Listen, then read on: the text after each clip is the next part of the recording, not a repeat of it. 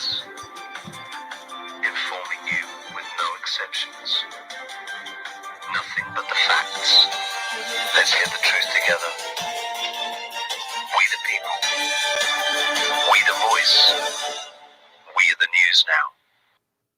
Hello and welcome back to myself, Roxanne, the Globalist Denier, for another edition of Really Woke Reports Live. As some of you may know, this man here is allegedly Dave. He was out with us at Speaker's Corner today, and you're now back in the UK. Yes, I am. Cold, wet, miserable. Yeah, but I'm here. You're here. And you know what? You couldn't have arrived back at a better time. I'm sure you're going to be in kind of high demand. The phone will be popping off, emails, messages. There's probably going to be a few people, Dave, I expect, that are going to ask for some guidance over the next few weeks, because we're already in uncharted territory, to be honest. You just had to look at Speaker's Corner. It's already happening. It's already happening. Yeah, I'm getting calls and people asking what I think about stuff. And, I don't know why they're asking me. I'm just Dave from Basildon, but, This is something you have been talking about now for the entire time I've known you. You've been talking about this time. You've been mentioning this year. You've been saying what's coming is going to be biblical. And what we're now looking at, you told us about the waters running red. You told us about the locusts. You told us about all of these things. And now look what we see on an international scale. There's a lot of things that have even happened while we were at Speaker's Corner today that I got home, turned my computer on, and my Instagram notifications were off the chain. I've been told all sorts of stuff. I've been told I wouldn't even know what order to go in, but just crazy amount, even stuff going on in Africa. We only stood in Speaker's Corner today going, well, it's not going on in Africa. It was almost like we tempted fate saying that, because momentarily while we were saying that, country after country, region after region, just started popping up on the mainstream enemy of the people radar. So I'll bring you up to date with that, because the narrative they're trying to come out with, this is just beyond some Oscar-winning movie. They really have. No wonder certain woke folk were not there today, because do you know what? They've ramped it up so much that it wouldn't surprise me if your average person that considers themselves to be awake is going to get sucked into this script big time. Oh, yeah. You tell me if I'm wrong. Who was there today? Was it 100% of the people there? No, absolutely not. It was empty apart from the usual. Where was the footfall, Dave? Where was the footfall? Nowhere. I mean, the honesty of it is that we didn't even bother. Really, we didn't even bother with the flat Earth stuff, because I'm not preaching to people. I'm not doing that, because we did. We started, and we saw where it was going to go. I did walk through the crowd at the end, and I did show everybody, but these are like no disrespect to them or anything. They're there having their arguments, but let's be honest. Some of them have been there having the same argument for 20 years, and it's just going round and round and round in circles. We've shown you enough of it over the last 2 years. So please don't think that that's any way, shape or form, us shirking off doing what we were doing today. It was just very clear to me that doing that was not going to be an efficient use of time. And there was also content makers in there that were creating situations so they can have people watching. If they had just all turned their hand to having constructive conversations, that would have changed the whole vibe there today. To me, Dave, the vibe felt toxic. It felt like it wasn't good for my health. When I was around those people, I wasn't getting triggered. I felt encroached upon.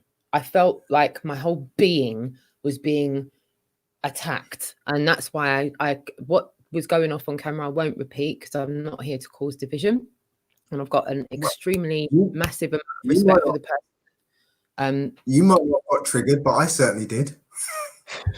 Yeah, well, I'm guilty of it in the past as well, so I can relate to this. It was I nearly lost my cool.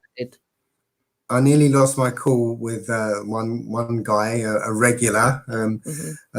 Professional argument, troll, basically a professional troll. We weren't there to talk about flat Earth, because no point. But I started talking about this virus, and all of a sudden, this professional argument guy, this professional troll, knew everything there was to know about viruses, and I was like, and I just said, look, there's no point in talking to you, because you seem to know everything about everything. which and you don't. That's the point. And he was just, as you saw, he was just there to have an argument. Yeah, and I think it was only when the So- Scottish guy realised what an arse Pavlov was being that he broke away to have a decent conversation with you. I even said to the gentleman, I said, can you not see? It was Pavlova exposed himself horribly today for what he is. And you know what? If he'd have just played it a little bit more cool, it wouldn't have been so obvious. But the way he just couldn't control himself. And it's like, sorry, mate, we've been here for 2 years now. Do you not think we've recognized your pattern of behavior? Do you think our head's all buttoned up the back? It's like, I don't know what game he's trying to play. While you're away, he was telling people that we basically what we don't think. He was basically telling people we think it's a pizza dish flying through space. He was literally just off camera while Vertek was talking. And I had to say to the two guys he's talking to, sorry, he's talking absolute poppycock. It's not what we think. And then they looked at him and he was like, of course, it's what you think. It's what you think. And I was like, no, it's not. Why would you do that? Why would you stand 5 feet away from me when you know I can hear you? I'm talking to the camera and I can hear you telling people, yeah, they just think it's a pizza dish in space. They're crazy. They're loonies. That's why you were 5 feet away and you could hear, so that you could be drawn into that conversation and he can do his thing. Yeah. So it's sad, Dave. It's sad. It is. Yeah. It is. Now, his friend was genuinely interested in what I had to say, what my point of view on this was. And but that was it Pavlova or I say Pavlova. Sorry. Fruitcake. Pavlova. Well, Pavlova's not even a fruitcake, is it? But it's no. It's I'm not going to your house for dinner, I tell you. No, so his friend wanted to talk. So I said, look, let's go over here. Yeah. And that Pavlov guy wanted to follow us. And I was saying, no, go over there. I don't want to talk to you. Just go over. And he still wanted to follow on, so he could sort of butt in when he wanted. No, I was like, no. That's why I initially left you alone, because I knew if I came with the camera, Pavlova would have carried on acting up for the camera. And I thought your conversation needs to start off without any showmanship from the hecklers and agitators. And amazingly enough, you actually managed to spark up I managed to catch some of it on mine, but it was excellent. How did that go for you? Oh, it went well. I mean, I was going to say that I tend not to swear, and you probably notice I don't really swear a lot. And it's true. You don't have a potty mouth. You really don't. You don't swear a lot. No. I basically had to say to that guy, "Fuck off! I just fuck off over there. I don't want you. You know, me and your friend are having a chat. You know, you're not invited." So yes. Sorry, Mum, for swearing. Use of profanity. Sorry, Dave's mum. Use of profanity. Just watch your wash your hands and wash your mouth out with soap as well. 20 seconds under the tap. Yes, well, I had to apologise anyway because my mum was watching all that, what was going on. So. Wow. Okay, so at least you apologised to mummy. Yes. That's one thing. So yeah, no, I nearly lost my cool because he was just, well, he's designed to do that. He knows exactly how to push people's buttons and get them to well, what they're trying to do is get you angry, okay? Because what happens when you get angry, the physiological changes are that you get into fight or flight mode, yeah? Right. And one of the things that does is shuts down your higher brain functions. Yes. So that you can't think properly, and then you get flustered, and then somebody who's not, emotionally involved in it can walk all over you, because you just can't think properly. Perfectly, Dave, because that has happened to me in the past when I've completely got triggered and triggered Rox has come out, which is not a pretty sight. We all know that's not a pretty sight, and that's why she had to go away. She had to go away and rejuvenate herself and not come out again. But it is it's like I became powerless, and all that was left was to go on the offense. And that my dad used to call that's winning the battle and losing the war. As soon as you do that. Yeah, because as I said, you're in fight or flight mode. Yeah, correct. So you get very strong and powerful and pumped up.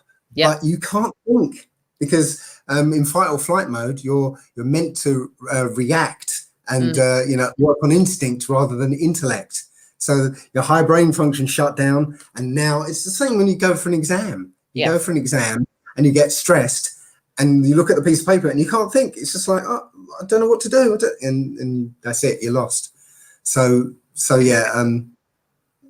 So the best thing to do is not get emotionally involved like I did earlier on, and I check myself, pull back, and okay, let's go. Well, you definitely won the battle, and with how you handled it, you won the war as well. So I want to commend you for that, my darling.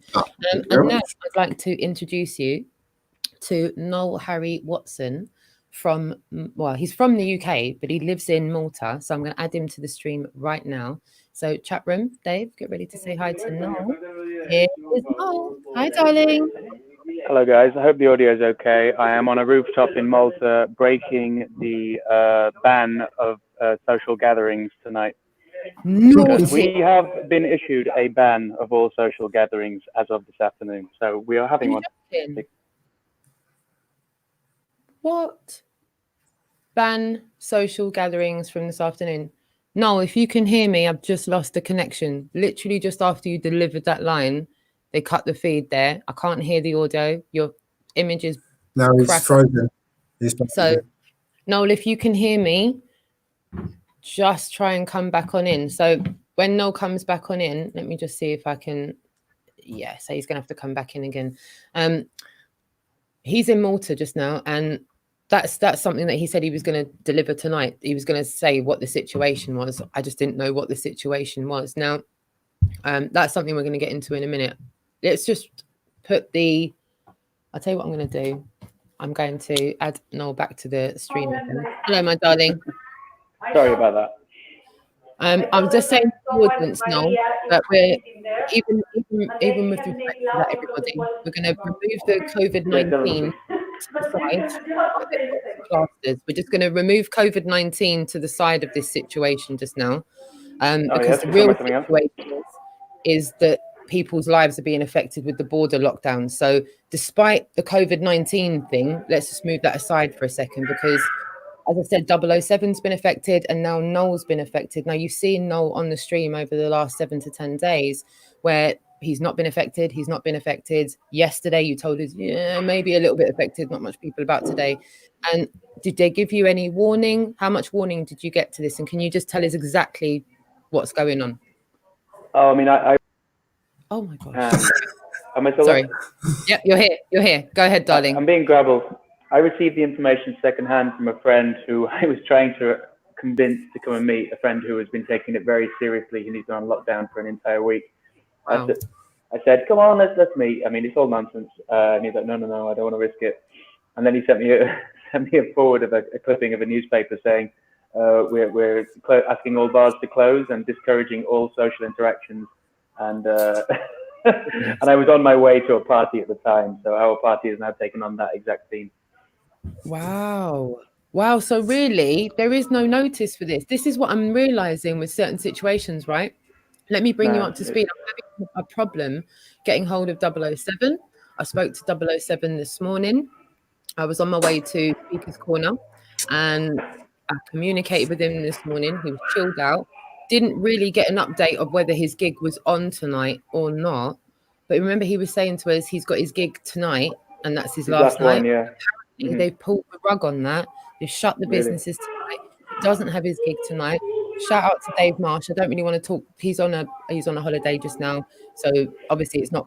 Obviously Dave's as you know, allegedly Dave Marsh is a pal of ours. I know that he's in the Canary, so he's not just on a content making thing, just as a friend. I want to know he's all right. And he's already said, yeah, they've shut the bars down from today. And I went, well, no, the mainstream media is telling us the tourism industry is getting hoiked from tomorrow, not today. Right. He's like, no, today. So Dave is in Fuerteventura just now, the Canary Islands. Richie is in Tenerife, and I cannot get a line through to Richie as of this afternoon. His stream went down last night. It was very bitty. Dave Marsh said when he arrived in Fuerteventura a few days ago, there was no internet on the island when he arrived. Absolutely none. So there seems to be a bit of I don't know. Everything seems to be going out of ski whiff. When things seem to be ramped up, as you remember, the boys told us that the islands are going to be locked down for 2 weeks as of tomorrow. Spain's leisure and tourism industry is not on. the tourism between Spain, Portugal, are all to be suspended, literally. Like, we're talking about all of their leisure and tourism industry. So it seems that these measures are extremely extreme, which is what I think is causing a little bit of panic in people, because people are going, well, if the numbers don't match and people aren't dying and we're getting taken off the streets, something's happening. I think we've all come to the conclusion that whether we agree on what's happening or not, like, we've got a situation going on here that a lot of people like yourself, Dave, a lot of other people have been talking about for a long time. There is going to be a change. Things are going to come to an end. Not in the kind of Grim Reaper type of way, but I'm not doing fear mongering, but this seems to be the year of the boomerang. This seems to be the year of everything that people thought it was going to be isn't, because we're not even in this, spring, Easter, summer. And we've seen Italy get locked down. We've seen Spain get locked down. We've now seen the United States of America putting some heavy restrictions in place. We're now running out of places on Earth that don't have restrictions in place. And that's something I just want to stress. And that's why I said, can we just put COVID-19 to the side? Forget that for a second, because this restriction lockdown thing seems to be, it's not if, it's when. And I'm hearing some people saying, oh, by next week, this will all have blown over. And I'm going, oh, really? No.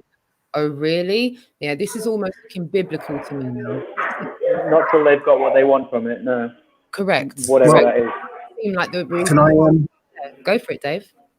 Can I just say, I mean, in the Old Testament, one of the books that were left out is my favorite, Second Esdras, because it's all about what happens in the last days. Yeah. Right. Tell me if this sounds familiar. Yeah. I'll just read this. A man shall desire to go into a city and shall not be able, for because of widespread fear, the city shall be troubled. The houses shall be destroyed, and men shall be afraid. A man shall have no pity upon his neighbor, but shall destroy their houses with the sword and spoil their goods because of lack of bread for the great tribulation. Does that sound familiar?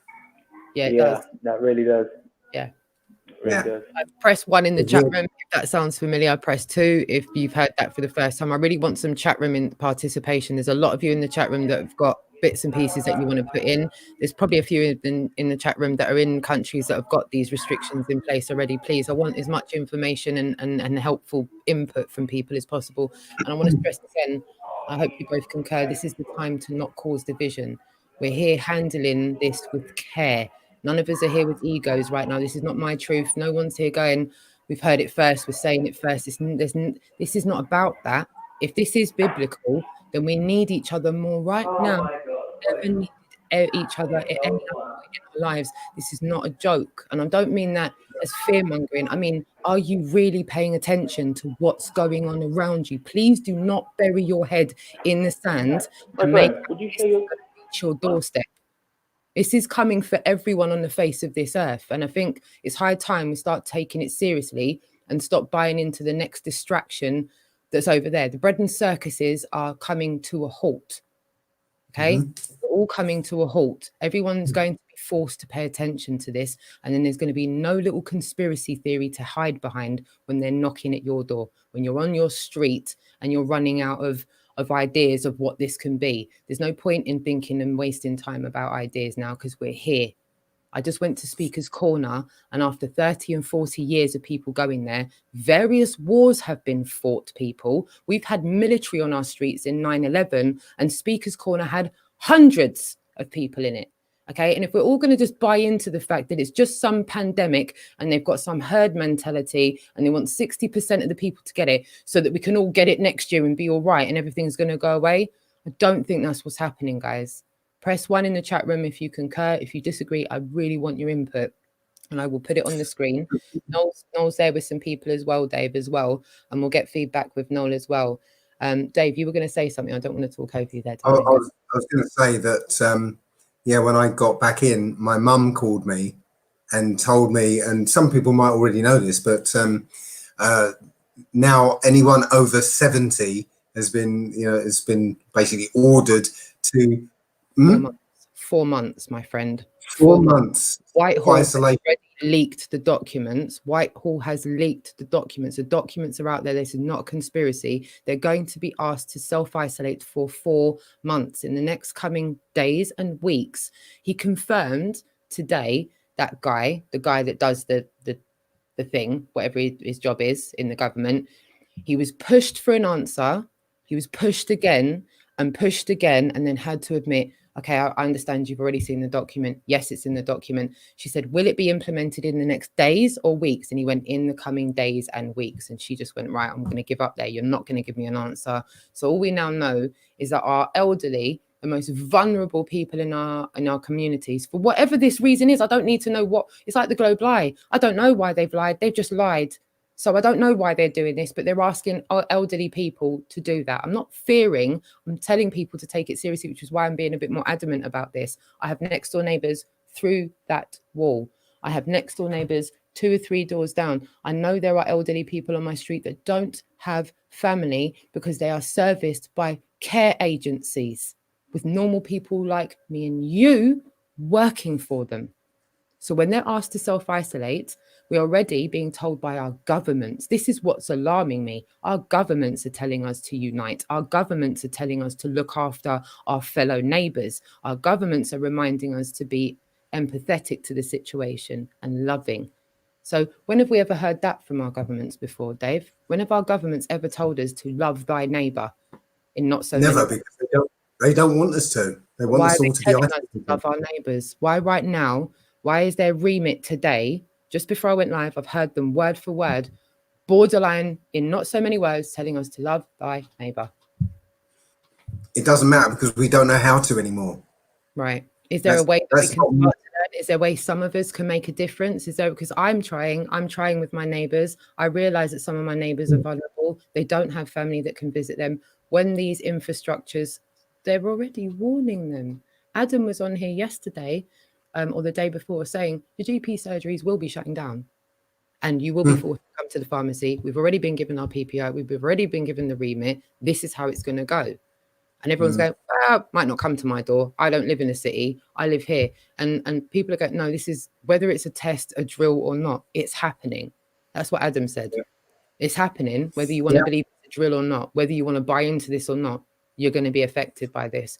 So what we're trying to do is, it's like, if I can, where we go one, we go all for a second.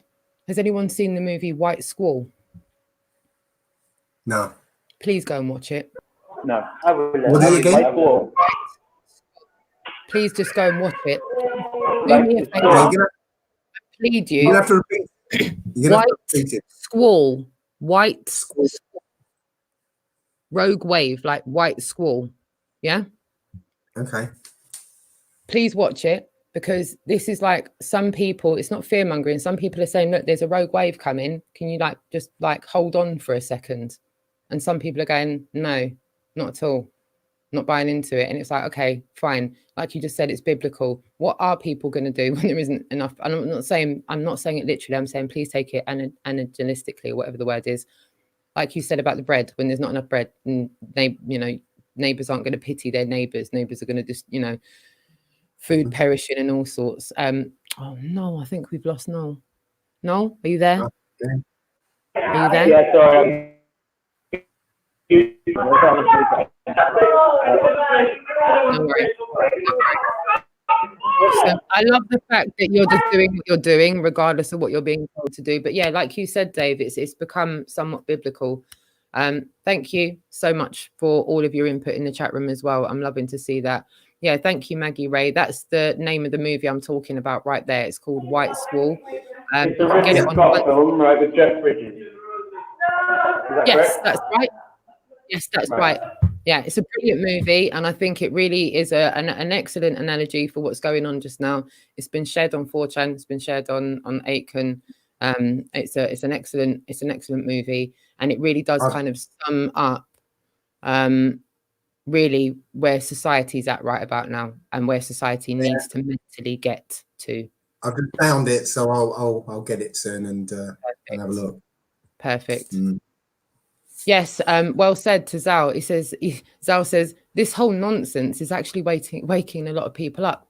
Incidentally, You're right. It is. I've had a lot of conversations with people today that are now like, right, talk to me more about that, because I've not paid attention to that before. And I think that has some relevance with now, where they're not interested. And I'm talking like the muggles here. There's normal muggles that are now going, sorry, how much validity here? How much is going on here? Sorry, Harry's having connection issues. He'll be back in a second. Yeah.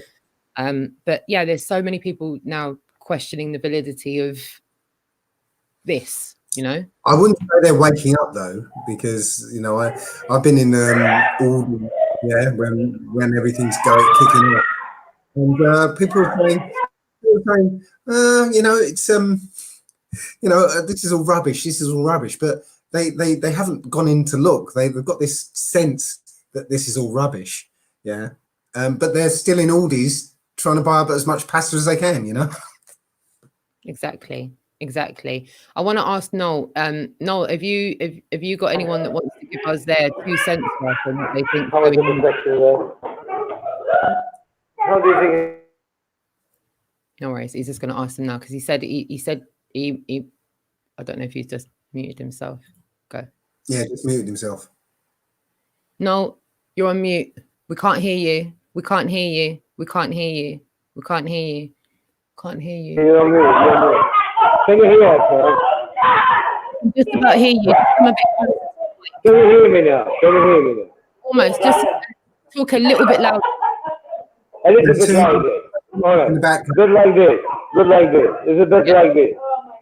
Yes. Maybe stop reaching out this mic. They won't hear. Yeah. All right, let's do this. So practically, how it's affecting me? Malta, well, it depends. Some people are going on complete, like, oh my god, they staying home, self-lockdown, all the stuff is happening. You know, other people like us, we still tend to, you know, like, do a little bit of gatherings, but we make sure that everyone is healthy and not sick or anything, or not even coughing. Even though it's not that restricted at the moment. No, not at all. Not at all for us. I mean, if we get more sick people, I guess if it hits 1% of the population, or 50 people, it's 1% of the population, I think that's when the government will decide practically we should be on lockdown. Do you know anyone that's got the? Do you know anyone that's got the virus? Well, 0.1%, sorry. I meant 0.1%, sorry. Do you know anyone that's got the virus? No, personally not yet. Do you know of anyone? Do you know of anyone that knows anyone that's had the? And more than not yet, because the people who got it are people who came late from abroad, and foreigners who came to Malta. Yeah. So it's very hard to hear you. It's very, very hard for us to hear you. I know. Because there are kids around, so.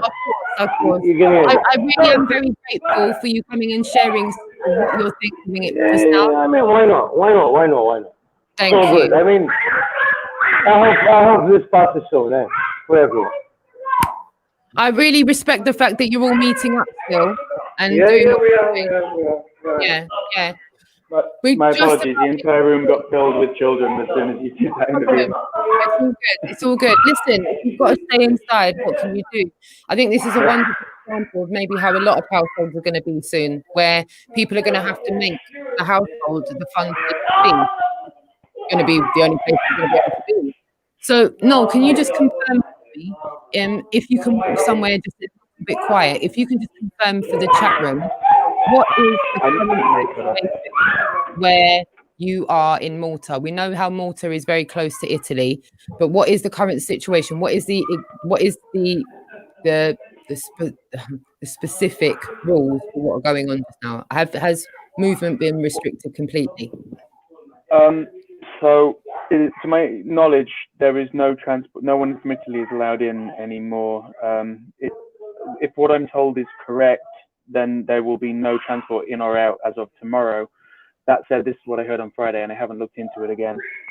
Two of my friends here, they work in IT for large companies who have sent all of their staff home. So they've been having to supply computer systems so that their staff could basically work from home.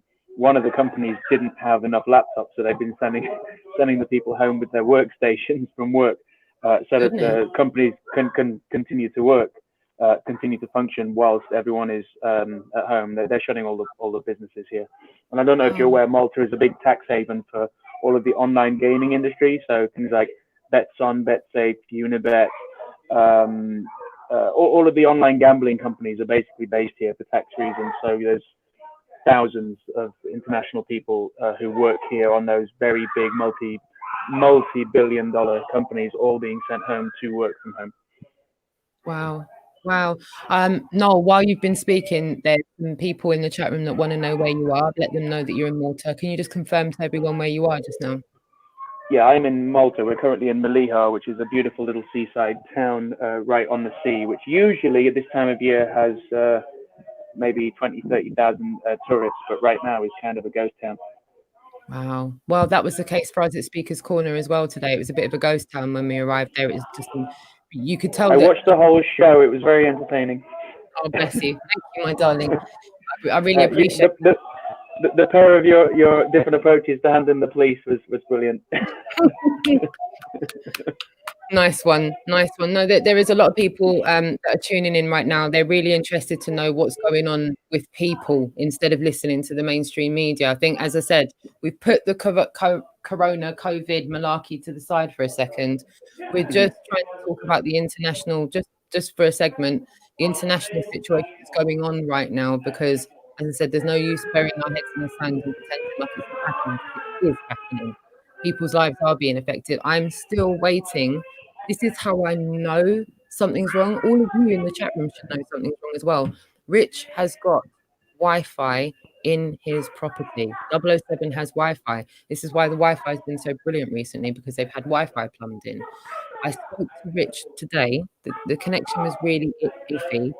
And he said he felt really dehydrated. He'd had some water, that he felt really dizzy. And he normally is up taking Alfie on walks and everything, but he said he felt really off.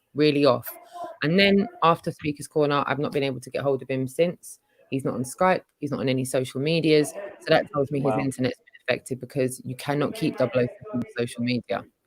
So, well, Dave Marsh said that there was internet when he arrived in Fuerteventura. The internet was already down. Rich has had a few instances recently where the internet's gone down.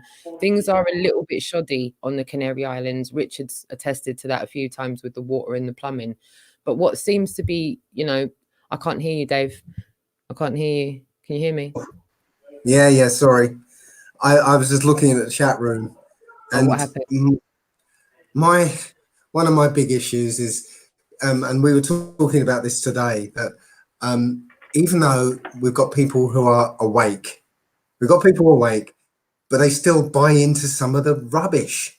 Mm-hmm. And somebody in the chat room, I don't mean to pick on you and shame you or anything, but was saying, oh, you've got to cover your nose and mouth because you can catch it from the air. No, you can't catch this virus from the air, and covering your nose and mouth has no effect whatsoever. Yeah, viruses are not living organisms that float around in the air. It doesn't work like that. It's a hoax. It's the whole germ theory is a hoax. And I can go into it later if you want, but I think Jane of Torquay was reiterating what the narrative is. That's the narrative that they're saying, cover your nose. Yeah. No worries. Yeah. Jane of Torquay. Shout out to Jane of Torquay. Yeah. She was reiterating.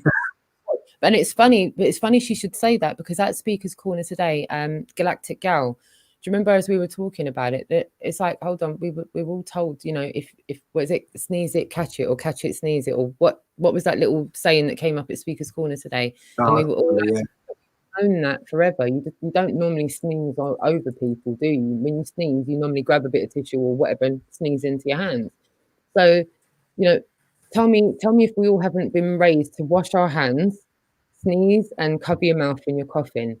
And yeah, shout out to you, Jane of Torquay, because they're telling us the same remit we've had since kids. There's nothing new about that. And if you are the kind of proactive person that does that and keeps, good hygiene and washes your hands, then, it's nice.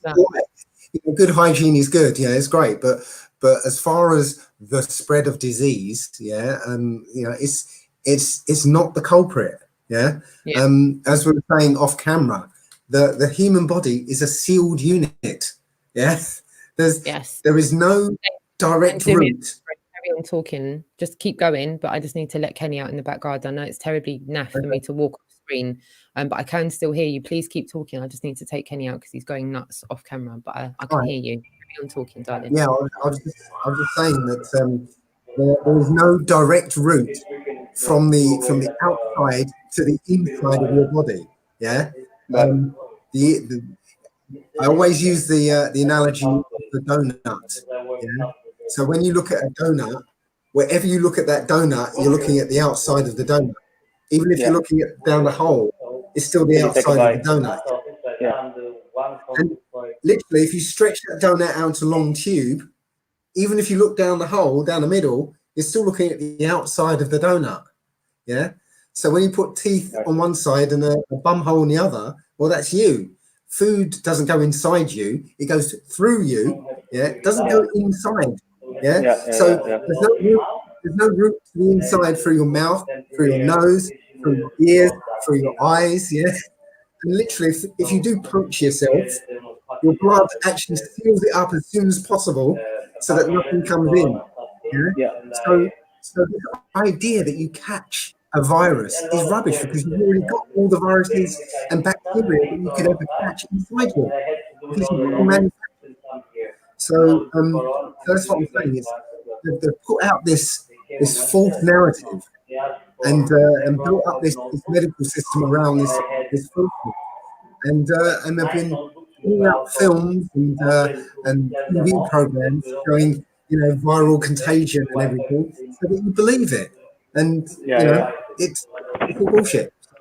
So yeah, sorry for the rant, but that's it. And it makes me cringe when I see people, you know, supposedly awoken people. Again, not talking about you, Jane. I just misunderstood. Yeah, just winding up that woken people will just spout the mainstream narrative, which is what's causing and driving all this fear. And that's it. And it's the fear that's turning this bullshit idea into a reality, because people just the control system know how to push our buttons. They know what to do. They know how we think. They know how we work as a herd. So literally, they put the fear out there, and they sit back and watch us jump through hoops like you know, like trained monkeys. And you know, right now they don't have to do anymore. They just have to sit back, because we're in the reaction phase of reaction. Yeah? So they're just sitting back and watching us make the situation worse, until we get to that point where we all get together and go, somebody help us, somebody do something, you know. And then they're going to come along with, here's the microchip, and here's cashless society, and whatever else rubbish they want to put on us. So yeah, rant over. I enjoyed that. Am I muted? No, I'm not muted. Oh, I'm Roxanne, you're muted. Muted. Yeah, in between you speaking, Noel, if you can mute up just in between you speaking, because no, don't be sorry, darling. You're doing awesome. Yeah, with regards to what you're saying, I really feel like we're at that time now. We're at the time where people are really going to have to start seeing these things for what they are. As I said, you've been speaking about it for a couple of years now, and a couple of people wanted your thoughts on 5G. There was a few times that popped up today, and they wanted to hear your perspective on things regarding 5G, and if there's any correlations with that and the narrative that's being told to us now, or if it's something completely different, or in what you've looked at. What's your take on that? Well, it was very interesting to find out how 60 gigahertz affects oxygen, and yes, obviously that makes absolutely perfect sense, since we use microwaves to do the same thing to the the water atom. Yeah, we excite the water atom, it changes its state, and it heats up. But it also changes the state of the water to a kind of toxic state that kills plants. If you water plants with microwave water, yeah, the plants can't handle it. So it makes perfect sense that 60 gigahertz changes the structure of oxygen such that we can't sort of handle it. So yes, it would cause flu-like symptoms if you can't breathe properly. Yeah. And so yeah, it makes perfect sense. I've always said that that 5G isn't this mass killer that everyone's been sort of scared of. I see it more as a precision weapon, yeah, because they've always been trying to get hold of our DNA, and I think if they've got your DNA, they've got like like your personal address book, almost like, you know, if you've got your DNA, they can track you because that DNA is unique to you, so they can track you. And not only can they track you, they can kind of, not only can they read from you, they can write to you as well. So I think I've always said that the 5G is a mechanism to target an individual wherever they are on the earth.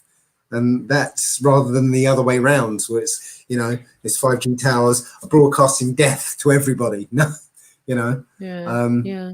So I think these again, when you look at the Wuhan footage of people falling down on the street, I'm a little skeptical of that, to be honest. I've watched it a few times, and I saw one person, you know, keel over in the street, but then they put their leg out and their arm out to stop themselves from hurting themselves. You know, if you really collapsed in that way, you'd have no ability to try and protect yourself. You would just fall flat on your face. Yeah. So I'm a bit skeptical of that footage. Yeah, maybe it's just them, you know, fear mongering and stuff. But you spoke you know, a little bit about. You spoke a bit about this today as well. You've got another chat in the chat. You've got another question in the chat, and it kind of links with what you're saying just now, because you did give us your ethos on what you thought about the Q factor. And I like this because this is where we differ on our opinions, but I'd love the chat room to hear, because as I said, I'll defend everyone's right to say what they're saying, because I think you need to hear this, guys. I think you need to hear Dave's take on this. Go for it. Okay. Well, I'm very skeptical of this Q business, because over the last 10, 15 years, I've seen a progression of movements and initiatives and stuff that pop up saying, okay, we have got the situation, we've got the solution, we've got the solution, just wait. Yeah, we're in control, we're doing it, we're handling it for you, just wait. And then, you know, everyone gets excited, and then it fizzles out, right? And then the next one comes along, and everyone lives, this is it. I don't know if anyone's come across something called NASARA. Okay, so there was this thing called the NASARA Fund, right? So these very wealthy people have put together this massive fund of money, and they're just about to do a kind of financial reset where they sort of release all this money, and it's going to reset the economy and you know, wrest control away from the Federal Reserve, blah blah blah. Okay, and for years, literally years, they've been saying, okay, the reset is just around the corner, just wait. Yeah, and what that does is that it basically paralyzes the people who would be out there doing something about it. They hand over responsibility to somebody else they don't know who's saying, I'm going to, you know, or we are going to sort it out for you. We're going to sort it out for you. Just wait. And the people that would get up and do something, they're paralyzed. They're going, okay, yeah, I believe in you. I'll wait. I'll do nothing. Yeah. And I'm sorry, but you know, the Q is right in line with all the others, You you know, think? that have done that. Yes, I mean that whoever it is putting out information that most of us know already. Yeah, the awakened know already. Yeah. If you're sort of half in this, you know, you've got into flat Earth and you haven't looked at the Federal Reserve or you know, the medical system, blah blah blah. Yes, it's startling information, and it's, you know, it's wow, it's really impressive. But if you've got a kind of big picture view, the stuff that he's coming out with is, oh, okay, I kind of knew that, and oh, that's kind of interesting, and maybe that will happen, but it's nothing new, it's nothing real, nothing tangible, nothing that you can say, well, I know for a fact something's going to change because of this. So I just personally, you know, it's just me, I think that Q is just one in a long line of you know, you know, the Zeitgeist movement was one of them. Yeah, lots of people were excited about the Zeitgeist movement. They're going to change everything. Yeah, there's and then fizzled out.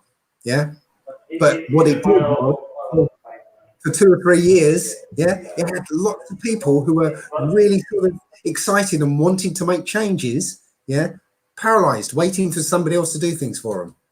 So Yeah, you know, Zeitgeist totally won me over, and I completely fell for it. yeah, me too. But at the time, I was living in New York or in New Jersey, so I actually met them, and I got a chance to actually ask them questions. And I was shocked to find Is out it that Peter Joseph? Peter Joseph, Yep. Roxanne, and I can't remember his name now, Jack Fresco. Yeah. So I asked them a question, and they didn't have a good answer. And it was like, if Peter Joseph did all that research to come up with those videos, how come he has no answer for this? So I stood back and watched and realized it was a movement that was going nowhere. And I said, Q, I put that in the same bucket. I'd be shocked and, you know, pleasantly surprised if you know, they're actually doing something. But, you know, I'm saying it's just another thing to paralyze people in a time when people need to be getting involved. Yeah, we've got bits and pieces that have been leaked from Whitehall. I'm just updating everybody with what's going on. Thanks, Maggie Ray, as well. As we've talked about this evening, about the 70s having to self-isolate as well. I'm also, shout out to Music Man, I'm also, while you're talking, looking at other notifications that are coming in just now from other people. Thank you all so much for emailing me and sending me the information that you're sending me. I massively appreciate it. Just been sent a few notifications backing up what Music Man's just popped onto the chat. It's seemingly that's come out with the same leak from Whitehall. It's Whitehall that's leaked. There's someone in Whitehall leak. Oh, sorry, my darling, you're there. Sorry, sweetheart. Go for it. Hold on. Why is it not? Hold on, I'm trying to unmute. No, hold on. Yeah, hold on. Yeah, you're there. I wasn't actually waving at you. I was wiping food off my camera. But the guys in the room were telling me that they know Italians in the UK who have been preparing for a worst case scenario, and from their perspective, they've been saying that UK seems to be trying to make this spread far and wide, and that everyone in the UK has been treating them like the crazy Italians for treating this scenario seriously. And although on one hand, I would agree from the perspective that I don't believe the virus is as it's led to be. Right. At the same time, stockpiling things and treating every scenario like it might be your last chance to go shopping might be a little bit sensible, because they've got something afoot, and it doesn't look like they're going to give in anytime soon. No, I'd like to say the president's addressing the nation right now. Trump gives corona update at White House. He's addressing the nation as we speak just now. I don't know what words are coming out of his mouth. Shout out to Maggie Ray. If you can just keep us updated in the chat room, because I know there's a lot of people in the chat room that do not want to sit through Trump giving a speech, because I just wouldn't force that on people. I did it the other day, and you all did brilliant to sit through that. I'm trying to pay attention via subtitles about what's being said. There's some groundbreaking stuff being said right now. Maggie Ray backed me up on this. I think the Labour on their the tax on their labour is being waived till the end of the year. I don't think any American's going to be taxed on their labour from now till the end of the year. There's some other groundbreaking things that are happening. He was just going through names of different. It's funny this, Dave. He's already going through the names of the supermarkets. There's issues going on with food. I'm not fear-mongering, but I'm backing up on Noel on this. I'm not trying to fear-monger here because I'm not someone that's in a position myself. I did a little bit of stockpiling 2 weeks ago, but I don't get paid until the end of the month. I'm already encroaching into that stockpile. So I know there's a lot of people that are watching as well. You know, go on, darling. I was just going to say that what Noel said is right, but the problem is that even though it's all bullshit, the muggles are making it real, right? The muggles are buying into it, so they are rushing out and thinking, "Well, I've got to get stuff." And even if you know it's bullshit, well, you can see that people are clearing out the shops, and you're going to have to buy into it as well, just because like next week there'll be nothing there for you to get. Survive, exactly. But this. Buy toilet paper, buy flour, buy rice. Okay, in the UK you don't need to buy bottled water because I believe the tap water is acceptable. Okay, I think it's got fluoride in it, but it's not going to kill you. Ask you both. It's just happened right now. The Fed has cut interest rates to 0. No, well. Yeah. This is the thing that used to hold up the elite system. This is the same thing that used to hold up the elite system. They've cut interest rates to almost 0. So what, they want us to pull our money out the banks? Is that what they're saying? Because that's what people are going to do. Actually, I tell a lie. Pull their money out of the banks, which is going to crash all currency. Yeah, I'll tell a lie. They've reduced it to 0. It's actually 0.25. It's almost flatlined. It's been hovering 0 for a long time, actually. Americans are being asked not to hoard, and the death toll is only 62. Yeah, well, the government saying not to hoard is like a red flag to a bull, so everyone's going to go, oh shit, and better hoard some stuff now. I've got some breaking news, guys. Sorry, I've actually got some breaking news here, and this is serious. Okay, really serious. So pay attention, right? Amsterdam's red light district has been closed. Oh no! Yeah, and there are extremely long lines for marijuana. There are extremely long lines for marijuana. Okay. Listen, I don't shoot the messenger here. Don't shoot the messenger here. I will put the link in the chat room for you all right now. Okay.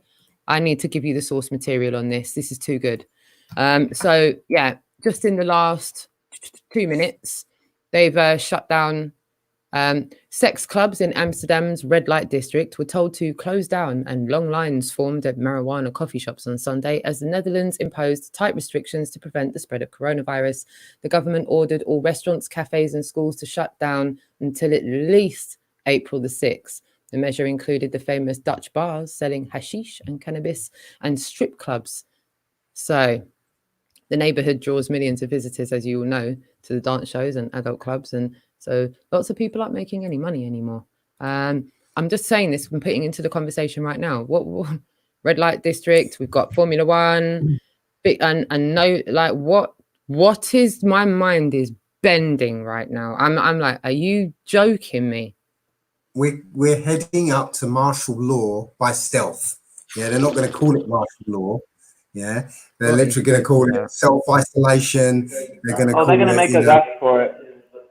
They're going to make us request it. You go. I mean, really, guys. This is what I kept saying, that none of this they can force on you. They can't force anything on you. They have to get you to want manufactured consent.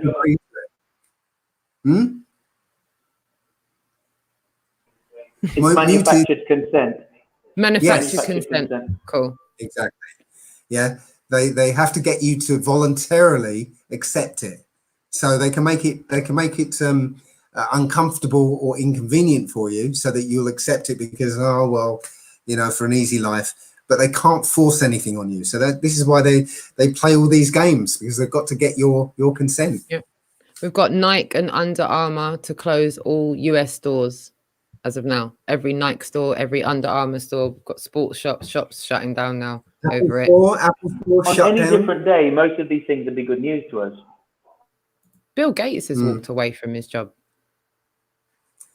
Well, we've been seeing lots of CEOs stepping down suddenly. All over the place. All over the place. Rats leaving the sinking ship.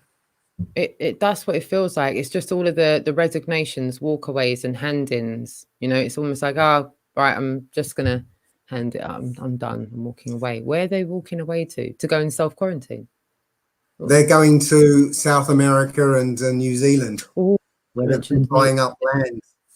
Glad you mentioned New Zealand, because New Zealand came up in the news the other day. Talking about borders. Apparently New Zealand has got the biggest problem of maintaining its borders on Earth. Why is that? Is that because of the amount of waters? Is there some kind of geographical reason for what that reason is? Why have they been reported to have the biggest problems with locking down New Zealand? Chat room, help me out on that one. Yeah, he did. Don't know. Bill Gates resigned on Friday the 13th. Friday the 13th, Bill Gates walked away.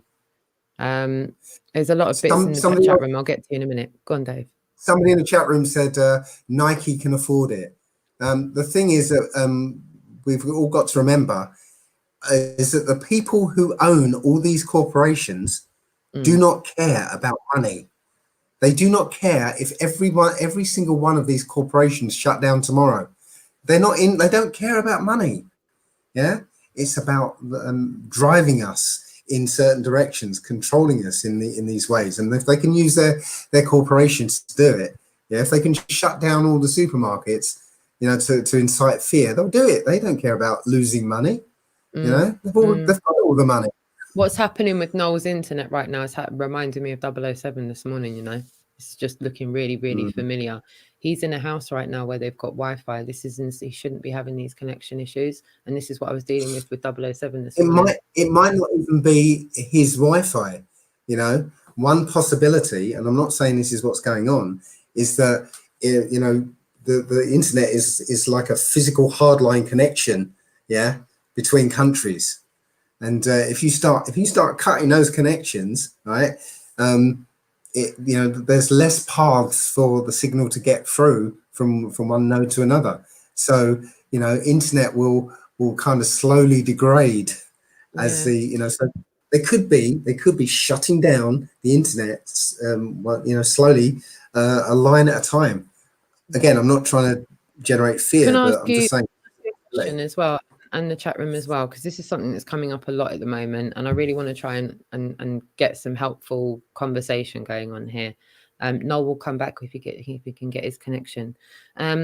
Regarding the numbers of people that they're saying are dying, okay, so we've got various countries, including our own, that are saying individuals are going into medical buildings. They're getting, whether it's a hospital or clinic, I'm not going to be specific about that. They're saying that people are getting treatment. Okay, they're saying that we need more ventilators. They're saying we need all of our production lines, and I'm just talking about England. I'm not vouching for another country right now. This is the narrative that they're giving us in England. They're saying that our production lines need to be switched over to make these products, that we have really high technology production lines in this country, and that the government needs them to turn over their production line to these things. We've got other reports coming out that they're making provisions because they're expecting a large number of people to go to hospitals. So right now, we wouldn't expect to see a large number in hospitals if the narrative was legit. It would be in some time in the future. Now, with the reports that are coming out of Italy, admittedly so, we've got people that are talking to people in Italy. And as Noel said, this looks genuine. The lockdown aspect of it looks genuine. Again, we can't seem to find anyone that has a first-hand friend that has contracted it. But I don't want to be disrespectful to anyone that is dying, because I have no supporting evidence, neither I can neither confirm nor deny. All I'm saying is what's being reported. Now, what's being reported is that Italy's had over 1,000 deaths. And now the northern part of Italy, their hospitals are so overrun, they are now at the point where they're at breaking point.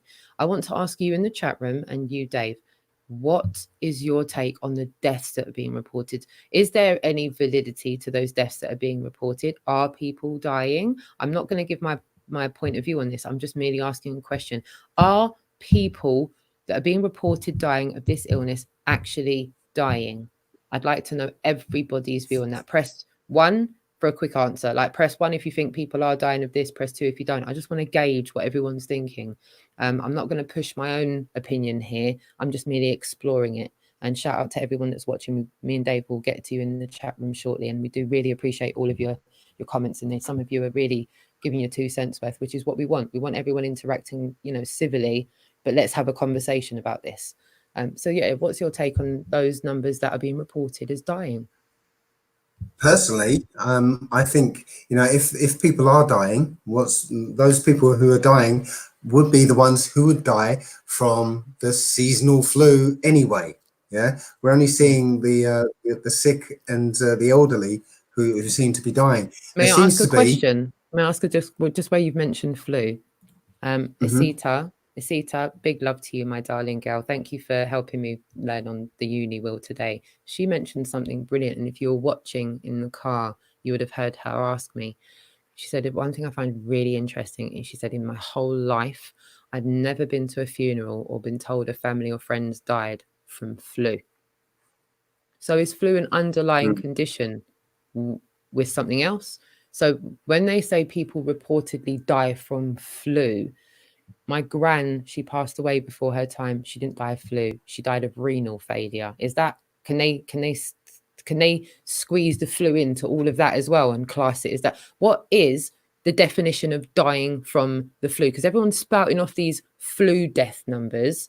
So how much validity is there to those people dying from flu? Because I've never, who here has, I just want to ask, press 1, if you've been to a family or a friend that's died of flu, who knows someone that's died of flu? 1, yes, you do. 2, no, you don't. Have you ever known anybody to die from the flu? When you get a phone call, such and such has died. What of flu? Ever? Dave? Well, the thing about this is that, again, we're kind of relying on this medical system to provide us with accurate information.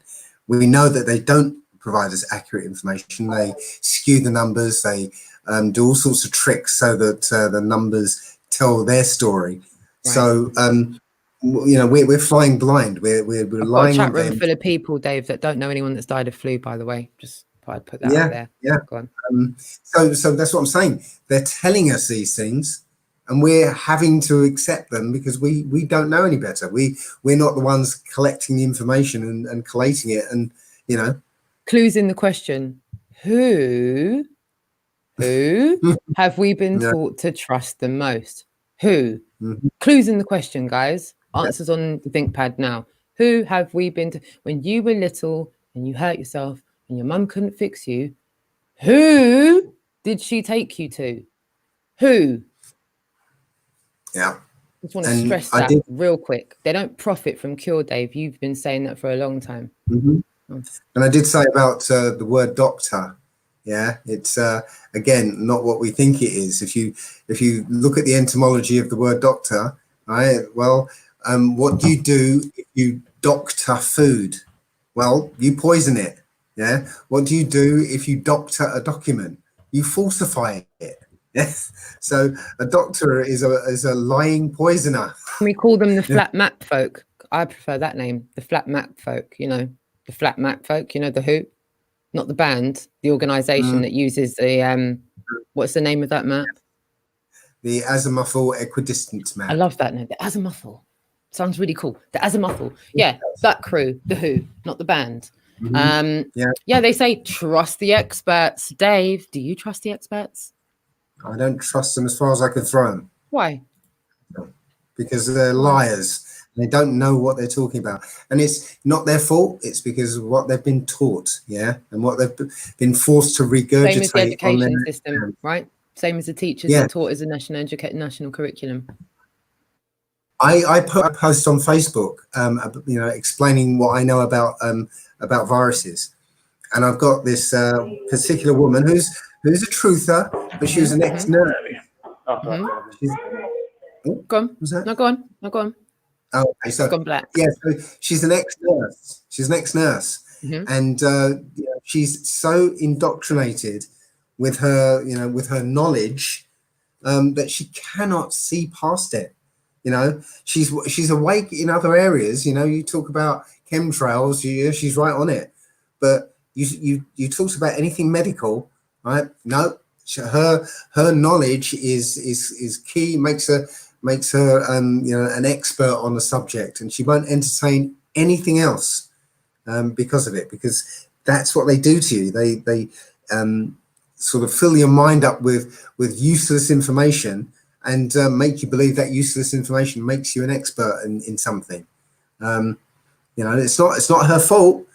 It's the fact that when to become a nurse or even a doctor, you have to fill your head with this bullshit, and then to the point where you can regurgitate that bullshit on an exam. And if you do that well enough, then you're allowed to be a doctor.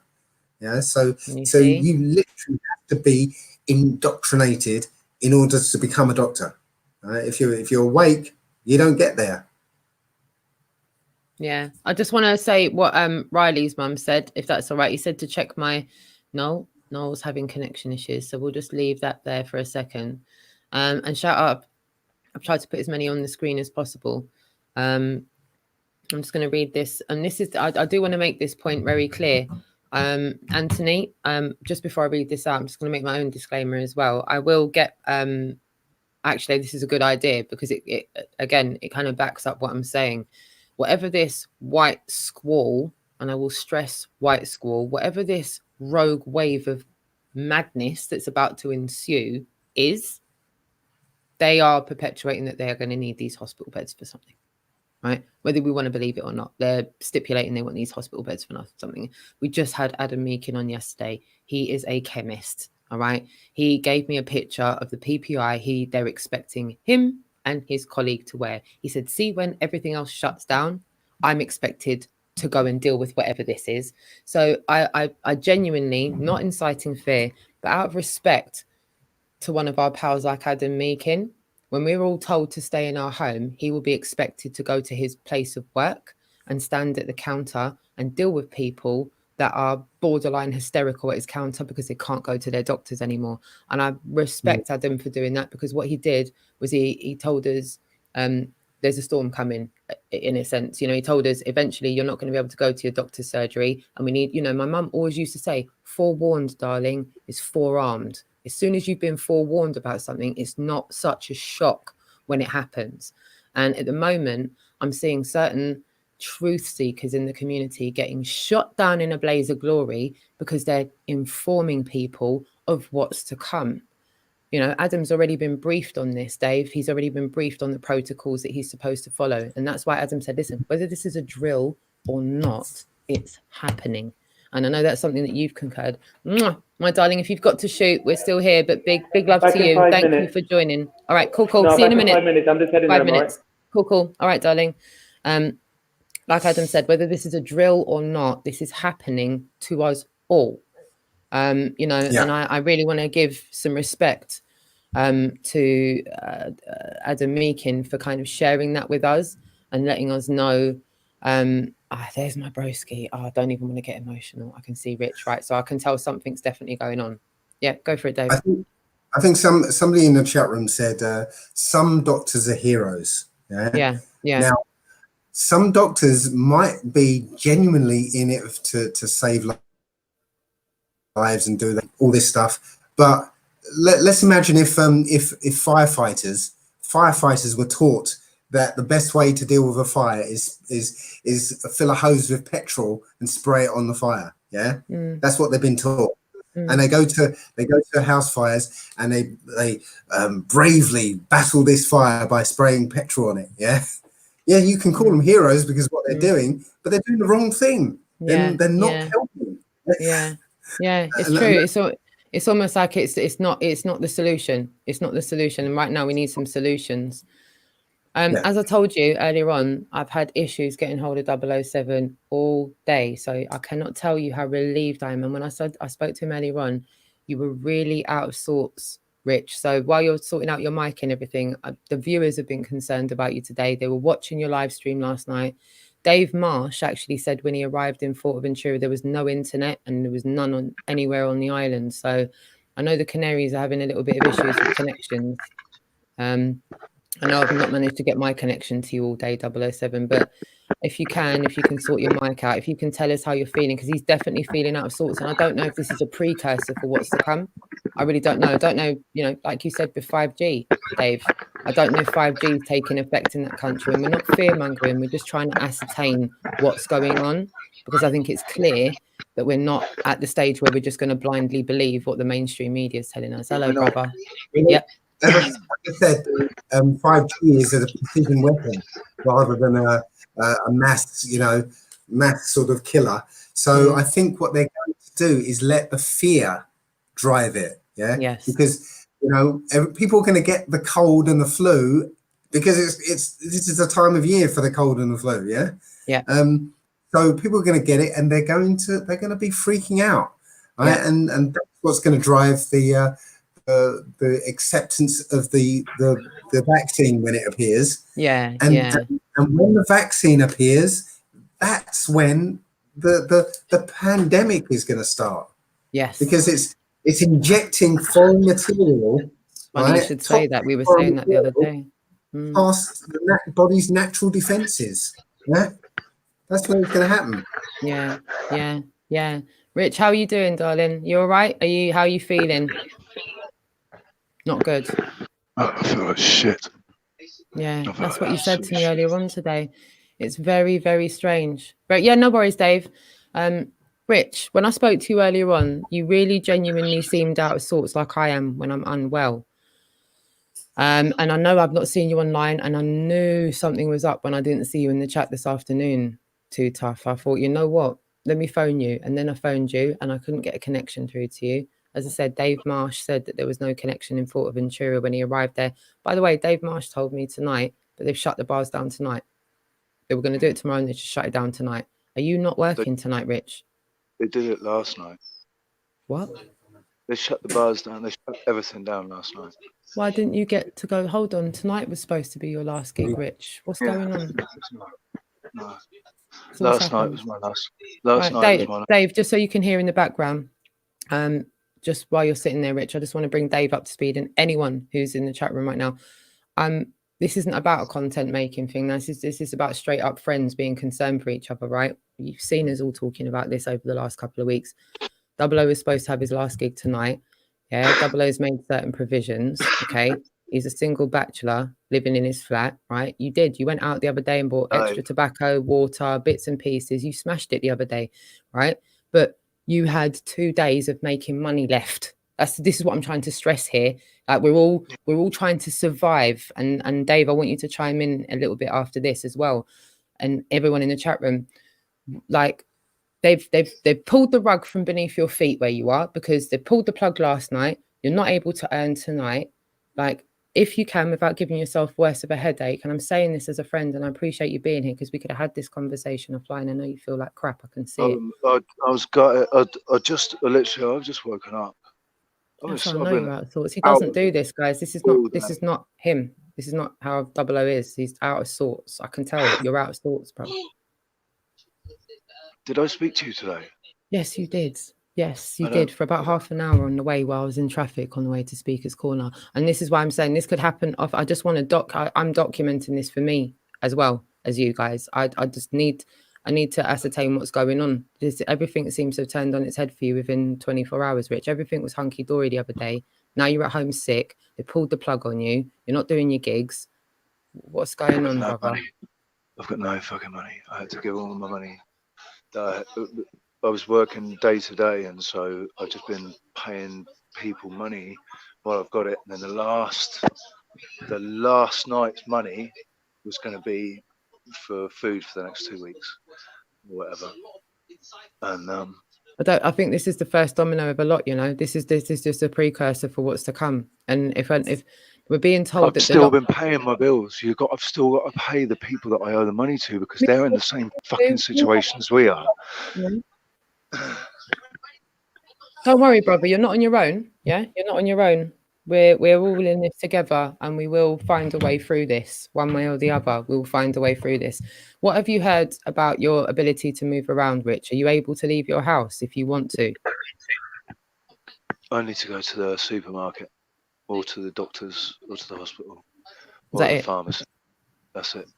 If you don't have a valid reason for being on the road, and you provide any problems or any issues, they'll beat the crap out of you. Right. So Whitehall seemingly leaked that around the And 28th for us. all the Guardia Civil, the Policia Canarias, the Policia Local, and Nacional, they're all basically they are now the army. They are now. So it's martial law. It's martial law. Yeah, it's martial law basically. Right. So now, And do you know what fucking gets me? Go on. Oh no, I was going to say we only had one infection, but then I heard last night that 3 people had died in La Gomera, and Really? there's a group. Basically, the Italians all came over here, didn't they, and fucking brought it over here. Well, this is what I'm saying. This is what we've just been saying, bro. Right? Remember, we were just saying this yesterday. They're going to ramp this up so that me, you, and Dave start believing it. We're going to ramp it up so everyone in the chat room starts believing it. I'm not saying that there is no one dying. Please don't quote me and say no one's dying. I'm not saying that nobody's got coronavirus. I'm not saying nobody's got coronavirus. I'm saying maybe quite a lot of you have got it, and it's a fucking cold. Nice one, Double. And I'm sorry that you've had to just raise your voice there, but you've just reiterated what a lot of people have said today, bruv. Please don't get too wound up. Yeah, I need you to stay calm. I feel sick. Please. I'm not dying. I'm not going to die. Yeah. I don't feel like I'm about to die. I just feel a bit sick. I feel a bit shit. I think that they've made me feel like this so that I'll panic and go running off to the fucking doctor. Yes, brother. Yes. We're in Dave, what's your take on that? Because he's a self-evident truth. He's in Tenerife. He feels unwell. He knows he feels unwell, but he knows he's got a cold. He's probably got flu. It's not, the lurgies like they're making it out to be. Rich doesn't have any. I don't think I've got anything, Rox. I don't think I've got anything. There you go. I don't think I've got anything at all. I think I'm being made to feel like I have, and I could not get up today. I saw you. You couldn't even lift your head off the pillow at midday. Dave, what's your take on this, darling? Well, yeah, I've already said it's this is the season for sniffles and coughs and stuff. Yeah, if this was any other time, nobody give it a second thought. Yeah, I've got a cold. I've got the flu. I've got man flu. Yeah, but because of the fear that's ramped up, anyone gets a cough. Somebody made a joke. Normally I would cough to hide a fart. Now I fart to hide a cough. So it's got to that stage where something that we would consider normal is now, possibly this disease. I actually last night at work, I didn't feel comfortable coughing, and I didn't. Can you read the message as you're talking, Double, and reiterate and include that in what you're talking about? Sorry to just cut in. Made to feel ill. What do I mean? Yeah. Shout out to CFR News as well. I don't understand. I don't understand how that's confusing. I've been made to feel ill. I feel ill, but I'm not ill. I don't think I'm sick at all. I just think I've been made to feel sick, energy or whatever. 5G. I don't know. I was going to say 5G. I don't fucking know. I don't care. All I know is I feel like shit today. I feel like absolute, like somebody's telling loads of people in the chat room as well, bruv, saying please don't let it trigger you and wind you up. Please don't let it trigger you and wind you up. There's a lot of love and support in the chat room. Go on, Dave. Like, is it you feel like flu-like symptoms? Achy. Flu-like. Yeah, I don't have a temperature. I don't have a temperature. So they're flu-like symptoms. Yeah, it's just the headache's not so bad. The headache's kind of gone now. Now my brain just scrambled. Good, good. Well, I'm just glad to see that you're all right and that you've made contact, because I genuinely was concerned about you today. I knew that was out of character for you, and like I said, we're not out the water yet. I just feel like you know, you've just seen the white squall on the horizon, and now you're going, right, okay. So as you can all see, 007's life is pretty much turned around within 48 hours. I'm housebound. I'm basically the house arrest now. Can you, I know this is a bit crazy for me to ask you this, but I was telling a few people at Speaker's Corner today what you were talking to us about the other day, about the mentality and not fearing. And you were saying, actually, do you know what? There's a couple of things I've been meaning to do, actually. The wood that you've been collecting. And I really want to give that ethos to a lot of people watching, because we were talking about this today, Dave, and you can really chime excited into about this. it. Because there's a different way to look at this. There's a different way to look at this, isn't there? And yeah, if you could just reiterate some of that, because you said this is a time where we can start, you know, spending our energy on positive things. Yeah, I think that's an important thing. So I'm a bit gutted I don't have any books, because if I had books, I'd be laughing, absolutely laughing if I had books to read. But what I've been doing is collecting all this wood, all these wooden sticks up over the last couple of months, just picking, when I've seen a nice one, I pick it up and bring it home. And I've been meaning to carve it, and I was like, oh, I'll do it later. I'll start tomorrow. And now it just feels like, yeah, I was subconsciously stacking that wood up for now, to give me something to do now. It's like the whole starving myself for 2 years, not knowing why. Again, this is something I want Dave to get into as well. We were talking about nutrition offline, about again, it's just so many things that we've been conditioned, Double, to live our life in, and we don't have to live in that. I've been living for 2 years, more than 2 years now. I've been living on one meal. He doesn't eat very much, Dave. He really doesn't. He doesn't eat very much at all. One meal every 2 to 3 days. If I have He's not starving himself. You're not. You don't sit there saying, "I'm starving." No, but I am. I sort of. It's like when I get hungry, I'm not able to eat because I'm working or there's no food or whatever. So I have to just ride through that hunger and then just get something next time that I can. The next time I'm available to get something, I'll get something. But then I'm not hungry again for 2 days. I don't get hungry. That's why I'm not eating. It's not because I'm a drug addict. It's not because I'm anorexic and I think I'm fat. It's none of these things. It's because I'm not hungry. What's the point in eating if you're not hungry? Rich. Dave was talking about this thing with a donut. Can you talk about that a little bit, Dave? Oh, that's not directly related. The thing I was going to say about this is that appetite comes from eating. Yeah, if you eat a lot, then you'll want a lot to eat. If you stop eating, your appetite drops off. Okay, so I noticed when I was doing my fast, I got to the point where I didn't feel like eating anything, and then when the fast ended, I started eating, and that urge to eat came back, and yeah, I went straight back to where I was before. So yeah, appetite comes from eating. Sorry? Active depends on how physically active you are as well. Like if I was out there doing manual labor, I would not be able to just eat once every 2 days. If I was doing the job that I used to do, I'd be eating what I used to eat. Pretty certain. You would. No, you would. This is the point. When I was doing my fast, it was a 30-day urine fast, and I had masses of energy, and I hadn't eaten anything for like 16 days. So on day 18, I scheduled an entire day of hard physical labor just to see if the energy I had was real energy. And literally, I was building a geodesic dome, and it meant I had to cart about 193 2x4s, about 400 yards to a green, and I built this geodesic dome, climbing all over it.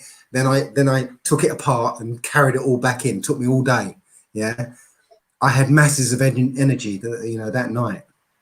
It was incredible. I've got to be honest, mate. Right?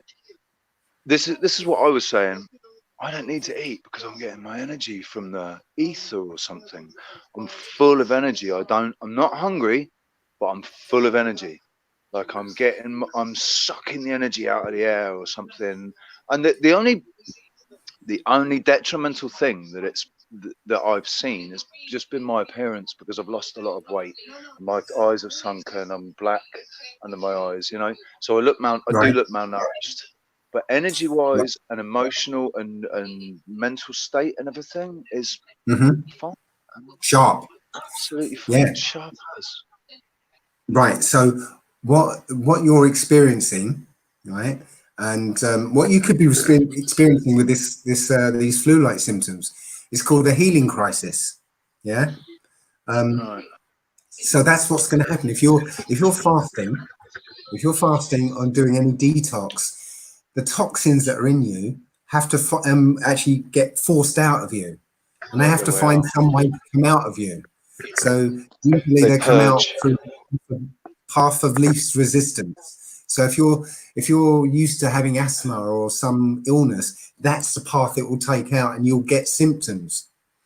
And you know, everybody's different, so they'll get different types of symptoms. So these flu-like symptoms could be a healing crisis, as those toxins are coming out of you, right? Even getting thin and nice. But once I've said before. Oh yeah. Sorry, go on. No, go on. Sorry, mate. I was interrupting. I was going to say, once the toxins have come out of you, that's when the healing starts, because it's like dealing with a cooker fire. The very first thing you've got to do is turn the cooker off. The source of the flame you've got to get rid of first, and then you can put out the fire and do all the things. If you can get rid of all the toxins that are in you, the toxins that are harming you, once they've gone, now you can heal. But in that process, you know, before all the toxins are out of you, you're gonna feel like shit. Do you remember last year? Rox, do you remember last year when I got a really, really bad head cold last year, but I didn't feel ill? And I said, yeah, I'm just purging. I think I'm just purging all the crap out of my body. Yeah. Yep, that's it. Now, the thing I think I should bring up, and obviously this isn't going to be very palatable for everybody, but urine therapy, okay? Yes, all right. Thank you, Double O. I will be honest with you though, Adam, shout out to Vertec. Dude, it's only because I know the state of my urine. I see my urine when I pee. It's brown. Doesn't matter. I know. Doesn't matter that. This is the thing. But I've got to let you know that your urine, you know, if in these troubled times, your urine can save your life. If you haven't got food, you know, you don't have to go to any extreme measures. You carry your own water and medicine and food with you in your urine. Vertec attested to this today, didn't he? Adam did attest to this. He said it. Adam's got his own personal. He's got his own personal story, hasn't he? He was ill, and it saved him. It actually made him better. He managed to meet Dave as well today, which was lovely. Do you know what? I do think it makes sense, right? It makes sense that we are such amazing beings. We were created by a perfect being, and it just always seemed a bit senseless to me that we were expelling so much waste. Rich, can I ask you, have you got a watch page on in the background? Have you got something playing in the background? Oh yeah, I've got you and Dave in the background. Good, yeah. I'm wondering why I can hear us on an echo. I'm going, sorry, am I still talking? Let me turn it down. Not a problem. Cool. Sorry. No worries. Carry on.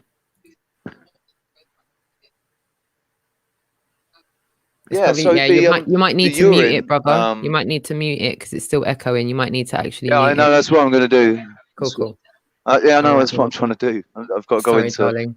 Oh yeah, that's why it's frozen. Sorry, you know me. I'm ever the professional. Sorry about that. I completely just messed all that up. But I thought you guys are not going to be able to hear it properly because of the echo. So I'm constantly trying to manage a situation behind before it becomes a problem. So double need to read the camera. Hold on, let me just do that. What? It's just black. I just got looked at the chat, and somebody, peace loving criminal, said, "I ain't drinking my wee, Dave." Right? That's fair enough. That's fair enough. But you know, I've got like hundreds of emails from people that I've sort of you know, convinced, and I've got emails from people saying, "Thank you, Dave, for making me drink my piss." And you know, I wouldn't have done it, but you know, you've changed me because I took that step. So yeah, it's fair enough. You want to say that, but you know, when you're sick and your only option seems to be going to a poisoner who will make you sick and will make you get worse and is not interested in curing you, then you know, if you took the step to humble yourself and try this, try this substance from your body that if you found out about, you'll realize that it can't hurt you ever, Dave, then you'll know what I'm talking about. Yeah, sorry, Double. How do you make it more palatable? How do you drink your urine? Do you piss into a cup and then drink it?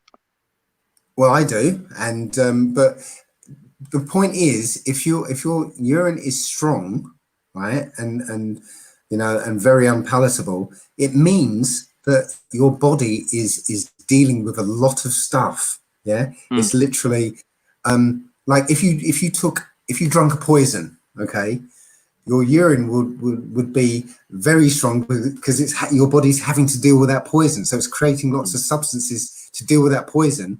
So yes, your urine is going to be very powerful. If your body is clean and you're in good health, then your urine is going to be, you know, like warm, slightly saline water. I'm screwed. Well, I'm screwed. I'm definitely not disagreeing with you, but when I drink lots of beer, my pee is like water. So well, yeah, I mean, it's definitely not healthy for me to drink lots of beer. It's not healthy for anybody. That's the point. This is the point. I suppose there's a lot of sacrifices that have to be made to live a healthier life as such. And I don't drink. Suppose, yeah, this is true. You don't drink. Double doesn't drink alcohol. He doesn't drink at all. He stays away from it. I'll probably look at your diet though. I'll probably look at your diet, and I could probably show you. I don't eat. I don't eat. Well, what you do eat? I don't eat when you eat. And I don't drink alcohol. What was the last meal that you had? What was the last meal you had? Sausage and burgers. No, there you go. Do you know what? I'll be honest. I've gone back to bloody meat. The last couple of days, I've gone back to meat. Right. I said it's real craving for meat, so I had to eat meat. Well, if you started to eat fruit, right, you would suddenly start to realize your urine isn't as strong as it usually is. Yeah. And if you were to eat lots of fruit and drink lots of distilled water, you're going to start to see that your urine gets better and better, as well as your health getting better and better. Yeah, and also I just want to chime in here as well, because I really do want you to talk about that donut thing we were talking about, because I really think that's like helpful, usable information. And I've just seen something about a mod war in the chat room, and if it is between my lovely Rantanese, I say Rantany because that's what I say. If you guys I don't know if you want me to step in, but just let them fight amongst themselves. They're big boys. They know what they're doing. Just leave them to it. They'll have it out amongst themselves. If there's a war, I haven't seen anything going on because I haven't really been in the chat room, but I just saw that, and I'm just saying that as a side note. Someone said Ranty in Sleeping Warrior, the last mod war I remember was 1969 in Brighton. So when I read that, I went, there's probably something going on in the chat room. So yeah, Ranty and Anthony, shout out to the both of you. Please don't fall out over this. Please don't fall out. It seems ridiculous to fall out with each other, man. Yeah, we need each other more than anything right now. We've all got different opinions. We've all got different over Corona ideas and insights and everything. Yeah. So we really need to try and respect each other's opinions and say, oh, okay, right, well, that's how you feel. Yeah, I don't want any of you to leave. I don't want any of you to leave. I want both of you here if possible. And I want everyone to learn to play nice somehow. Everyone to learn how to play nice. Like Anthony, Ranty's absolutely entitled to his opinion, his perspective, his. And you should both defend perception. each other's right to say it, even if you don't agree with it. Both of you. You should both defend each other's right to say what you're saying and not argue with each other. That's the best thing moving forward. Yeah. I'm more on Anthony's side. I think Anthony's more right than you are. I'm not taking sides. I don't think I don't think it's as serious. I don't think that it's actually a pandemic that's threatening. That's a threat to my life or your life. I don't think you're any danger of dying from this. I love you both big time, and I don't want you to argue. Any one of us is going to die from this thing. We might know somebody that knows somebody. We might know somebody that knows somebody. We might even have a member of our own family go. But exactly, I still maintain that this virus is not what they're saying it is, and that it's a common cold, and that everybody's going to get sick from it at some point. You're going to get the coronavirus at some point. You're going to get sick, and you're going to get better. They want us divided, guys. Please. They want us divided.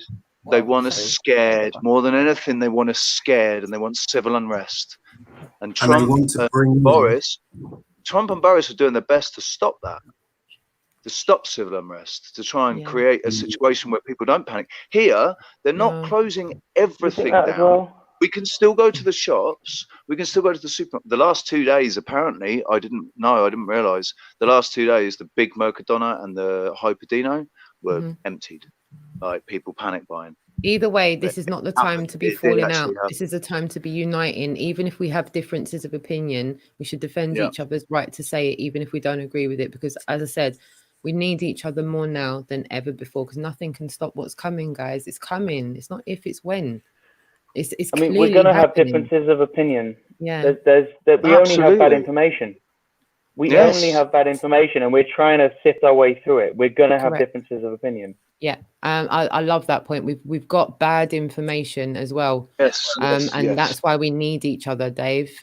You've mentioned this a couple of times today. There's no point in arguments over, can I say semantics? I don't know if I can on that, but I don't know if that's the wrong word choice. But really and truthfully, we walked away from, and Anthony, you've said this a couple of times to me, the efficient use of time. I'm not sure how much of an efficient use of time it is arguing or falling out over subjects when the lockdown's clearly happening. Rich isn't at his gig tonight, guys. He's at his gig on a Sunday. The only night this guy has ever got off is a Tuesday, right? Rich is a freelance, self-employed musician. Okay, there's a lot of people that don't go to Tesco. There's a lot of people that don't work at Tesco that are, self-employed, freelance. I'm a sole trader myself. I don't have a PAYE job. I don't have some kind of package that protects me from something like this. So while we're about to all go into this storm together, please remember what the likes of Adam Meakin said yesterday. Like I said, I've put the coronavirus in a box and dashed it over there for a second because it has no bearing on the conversation we're having. We're having is about the lockdown, the shutdown of business that we've all been talking about. That's what this is all about. This is what me and Rox have been saying. It's not about a virus. It's about locking you down. And it's not that we're saying it's not about a virus. It's about that's not the priority of the conversation right now. The rogue wave is going to hit, regardless if corona's real or not. And the rogue wave, they're using the corona as the vehicle. The rogue wave I'm talking about is Malta. They've been affected. That's a self-evident truth. We've got Noel Harry Watson on the mobile right now who lives in Malta who's saying this is affecting my island. I've got 00 on that camera saying I'm in Tenerife and we're on lockdown. How much more of this has got to happen before people realise it's coming to their front door? Not the fearmongery of this illness I'm talking about. Is the UK still not locked down? Apparently the week of the 28th. Whitehall of listen, I will get I tell you now, it's before coming. I forget, Rich, before I forget, the links for everything I'm talking about, I've got all the tabs open. I will put all of those links in the description after. Whitehall have leaked documentation. I'm happy to give you all the information in the description after this live stream. I will pop it all in there for you like I do every time I've got information for you. Yeah. In the meantime, please take 5 minutes and go and look for yourself. And I don't mean that in a rude way. Don't take my word for something. We're giving you information so that you can use your own critical thinking and discernment and go and search for yourself. We're saying, look, do you know this information's here? Look, I'll just run through a few things now, okay? And you can tell me in 20 minutes or so, if any of you have got 5 minutes, like I did when I went to get this information in the first place. So I've already told you what's going on in Amsterdam. You can go and look for yourself. I've given a link for that. I've just given a primitive link for that, by the way, but you can go and delve in further yourself by going to look for information. Obviously, you know that France has closed their shops, restaurants, and tells people to stay home. Yeah. Colombia. Has anyone looked at what's going on in Colombia right now? Well, I'll tell you what's going on in Colombia right now, and then you can go and look for yourself. And after, I will put the source material in the description. Colombia is blocking entry to all non-residents as of Monday. Okay. As of Monday. Iraq has now suspended flights to and from Baghdad over this CV thing. South Africa, Ramaphosa declares a state of disaster over CV-19. Iraqi government has now imposed a curfew in Baghdad over the concerns. Turkey has now closed their bars, nightclubs, and all of their tourism industry as a result of this. Haiti has also, and you know Haiti, where we go one, we go all. They've also suspended flights from Europe and I think Americas. Let me just double check that. Tourism, as you know, in Spain, Portugal. Brilliant. Play those for us, bruv. As you know, as we've got 00 on the phone just now, tourism in Spain, Portugal, and suspended. And this is the bit that's really cheesing me off. All right. The narrative, okay, and I'll put the link in the description for you right now. It says to be. Okay. Really two important words there. To be. Very, very, very misleading. And the reason this is extremely misleading is because it's not to be, it's happened. I privately spoke to Dave Marsh today on the phone, and he's already saying it's happening in Fortenventura. Okay, we've spoken to 00, and he said they pulled the plug on us last night. The news is saying this isn't happening until tomorrow, and it's already happening. This is what's annoying me. I can no longer take certain narratives, even that aren't mainstream media, as legit until I've spoken to boots on the ground and they're telling me something different. I'm looking for your sorry, Noel, you're on mute. Hold on, unmute. Can I unmute you? Can I? Nope, I can't. You've got to unmute, Noel. I'm looking for information on Malta, Noel, but it's very, very scarce. I can't get anything definitive that I can say is I can say is confirmed. I'm seeing things on social media that are a bit misleading. Apart from you sitting there, Noel, confirming what's going on in Malta, where does that leave people like us that are trying to be discerning? Lebanon as well. They've shut the airport from Wednesday. Now, again, Lebanon saying they've shut the airport from Wednesday, but have they? Because the Canaries are already saying it's already happened. We know that flights were turned back. So they Lebanon. Told us it was going to be Monday. They told us 8 o'clock Monday morning. That's when it's going to be. And guess what else has been reported while all of this is happening? I'll just say it as it is. It looks like Trump's going to give a full pardon for Michael Flynn. And for those of you that don't know who Michael Flynn is, bit of a big character in this whole charade that's going on right about now. So that news has been released while all of this other madness is going on. Just under the radar there, by the way, General Flynn's been given a pardon. And it looks like the information he knows just might bring the, supporting scaffolding for the oppressing system. Talk about cat out of the bag. Talk about knowing where the bodies are buried. And that sounds like a bit like last night. Bro. This was Benidorm 2 nights ago. Rich, for some reason, we've got a blank screen on. We've just got a black screen. Can you click off your camera and put it back on again?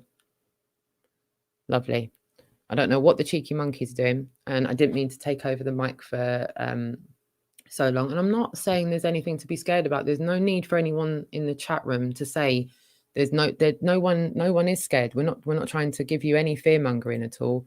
As myself, Double, and a lot of other people are saying, what we're trying to do is, if we're going to look at talking about the current situation as fear mongering, then I don't know, define fear mongering. It's not what we're doing. It's genuinely not what we're doing.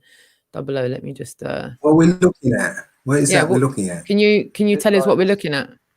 This was Benidorm, 7 p.m. the night before last. Okay, so what? Yeah, is it a video or is it a picture? Listen, yeah, it's a video. Listen. All right, cool. We couldn't hear. Y sigan las instrucciones de las autoridades locales y de dichos alojamientos. Guarden las distancias de seguridad. Quédense en casa. Gracias por su atención y disculpen las molestias. Ayuntamiento de DENIER. Attention, please. An emergency state has been activated due to the coronavirus. You must stay safely at your accommodation or home and follow instructions from local authorities or from your accommodation provider. Avoid beach areas. 7 o'clock on a Thank Friday you for night. sharing that, Rich. Cheers. 7 I know o'clock on to a lot of Friday. us, we're not used to seeing images like that. So as my mum used to say, or hearing it. Did you hear it? Yeah. Did you hear it as well? Yeah, state of emergency has been declared. I heard World War Z, I heard 1984. Attention, please. An emergency state has been activated due to the coronavirus. You must stay safely at your accommodation or home and follow instructions from local authorities or from your accommodation provider. Martial law. That's what it is. It's martial law. But it's a soft martial law. That's exactly because what me and Rox said. Please comply. Please soft comply. martial law. Are they going to class this as medical martial law? Yeah, this is a medical martial law. So they don't actually have the army out on the streets with the guns yet. They don't. They're not really going to need it here. In the Canary Islands, in Spain, everyone is going to do what they're told because they're scared of the Guardia Civil and the Policía Nacional because they are arseholes. They will kick the shit out of you if you piss them off. They'll get the baton out, they will break your arm, and there'll be nothing you can do about it. That's what they are brutal. Go on, Dave. This is their MO anyway. Yeah, they gave us 1984. They made that required reading at school so that we all knew what 1984 looked like. And then they gave us, they brought in an alternate version of 1984 that we didn't recognize. So we didn't think we were there. Yeah. So it's the same with martial law. They've told us, they've shown us what martial law is. This is what martial law is. This is advice, guys. Advice. I would advise at this stage when we're told this, follow the instructions, please, and do as you're told. Don't be a smart ass and think you're going to defy this. Just stay in your house when you're told to. I think we've been told to stay in for our own protection, to be honest with you. I think it's that simple. It's that simple. Don't panic. Don't panic and do as you're told. Right? Yeah. I don't want to tell people not to fight back, but I think I have to because they're just looking for that excuse, right? I feel that's what they are. I feel that's what the ruling oppressors want people to fight. Was mass panic. They want social on the road. Yeah, so social unrest. We've been taken off the road for our own protection. I genuinely, I feel like I'm either going to be shot down in a blaze of glory, but this isn't about being right or wrong. I'm just giving everyone my own personal opinion. If we're being told to get our asses off, it's all, you know, like Jaws, when someone goes, get out of the sea. Yeah. And then everyone gets out. Get the heck out of the sea. Getting out the sea to go and all be killed. They were getting out the sea to not be killed. Yeah. And if we're being told to get off the streets and into the sanctity and safety of our own homes, I, for one, will be doing as I'm told. I'm not going to be a smart ass and go, well, do you know what? I'm going to go Speaker's Corner anyway. If I'm told to keep my backside in my property, my ass will not be at Speaker's Corner. I said it today. I'll be there as long as social distancing, allows me to be there. Can I get everyone else's ethos on this, though? I've given my point of view. Dave, can I get yours next? What will you do when this happens here? I'm going out. I'm yeah? sorry. I mean, this is what I love about this. This is the diversity of this, and this is why I love you, Dave. Because you'll just call it straight. You won't tell people what they want to hear, and I won't either. And that's why I love you, because we're just able to all say what we're saying. So carry on. Go on. Carry on. Tell us why. If this coronavirus thing was real, I wouldn't be able to go out. Yeah, I'd be too sick to go out. Yeah. this is bullshit. If there's nobody on the street, who am I going to infect? And that's what I don't think it's about an infection. But the coronavirus is, that's not what we're worried about, dude. That's not what I think. This is what me and Rox are trying to say. This is not why they're saying that. Like, okay, yeah, they're saying it's the coronavirus, get off the street, but they're trying not to say. They're trying not to say, just get off the street. I think if a few of us go back out onto the street, the masses will follow sheeple mentality. Then the crowds will be there, and the deep state cabal will get their opportunity to retaliate because the control cause shit, collateral damage against the collateral damage. It's about fear, yeah. And if you want to give in, if you want to give into the fear, yeah, and stop what you want to do. Right, because 1 minute, I'll be back. 1 minute, carry on, boys, carry on. No, I'm sorry. I would say, Dave, that you are in fear that they're going to try and do something, and that's why they're trying to keep you at home. And so you're going to be defiant and say, "No, I want to go out. If I want to go out, there's no virus, and I'll go out." But you're in fear that they're putting us in for the wrong reasons. Don't get me wrong. I'm not saying well, they said I shouldn't go out, so I'm going out, whatever. No, I'm saying I'm not going to change my life because they're trying to push this thing that doesn't exist. Dude, you're not going to be able to stop them. I wasn't going to change my life, and now my life has been changed, and there ain't nothing I can do about it. Nothing. It's completely out of my hands, dude. So I've chosen to say, okay, I'm just going to sit back and watch what happens. And I'm not going to get scared about it. I'm not going to get worried about it. I've got enough food and water right now. I don't really eat very much. I've managed to get into the habit of not eating very much. Funny that, isn't it? How for something drove me to get into the habit of not eating. And now we're in a situation where we might be facing hunger. I'd say that I am actually going to be facing hunger situations here because I think that I don't think that they can keep on top of the supermarket situation. The supermarkets got cleared out on Friday, and on Friday and Saturday morning they got cleared out because the supply chain is going to break down as well because I've got a video here about the supply chain as well.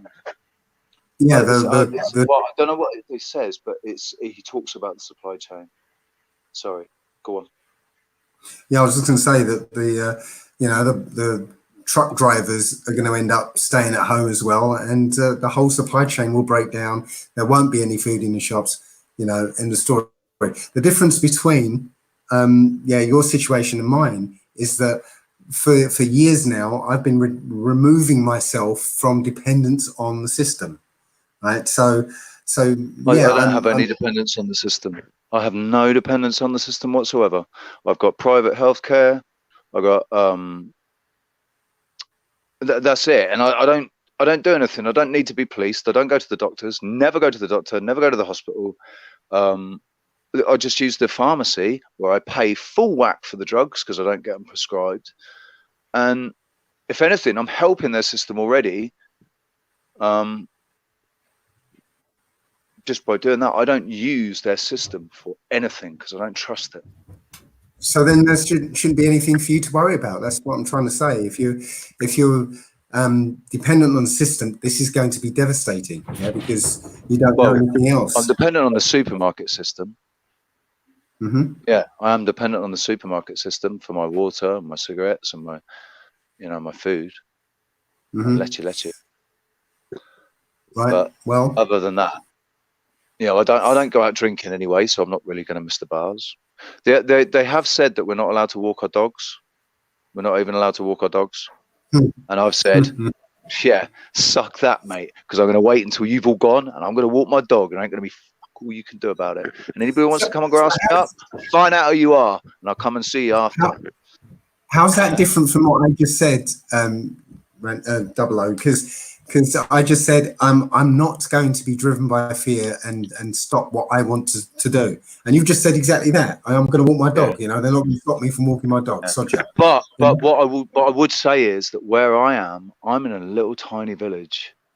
Tiny village with only a couple of thousand. Okay. All right. Yeah. I'm thinking you're in the city or something. No, I live outside of a small village. I live off grid. Oh, that's cool then. Yeah, do what you want, man. Anybody, if you're living in the city, though, I would not suggest that would be a good idea. No, if you're living in the city, your situation would determine how you play it. But what I'm trying to say is that because I've been watching this unfold for the last 15 years, right? I've literally I've removed myself from this society, so that I'm not dependent on it whatsoever. I've got no bills. I've got no, you know, I've got nothing. I haven't got even got an address. So. Yeah, you've done it. You've done it full, haven't you? You're living off grid. You are actually living off grid. Yeah. So if it all falls down tomorrow, I'm not even going to notice it. Yeah. You know, it will take the internet going down, which I'm pretty sure it will do at some point, because to maximise the fear, they'll take our communication away from us, and then we thought it happened to 00 tonight. Yeah, it had. That was my phones had run out of battery, and my tablet was still connected. So probably if she was calling, you took yourself off grid. No, my phone was run out of battery. I've got two phones, but one of them the microphone doesn't work on. I can't do anything. I can't even link up a Bluetooth headset and the mic work on that. Nothing works on the audio, but it's still got the camera on it, and I've got a Movie Star SIM card that I put in yesterday, so that I've got 15 gig of internet that I can hotspot if if I need to. But thankfully, do you know what? Thankfully, last week my landlord got fiber optic. And so my Wi-Fi is now connected to a fiber optic, and that's why the picture since we came back with the Really Woke show, with the Really Woke reports, my connection's been absolutely amazing, man. So is everyone still right? Cool. Oh, sorry about that. The one of the things that activate my other camera, Roxanne. So I was going to say that. Of course, yes, doing that now. Getting if people know about distillers, getting a water distiller, then you've got no worries about water. If you know about urinotherapy, if you know that even if you don't like the idea right now, if you read up about it and understand it, then you should have no fear about having no food, having no access to medicine, because you've got it with you, that's why I have no fear of what's coming, because there's no food. Great, I'll just do another urine fast, no big deal. And the only downside is that I'm going to get fit, younger, fitter, and stronger, So if you can cultivate this idea where you don't have to live in fear because of what's coming, then it's not going to affect you. Obviously, that's going to change depending on your circumstances. If you're living in a city, it's going to be a little harder. But that's linked to what I was saying day before yesterday, what I keep saying about perception, about controlling your perception of things, because it doesn't serve you to be sat there in a state of panic. Does not serve you well at all. You don't think straight, and also the energy that's coming off you is, in my opinion, causing more bad things to happen. It's like a vicious circle that you get stuck into. So changing my perception a while ago, I'm sat here excited. I'm really excited about what's happening. Really, really excited. I feel like a kid just before Christmas. I swear.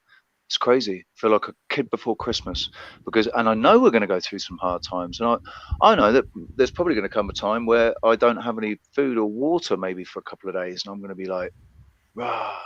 But do you know what? It's cool, man, because all I've got to do is get through it. I've just got to navigate my way through that moment in time and get to the next one, and the next one after that I know is going to be good, because I know that what's happening now is a systematic takedown of the old guard. Yeah, and well, I don't know about that, but I know that we're in the reaction stage. So the elite behind this are sitting back, waiting for us to react. Things are going to get bad. People are going to, there may be people who die, in this. They want us to kill each other. The deep state want us to kill each other. Reaction. They do it for the reaction, so that we call out, we cry out for them, and we beg them to do something, right? But again, if you don't react, it's not going to work for them. This is why, right? And this is why they ramped everything up.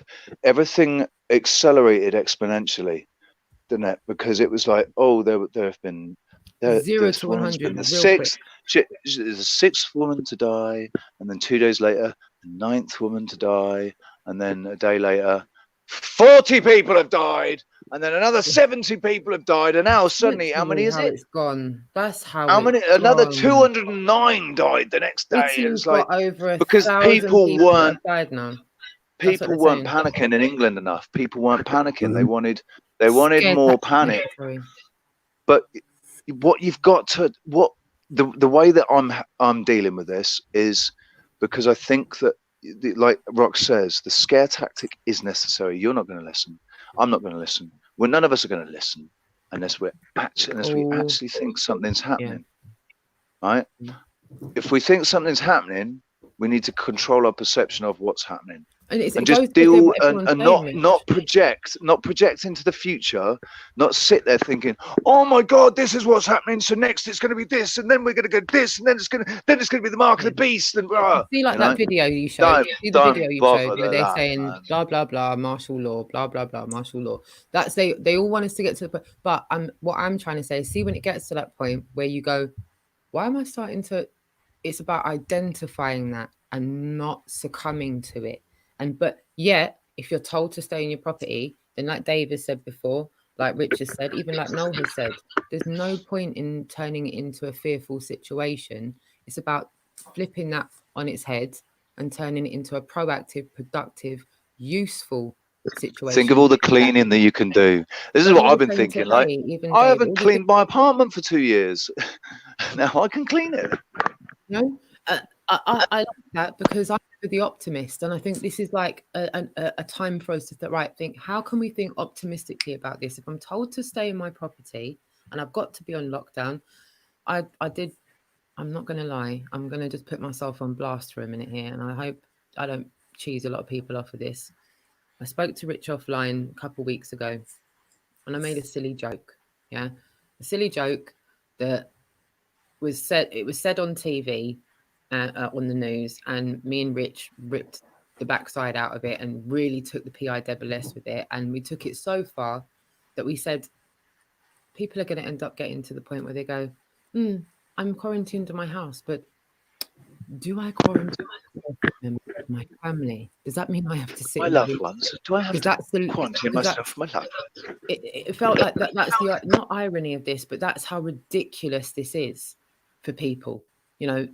When you're if you're in a couple, you might have 5 or 6 kids.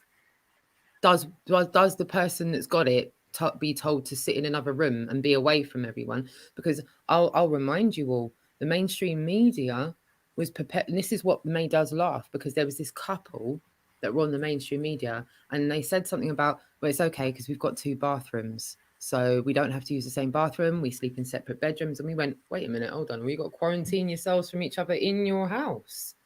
You want us not to? So and then it transpired that doesn't seem to be the case. This is the doctor. Reports. Right. Yeah. Because we were laughing because we were like, oh, because he said, well, yes, I already live in a separate part of the house and I have my own bathroom. And it was like, oh, right. So basically, you're not part of your family anyway, so he's automatically already isolated. But the thing is, what I know is going to happen is people are going to feel sick, they're going to get a cold, and they're going to go, oh my god, I've got the coronavirus, and they're going to run to the hospital or whatever. They're going to go and say, please help me, I've got the coronavirus. That's perpetuating the fear. I think with you, I'm going to say it again. I'm going to say it again. Yeah. I'm going to say it again. Coronaviruses are the common cold. They have been for the last 30 And you're years sitting at there least. feeling unwell yourself saying that, and I think I'm that's a saying great feeling gift, a little bit don't unwell. you, Dave? Someone sitting there But going, "Look, I feel like they're telling people they're feeling," and I'm not. I'm not. Honestly, it's cold. It's fine. It's not I what they're felt fine saying. yesterday. I felt fine You did. yesterday. I woke I up did mention today to you all and it was today. like somebody had scrambled my brain. I think So I don't think you were out of sorts already, because you were a little bit out of sorts on the life. You were kind of, you know, when someone has got the flu and they're sat there like a little bit like, oh, like that's how Rich was, and he's not normally like that. You're normally way animated, and we said at the end of the street, "You're right." Today, this morning, out of sorts, and like you said, he's sitting there going, "Look, I've got no major underlying health issues." I think if they have put a flu out there, it's going to affect the same people as flu would anyway. People that are old, people that have underlying health, and that's why I've stressed earlier on about the elderly people that live around you. What kind of person are you? Are you the kind of person you're the sort of person help them? Or are you just gonna, you know, I had a really disturbing conversation today when someone went, helping anyone, forget that, this is purge. And I was like, right. There you go. Anyone that was watching my live stream today would have heard that on the mic, because you would have seen my face. I just kind of went, I'm just watching you on a unicycle. Cheers. Thing, on that electric thing. You didn't actually do much activism today, did you? No, sorry. Yeah, he's probably catching up with it today. Go on, Dave. Have you heard of the bystander effect? I think I've heard of it. Is that the one where they sat in the waiting room and they saw someone doing something and then they did it? No, right. Okay, so no, I haven't then. No. Please.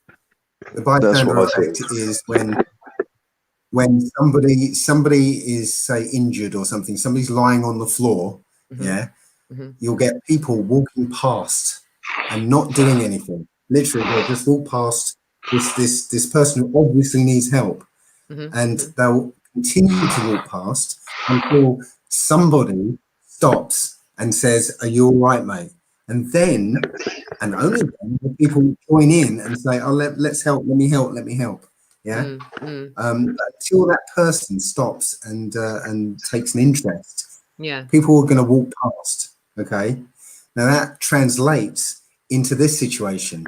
Yeah. If there are elderly people around you and you know that they're there, right, and you're stuck in your house self-quarantining or whatever it is, then you're going to just, you know, it's the bystander effect. You just go, it's somebody else's problem, until somebody actually gets up and does something. Yeah, then maybe others will basically join in. This is where scripture's relevant, isn't it? Really, the Good Samaritan. The Good Samaritan, man. It's like a, not just don't walk past.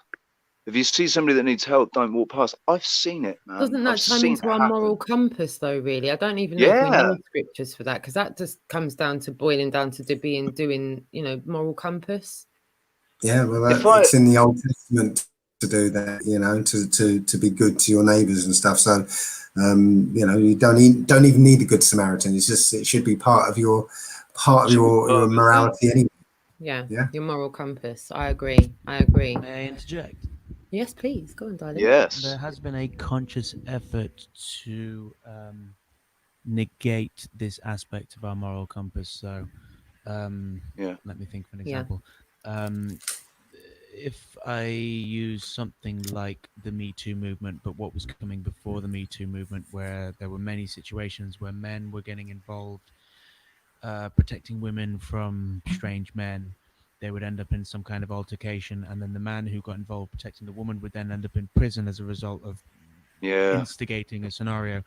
And subsequently, men as a group learned to not get involved. So men, we have this thing where we're meant to get involved and protect, you know, those we deem as less capable of protecting themselves, but it was getting them involved in situations that were just ridiculous, you know, 5 years in prison, 10 years in prison, whatever else, different kinds of assault, you know, common assault, which is just using a verbal threat, to, you know, GBH, which is actually getting involved in some kind of altercation, causing some kind of physical damage. It doesn't have to be much, but you can lose 10 to 15 years of your life for such an altercation just because you decided to step in and try to protect someone.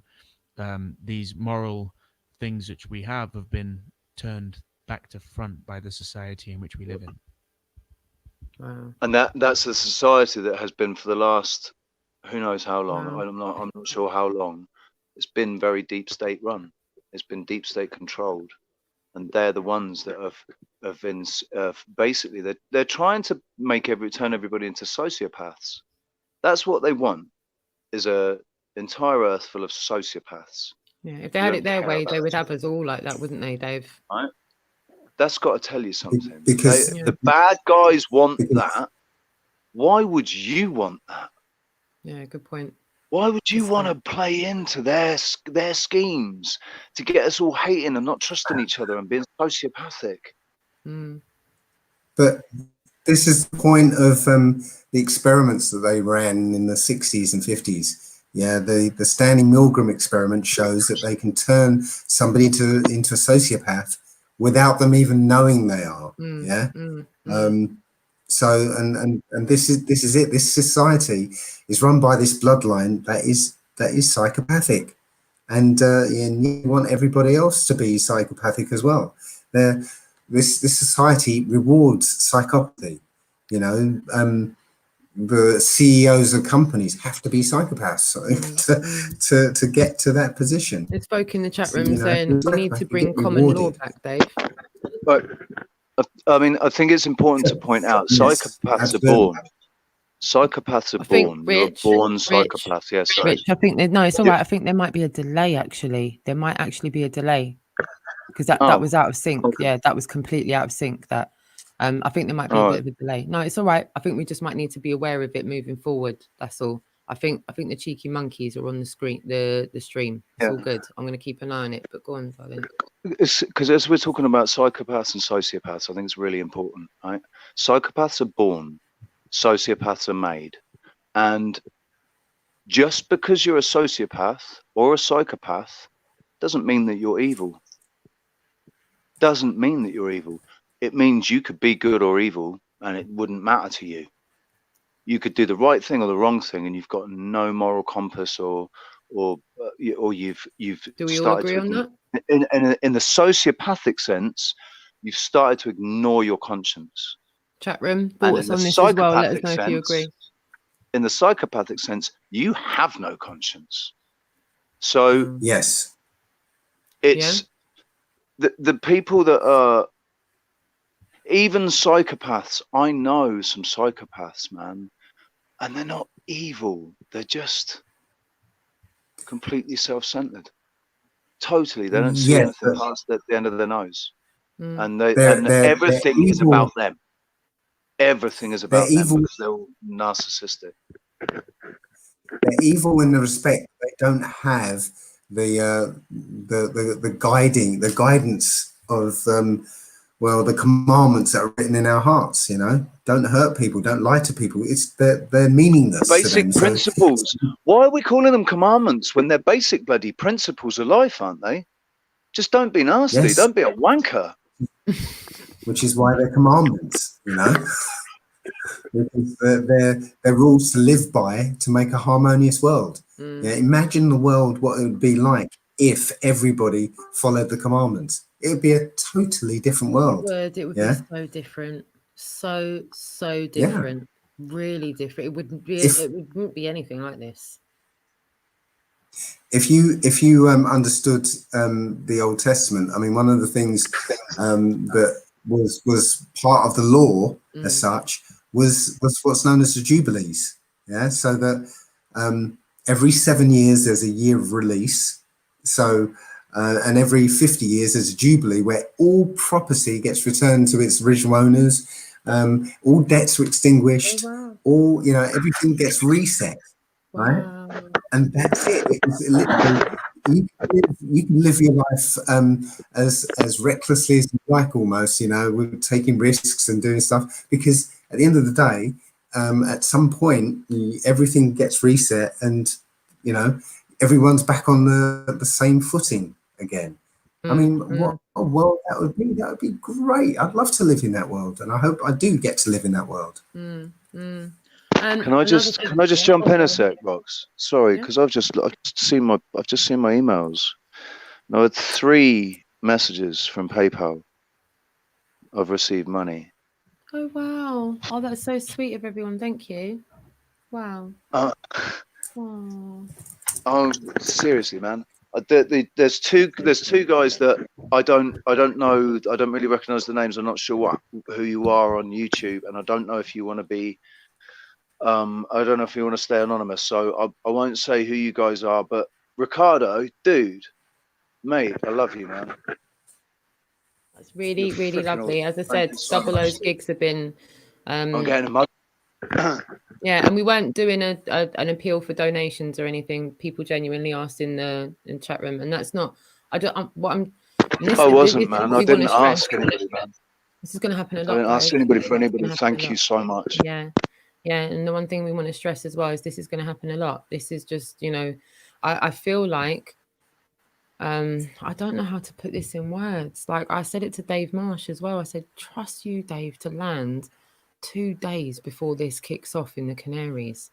Like literally Dave landed 2 days after Dave Marsh landed in Fuerteventura. They're turning flights back to the UK and not landing in Spain. And I'm going, he's out there with his mum and he's in the hotel and he's going, yeah, bars are shut down already. Like 4 days into my holiday. So what I'm trying to say is there's Dave affected on his holiday, and for some reason I can't hear you, but you're affected straight away, Double. You're affected straight away. You were supposed to be gigging tonight. You were supposed to do your gig last night, but you were told that my gig last night was awesome. Do you know that? Good. My gig last night was absolutely unreal because I just felt like everybody was connected and they didn't know it, but I reminded them right at the start. I said, so who's been affected by this coronavirus thing? Oh yeah, all of you. Like we've all been affected, man. We're all here. We're all stuck here. So I'm going to spend the next 2 hours doing my best to make sure we don't feel like we're here. Bit of sanity in a place gone mad. I recorded pretty much most of it, so I'm gonna put it up. I only recorded the audio. I didn't record video. But lovely. And Rich, I'm going to ask everyone else the question here, and I want to ask everyone in the chat room. And if it's an invasive question, I'm really sorry, because my answer is I don't know, and this is the point I'm trying to make. Rich is going through this situation right now. This is a domino effect that isn't just going to affect the people you're seeing on this screen. It's going to affect all of you in the chat room as well. And I'm not this is not fear mongering. I need everyone to understand this is not about fear mongering. Like Richard said, look, this is happening. I'm not scared. This is what I'm doing. Noel, can you answer here as well? When you get to the point where Rich is at, when you're told the work dries up, or are you about to tell me the work's already dried up? I want to know what your take. You're in Malta. You can't do anything now. What's good with you? My work ended already a week ago. Excuse me? My work ended a week ago. Why have I not asked this? You see what I keep telling you all? We're going to have the wrong conversations if we're asking the wrong questions. So I've clearly been asking the wrong questions all week. And I'm sorry if it's an invasive question. No, I'm not trying to ask us all about our private lives, but I really do think we need a bit of sharing here because they for one, shut down all the building work and everything. And I'm working, the last job I did was a film job, but that was a 1 weekend job. And I was wiring a house for electronics last week. But we have to have some work done on the house, which requires structural engineers to come in, and they're not working. So therefore, the work has to stop. So, like I said, I'm having people in the background asking me what's going on with you, what's going on with this person, what's going on with that person. You've been out of work for a week. You're now out of work tonight. You're supposed to be off on Tuesday, but you're not working now for the next 2 weeks until you're told otherwise. 007. Allegedly, Dave, if I can be as intrusive as I am being and ask you, how are you going to weather this storm? Has it affected your ability to be self-sufficient and earn some kind of crust, whether you're bartering your time? So even if you're just bartering your time, has the time that you're bartering or doing things, but how is this going to affect your ability to self-sustain? That's my real question. It's not really, because at this point, I mean, I don't use an awful lot of money, to be honest. Are you self-sufficient? And so I don't really need it. Are you self-sufficient? Very much. And Pretty much. You know, I get a little bit of support from the people I've been helping, and you know, it's enough. And if I don't have anything, I don't need anything. So even if I don't have food, well, that's a great time to do another urine fast. Brilliant, you know. This is usable advice, because I'm a little bit concerned, again, not fear mongering, but if there's an ability that's going to come in, that's going to prevent us at any point, and my dad and mum always used to see, be prepared for the worst but hope for the best. So being prepared for the worst, can I give everyone a hypothetical question, please? Should our ability to communicate like we are now fail, and we, unless we have saved things offline, have that information. If we don't save things offline, if the information online becomes surplus to requirement because it's no longer available to us online, and the ability to talk like this is online, then can I have from each of you, starting with you allegedly, Dave, if you have any advice or share what you would do, okay? How would you navigate the next few months if your ability to communicate like this was stopped, your ability of freedom of movement was stopped, and for some reason, your ability to sustain yourself with food was stopped? And obviously, I've already said, if the National Guard are implemented, I do believe that they're here for our safety, and that provisions will be provided for people that can't provide for themselves. But I'm asking because I feel that people in the chat room would want to know the answer to this, and please share your answers in the chat room for this question as well. So food and substance wise, Okay. how would one navigate? Well, I'll answer the question about the communication first. Back when I was, you know, in prepping mode, before I knew lots of other stuff, one of the things I got was a CB radio. Yeah, one of the old CB radios. Because, you know, if this method of communication goes down, you go back to the 1980s version of the internet, which was CB. And I might be like the only person on there for, you know, to start with, but you know what, people are going to start digging out their old CBs, and then you'll eventually get the network back. You know, your CB radio would only sort of go at most 5 to 15 miles, right? But you would find that you could get a message across to like 50 miles away by oh yeah, tell so-and-so that, you know, I'm coming over, and he'll relay it to somebody else, and so on and so on. Yeah. Nobody's really thinking about that, but you know, hopefully what's going to happen is people are going to start digging out the old CB radios, maybe picking old ones up on the black market or the eBay, or well, let's say that's off, but you know, selling them at boot sales and stuff, whatever. Yeah, and it's going to come back in that way. That's my hope anyway. Regarding food, well, I'm off grid. I live in the country, so summer before last, I went for a walk, and on my walk there was blackberries, and there were apples, and there were pears, and there were all sorts of things. And you know, by the time I got to the town, I'd stuffed myself full of all this stuff. So I'm not too worried. Okay, cool. But thinking about going out and buying, if you want to go out and get a CB radio or something like that, I really don't think it's going to be long before you guys are locked down. So apparently there's 47 million people in Spain at the moment on a partial lockdown. I suspect it's too late for the CB radios because they're all out of China. I would have said to everyone, get some of those Baofangs.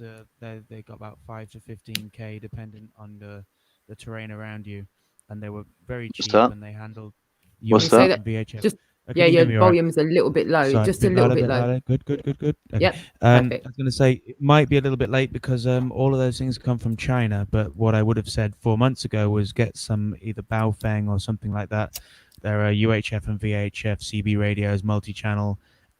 Get you and your 5 of your most useful friends, handy people, carpenters, people who know metalworks, people who are farmers.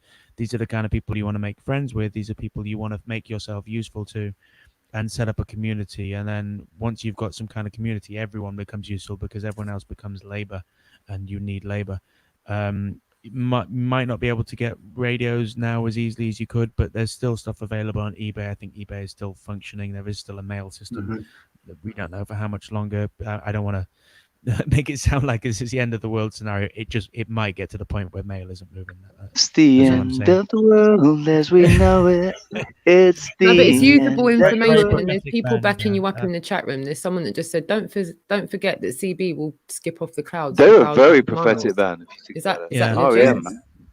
Losing my yes, religion. no, CB will skip off the cloud. I mean, let's not forget, most of us are of the opinion there is no ionosphere. Is actually a dome bouncing our signals. And I remember having a CB when I was a child. I was a big CB user. I had a call sign and everything. I still know the phonetic code. I still know all my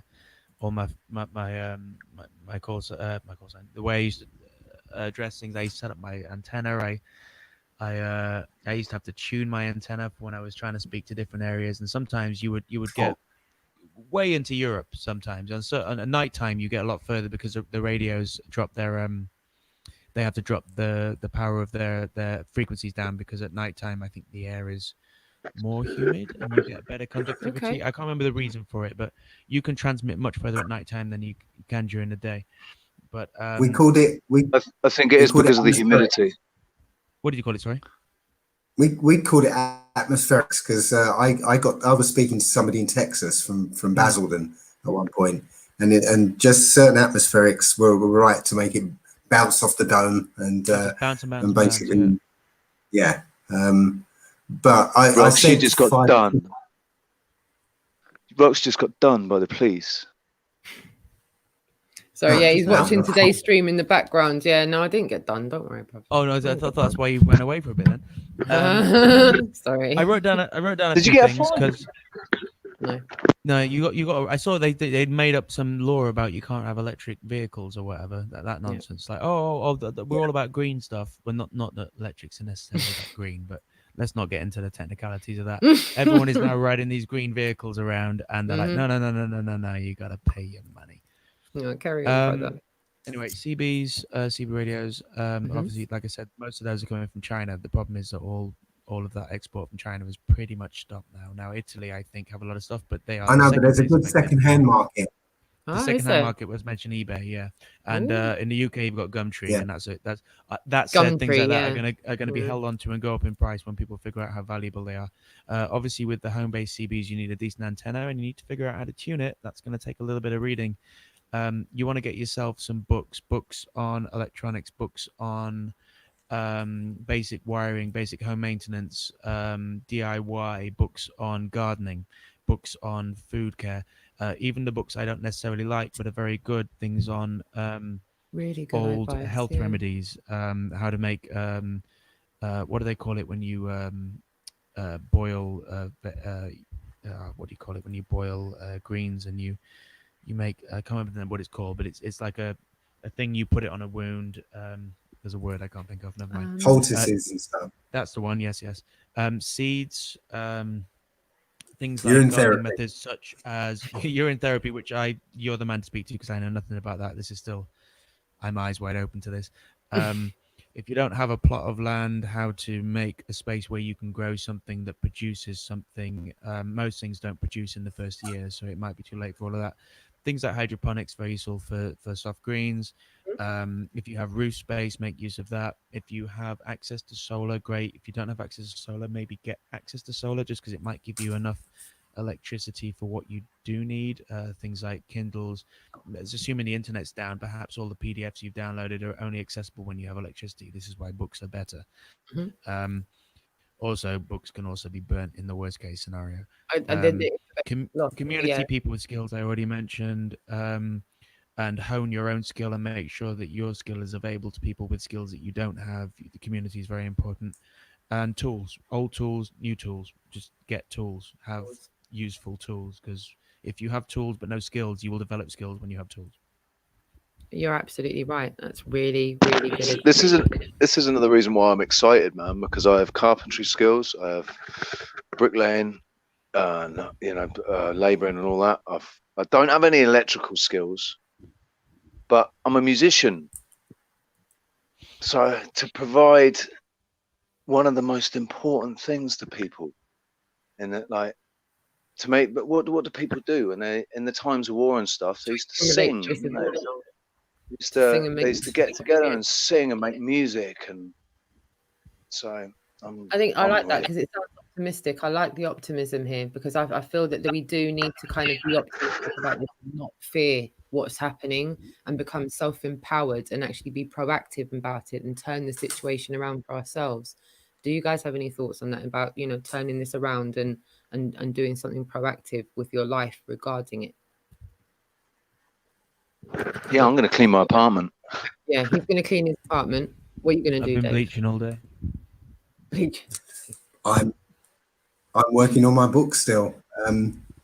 So I'm basically, when I finish the book, I'm basically going to release it as videos or talks, or yeah. So I'm going to take sections out of the book and just do talks on them, and so that people can see the bigger picture of this. Because this whole thing, I might write a book. Sorry, I really. This whole thing is wrapped up in one story. I want you to carry on, because I genuinely want, before I forget to ask, see all that list that you just wrote out, Noel?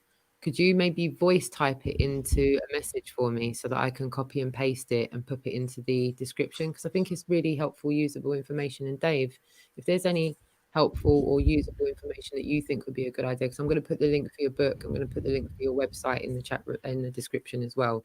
But if you can think I'm of not anything, altogether sure I'm not saying anything that Richie in Boston isn't saying. Not that I took this from him, but I've listened to him and he says the same thing. But I'll happily do it.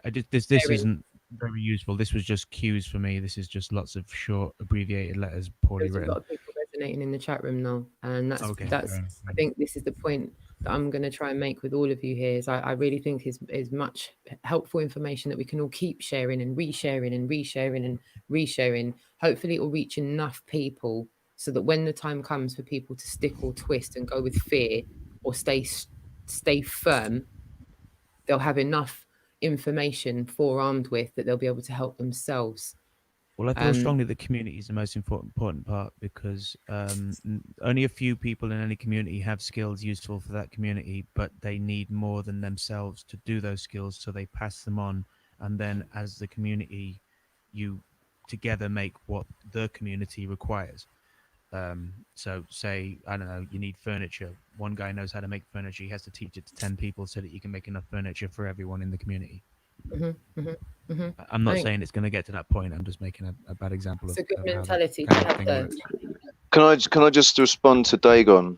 I don't think Noel's fear mongering, mate. Not one of us is fear mongering here. We're discussing, and we're suggesting maybe sensible courses of action to take, just in case this does actually turn out to be something more than it looks to be at the moment, right? But all we can say is, hey, we were telling you that this was coming 3 weeks ago, and you were telling us we were fear mongering. We weren't. We were just telling you what was coming. And here it is. If it's all right with you, I want to add to what you're saying there, Rich, because I want to make it a bit bigger than that, because it's not just we. It's not just we. The information has been out there for everybody, and I want to stress what Rich is saying. It's not our information we're giving you. It's not our theory. It's not personal to us, is it, Rich? It's not. That's what I'm. Even though you said we told you, I know that. Sorry, yeah. Some people can take that the wrong way. When you're saying we, I don't want you to take that as Rich is saying we. Sorry, I'm sorry. That might have come across a bit egotistical. No, I'm not saying that we told you. It's just that we told you because that's what we were observing, because we were looking at the information and we were telling you where to go and look. We were telling you, go and look at this and you will see what's happening. Trying to help people themselves. It's not fear mongering. And that's what. Do you remember the box, Dagon? I don't know if you were watching earlier on, because I do appreciate your comments, Dagon. But I want to remind everyone, I had this plasters box. It was just a random box of plasters. I had a plaster on today, and I said, "Look, can we just imagine? I put coronavirus in that box, and I've removed it out of the conversation. this conversation has no bearing on coronavirus at all. Can I just concur that with all three of you? Noel, would you agree? Dave? Yeah, absolutely. This isn't about coronavirus. This is about restriction of movement. Noel, have you been restricted? This is how serious I take coronavirus. I don't give a shit about coronavirus. I think it's complete bullshit. Coronavirus is like helium. I don't mean for us to mock it that bad, but do you know what I mean? Dave, would you agree here? We're not talking about coronavirus. We're just talking about the lockdowns, the shutdown to everyday life. Businesses, leisure and tourism industries are being shut down. That's all we're talking about here, preparing yourself for the shutdown. It's funny as well how many of the CEOs and stuff of these places are stepping down, walking away from their pensions and their jobs. And I didn't mean to interrupt you earlier on, Dave. I really do want you to carry on. And if you can kind of give us an ethos into all of that on top of what you're saying as well, because you do have a lot of helpful information to give people.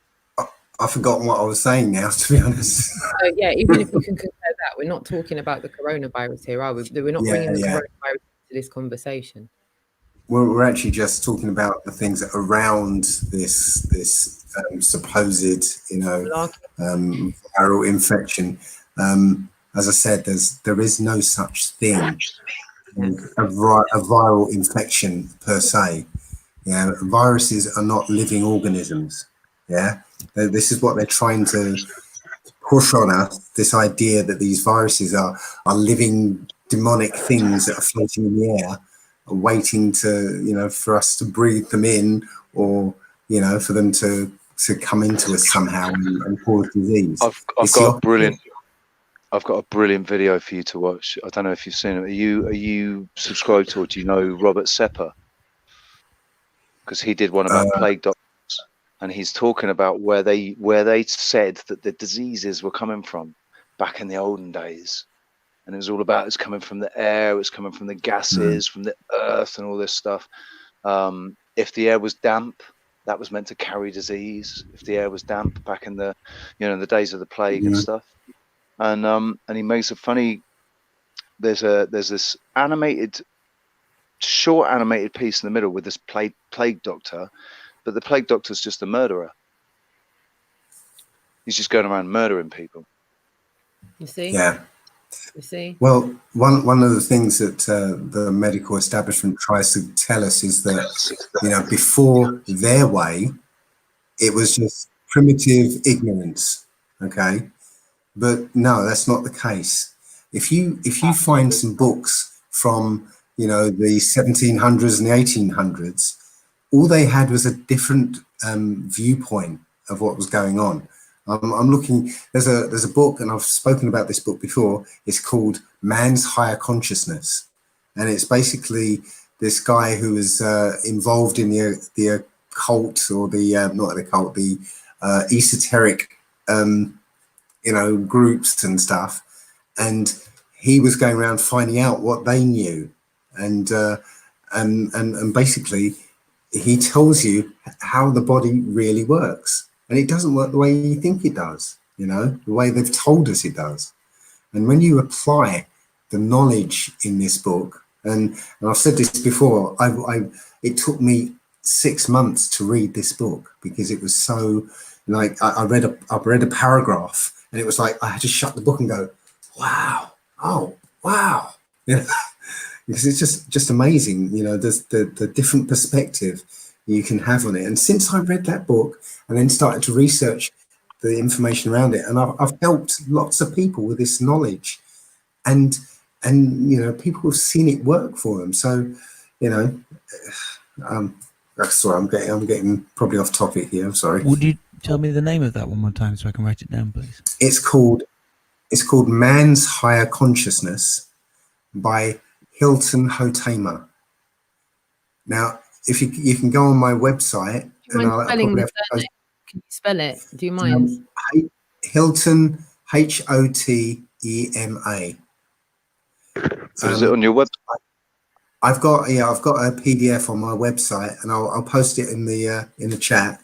I'm going to put your website in the chat as well. I'm going to go and check your website out, Dave. Was it Man's Higher Consciousness? Man's higher what? Sorry. Man's higher consciousness. Right, I'm posting the link now for Dave's. I've got Josh Wink looping in my head when I hear that. Higher state of consciousness, yes. It was released in the early 80s first, and it just absolutely dive bombed because nobody got it. So they re-released it in the 90s, and it just took everybody by storm. I think I heard it in 93 or 94 on React. That link is And in I the was a chat room schoolboy, and I loved it. for you all. If you want to see the link for allegedly Dave's website, that is in the chat room for you all right now. Yeah, let me see that. Yeah, I think I've just posted the link to the page of Man's Higher Consciousness on it just before you posted the link to my site. So, yeah, if you go down, that's the one. If you go better down take the that page, it's on the right-hand side. You better take that muggle test. That's it. AllegedlyDave.com. What do you mean it's not found? What it says not found. I'll give over, You've Rich. been You grabbled. 2 L's. Oh wait, have you not spelled it right? Yeah. Allegedly Dave. Allegedly, that seems right. Double L.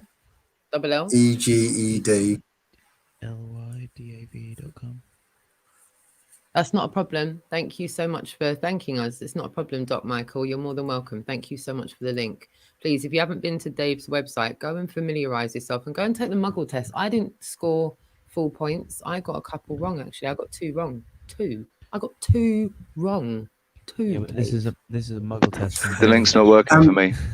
You say what? No. I don't know. Is it working for anybody else? Because it hasn't worked. I've done it twice and it's not found. Dave is the guy who caused me to look at the Bible from a literal perspective. It never occurred to me until he said it. There you go, Dave. So, I mean, Dave, how do you feel when people tell you this? Because you've had to hear it from Vertex today. You've had to hear it from a couple of people. I'm assuming people, say things like this to you quite a lot. That you're the reason I've looked into this. You're the reason I've slowed down and looked into that. You're the reason I've pursued that line of investigation. You're the reason I've taken up that line of investigation. Dave, how do you take that? I don't take that very well, actually, because I'm just Dave from Basildon, so I'm just sharing stuff that I found out. So there's nothing special about me. I'm just it's not my information. I'm just finding stuff out and putting it out there. So work. Yes, sorry everyone. Sorry everyone. I didn't. Sorry, I was just saying that I'm sorry. I put the wrong. I didn't put the right link in, and I've just corrected it. Yeah, I've got the HTM at the end. So, yeah. So sorry. What did you say, Roxanne? No, that's all I was gonna. I think that's what Mighty Atom was talking about. Your link not working, so you've just put the thingamajig in. So hopefully, Mighty Atom, that link right there. Everybody, if you're watching on a device at home, like me, sometimes when I go upstairs, I've got a Now TV box where I have my Netflix and my YouTube. But see, when I put my YouTube on my TV at home, the chat room just doesn't come up at all. It doesn't matter what I do. I cannot open that chat room and see it on my screen. So if I'm just watching a stream like this on the TV, the only time I get information is when something's put up on the screen like that. So just to let you know, that link after this stream will be in the description, but it's www.allegedlyDave.com/humanbodybook.htm. Or if you just go to allegedlydave.com, go to the website, the link is on the website, isn't it, Dave? Yeah. Oh, you have to find it. It's on the front page. Through the website, and I think the website is a very usable tool to assist one. So I do think it's a good idea that you do go through the website and do take that muggle test. Take it, because I got 2 wrong. And if I can get 2 wrong, that means we can all get some stuff. I was going to say you didn't get it wrong as such. What happened was, if you kind of notice, the answers to the questions are like different levels of awakening to the subject. They're all somewhat truthful. Yeah. Yes. So there's one that's obviously wrong. So you're at the level of a muggle. Then there's the surface kind of answer. It's about money. Yeah. And then there's and the deeper you go. So depending on which answer you give, I know what kind of videos to send you to kind of get you to the next levels. Dave, there's a lot of people in the chat room giving their testimony for why they are where they are. This has humbled me after seeing that Justice said, Dave is the reason I got into any of this, really. Back in the license resending days, Lunderground said, it was Dave's video that woke me up to Flat Earth, 30th of May, 15. Shout out to Lunderground. Thank you so much. Love you to bits. Thank you so much for coming to Speaker's Corner today. It was awesome getting to speak to you. And yeah, there's a lot of people. Faisal says, yep, Dave's Flat Earth video is the best. And thank you, Doc Michael, for sharing that link. I really appreciate that, my darling. And yeah, there's tons more other comments in there, Dave. So just know, there's a lot of people resonating, especially if you're watching this on a device that you can't see the chat room. There's on my screen, it says 166 eyes, but also shout out to Levant as well, came to Speaker's Corner today, messaging me. He's not in the chat room. And shout out to Anon, who came today, who wasn't on camera. But it was absolutely amazing getting to speak to you today, and you're going to be coming a bit more often as well. So really, really appreciating seeing you. And shout out to System Failure as well, who's normally in the chat room. System Failure came out today, and thank you so much for my bottle of wine that you gave me. You gave us girls a bottle of wine each, and I've got that chilling in the fridge just now, and I may have a glass before I go to bed. And I must give Vertep a shout out while I'm here. I'm going to get into, if it's all right with you guys, I'm going to get into the chat room because everyone has been giving ace comments. But I don't often do this because I don't really like putting the camera on me. It's contrary to popular belief, I don't actually like being on camera. So with that being said, I think you enjoyed the mono wheel more than you let on. Mate, you want to know what roasting I got from my daughter when I got home? Maybe I'll disclose it another time, and I'll just say it really quickly. I've got a medical issue going on. I'm not really allowed to do any. I really enjoy horse riding. I can't go horse riding. I can't really do any contact sport. I can't do anything without it being a big palaver. And really and truthfully, I shouldn't have got on that wheel today. And that's why I said my daughter's going to give me a roasting for this. I shouldn't have got on that. And if I'd fallen off it and fallen on a particular side of my face, it would have been hospital for me. So it's not a good look for me to do that. But thank you so much for listening. We weren't going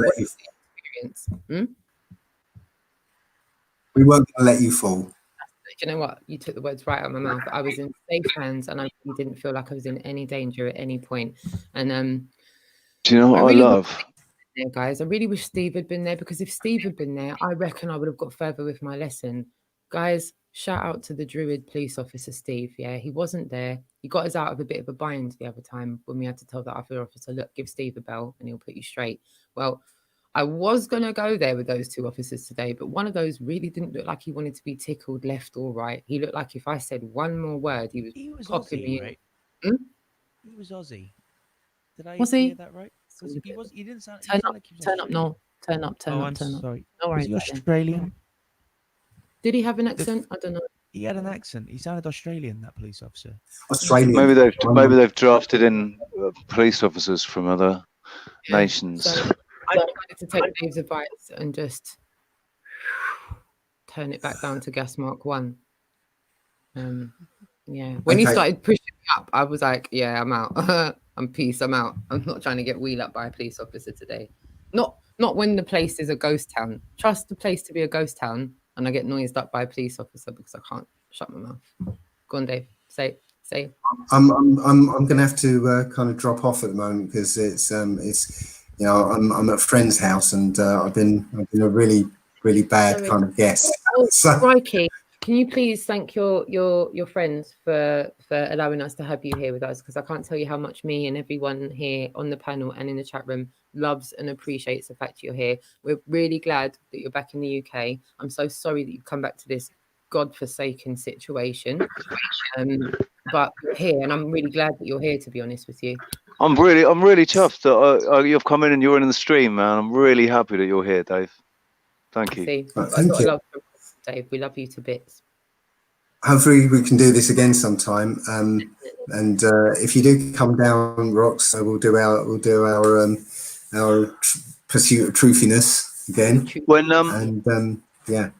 Big time. When I said yesterday, I really wanted to speak to Dave Marsh, I did my usual thing, and I got the 2 days confused because it's actually this Dave I wanted to speak to.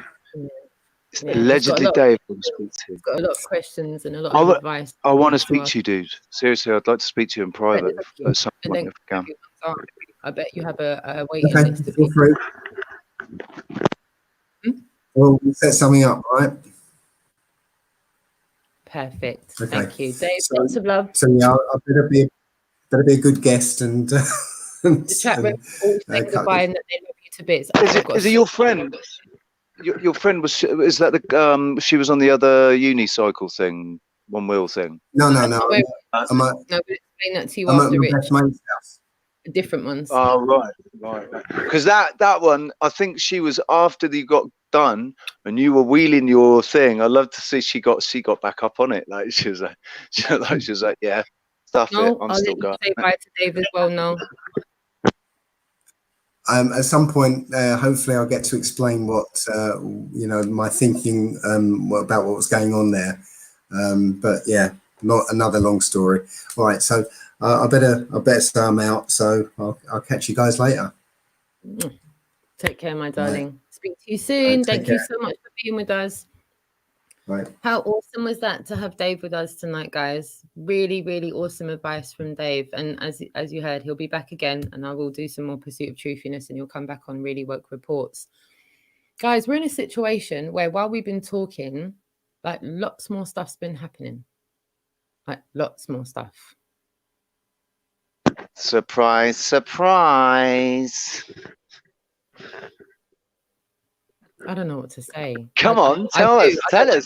Yeah, no, I'm sat here on the edge of my seat now. What's been happening, Rox? Because since I woke up, I've just been speaking to you. Literally, I came in the call when I woke up. I'm a little bit more awakened with it now. General Flynn, much has happened. That's progressing very quickly. Looks like within the next day, possibly two, looks like he's going to be fully pardoned. And General Flynn seems to be very, to those of you that have been watching, this is again another Delta. This is another Delta. I'm sitting here with a bit of a dry throat because I've been watching evidence over the last 13 months, a lot with a lot of other Anons, hundreds of thousands, if not millions of Anons that knew this day was coming, that Flynn would be exonerated and pardoned and able to sing like a bird. Sing. And apparently what he's going to open his mouth and say, those that know are sitting there going, right, well, where's my popcorn now? Now we're getting some real markers. And that's just off the back of Bill Gates walking away. When does Caseberg sing? Very, very brief interjection.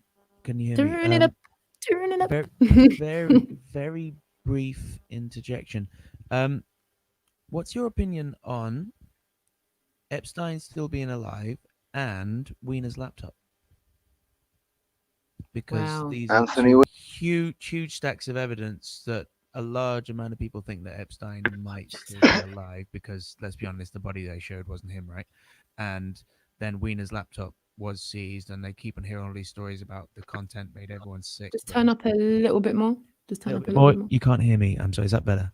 Is that too much? Better, yeah, that's perfect. Did you hear what I was saying about Epstein possibly still being alive and Wiener's laptop?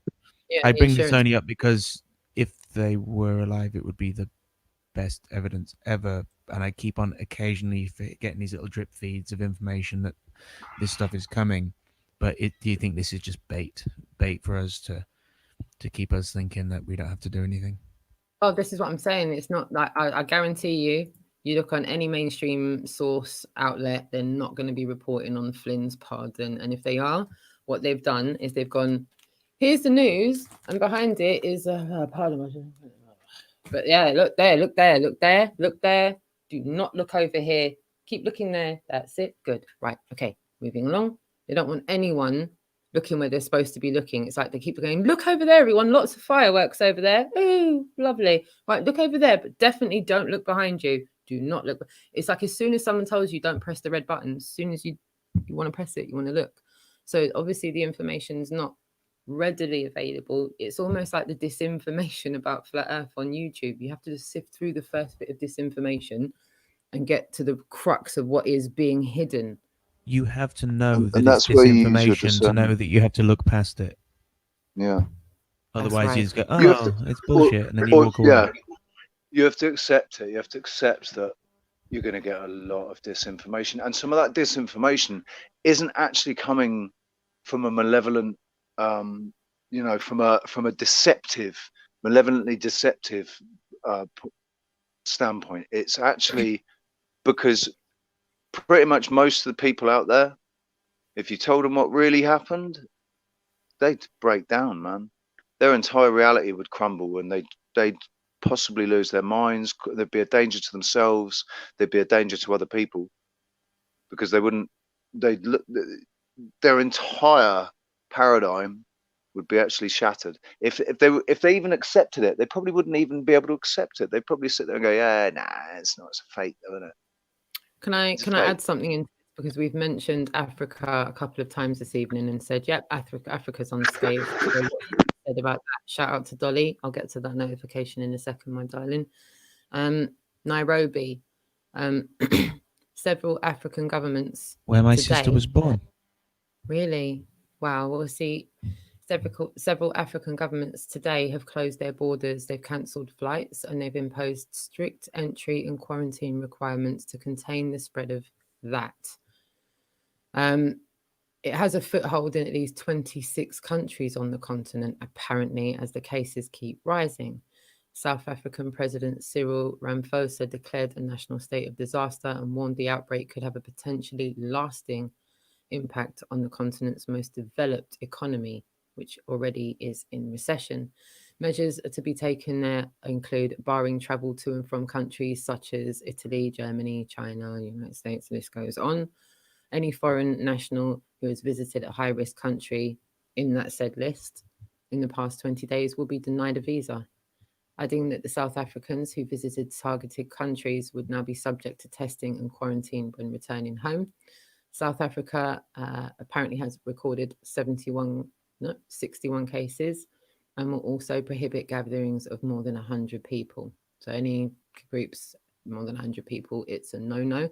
The Kenyan president has said the government was suspending travel from any country that has reported cases. Only Kenyan citizens with any foreigners and valid residence permits will be allowed to come in. The ban will take effect within 48 hours from now, and this is now. This information's been released in the last 3 minutes.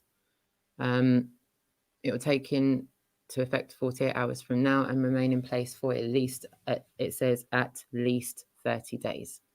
Schools will close immediately and the universities by the end of the week. Citizens are encouraged to make cashless transactions to cut the risk of handling contaminated money.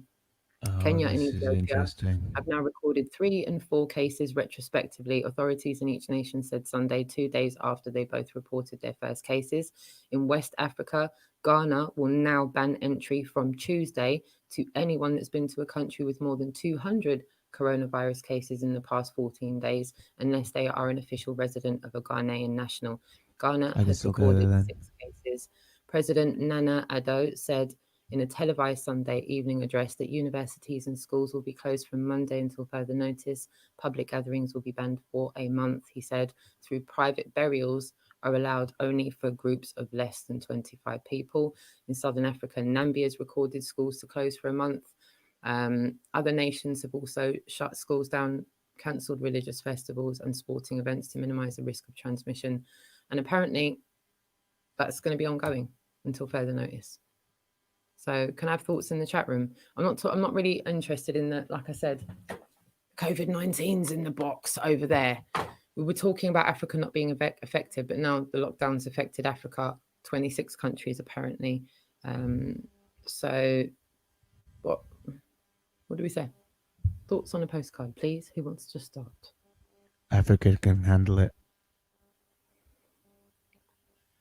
So that hot climate thing's blown out the water then, isn't it? That whole it dying off in the hot climate thing. What do we? I'm just saying for a regular person like me.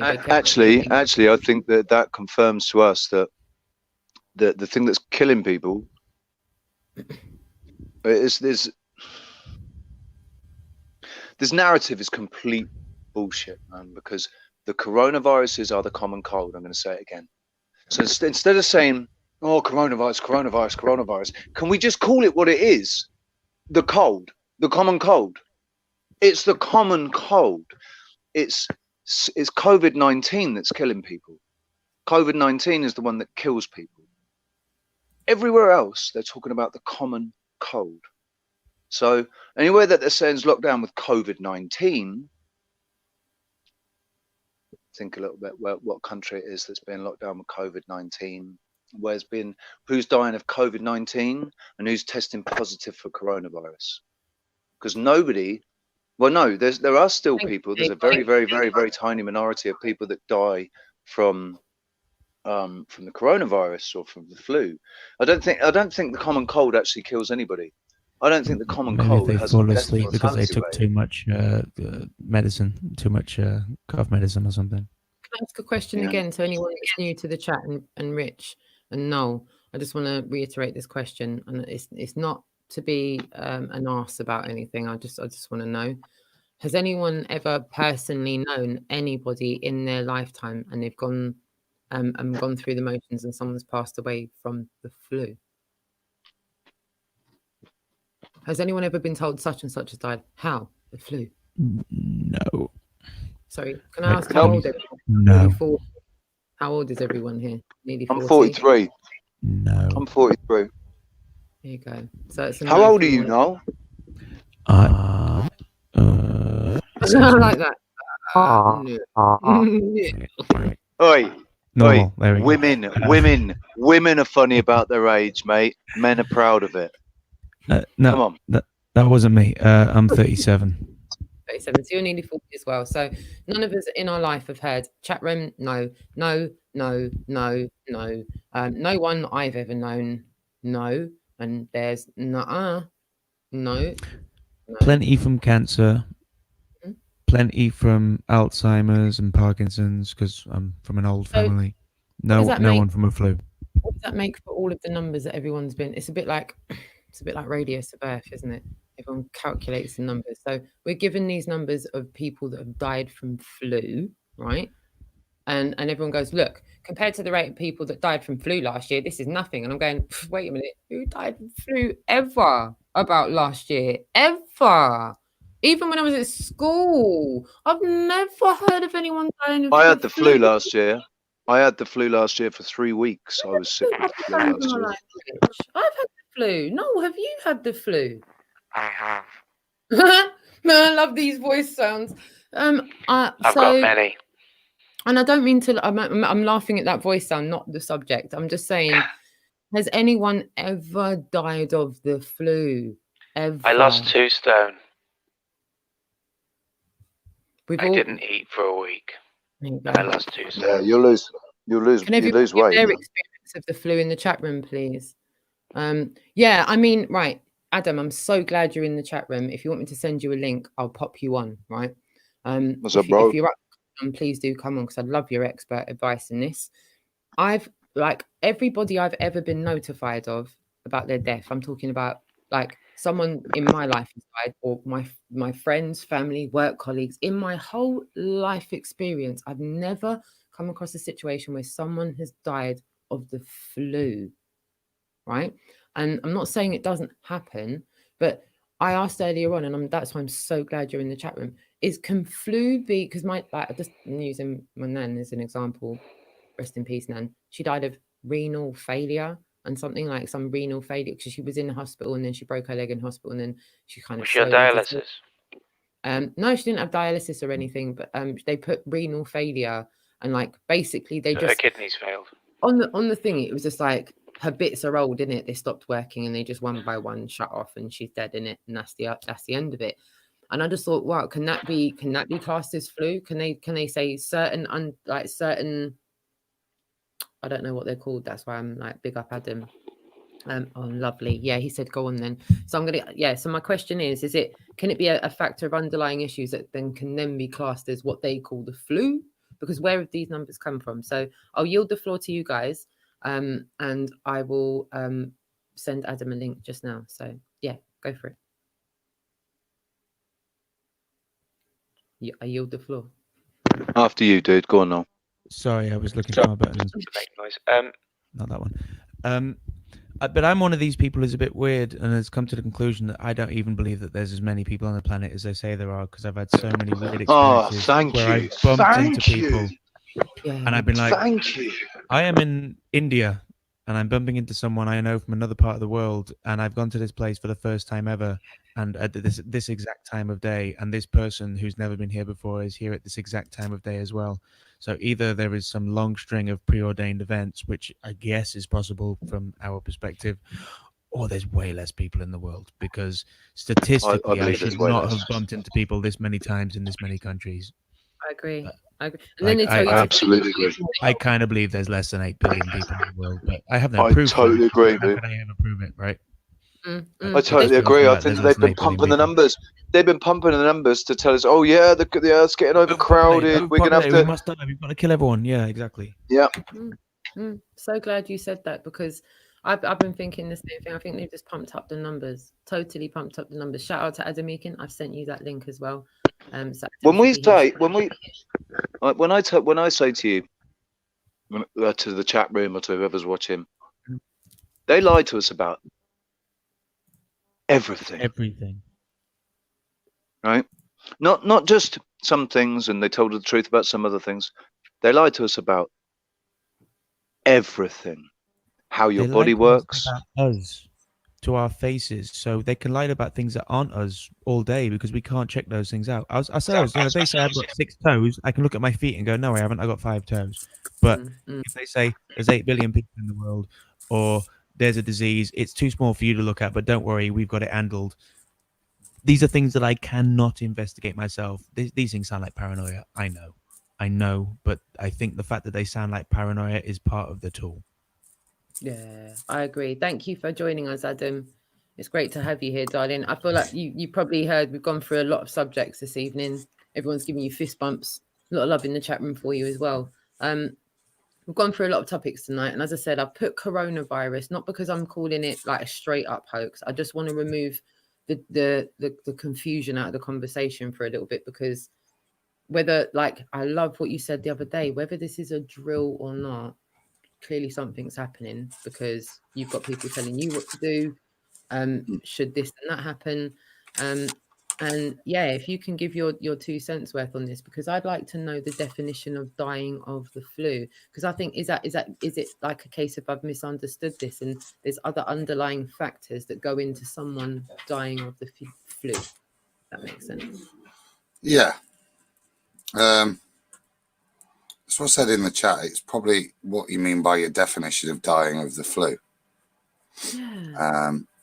Sorry, my dog's going nuts in the background. I might just need to mute while you're talking, Adam, because my dog's... Do you know what my dog's doing, actually? I'm just going to tell you. My dog's growling and barking at my floorboards like people are underneath my house or something. He's looking at me like, Mum, action going on down there. I don't know who's underneath our house, but something's going on down there. It's crazy. Go on, carry on. I'm just going to handle the dog.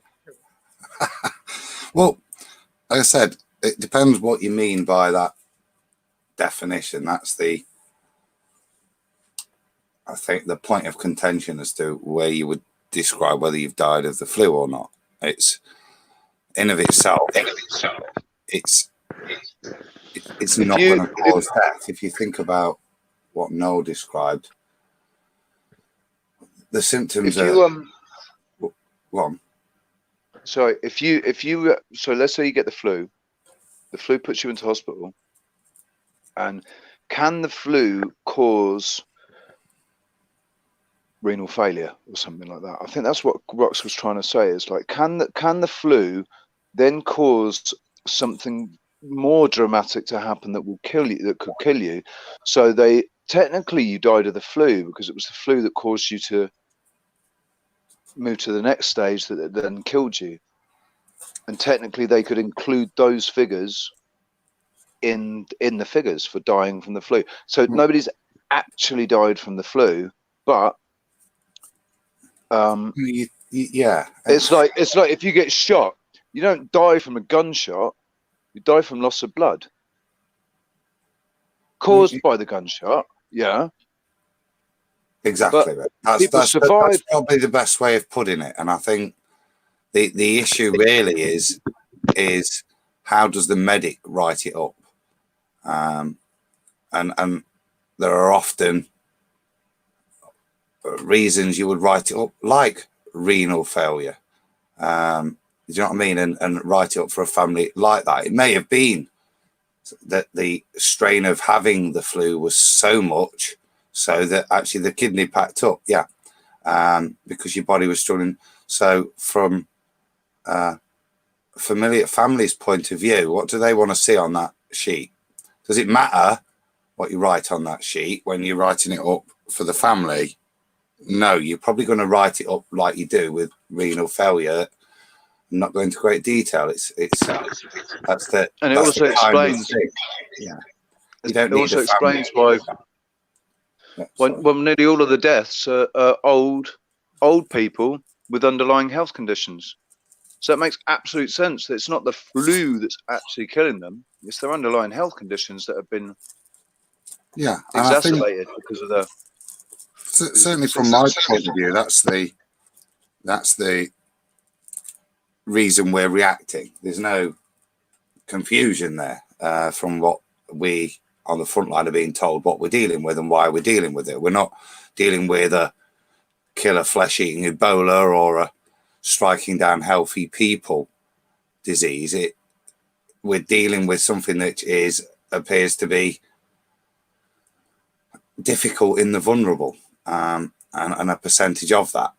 And I think the panic's extrapolated certainly from an epidemiology point of view. It's extrapolated on if it did get widespread, could they meet the needs to stop the death toll rising above what we're seeing? So what we're seeing at the moment is a death toll which nobody's worried about, because if you do get it, in most cases, there's plenty of facilities to get you into hospital and help you recover, to support you through that process. Now, I think the fear from a logistics point of view is that if we did see it become pandemic, that actually would there be the facilities to deal with it, to keep the death rate at that level? Now, the simple answer, I think, from what you're seeing is no. Certainly the NHS couldn't function and keep its standards the same. And that, Adam, I think, is why we're prepared to do what we're doing.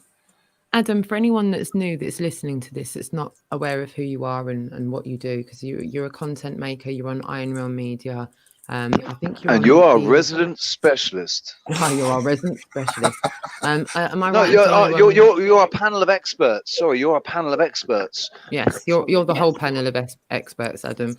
Am I right in saying that you're on Quantum Eraser as well? Yeah, I'm on Ballbusters. So yeah, and then you'll obviously see me pimping around on Nathan's, Ranty's, Arwin's, anywhere, anyone who will have me, Rox, you know that. Cool.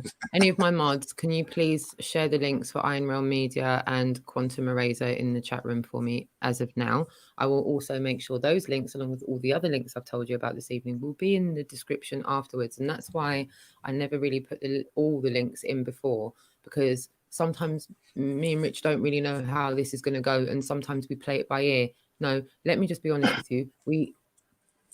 Shall we just be honest? We wing it like you do, Adam. We just do what you do on Iron Realm Media. We just come on here and we just talk our talk, and we just do what we do. Yeah. We don't need to script, because there's so much to talk about. We don't need to script what we're doing. We don't really need to prepare it. All we need to do is say, right, what's happened? Dung, dung, dung, dung. Yeah. Okay, let's go. I never really know. I don't know in its entirety, but the links will be there. But can you tell us any other links where people can find you and your crew and what you do?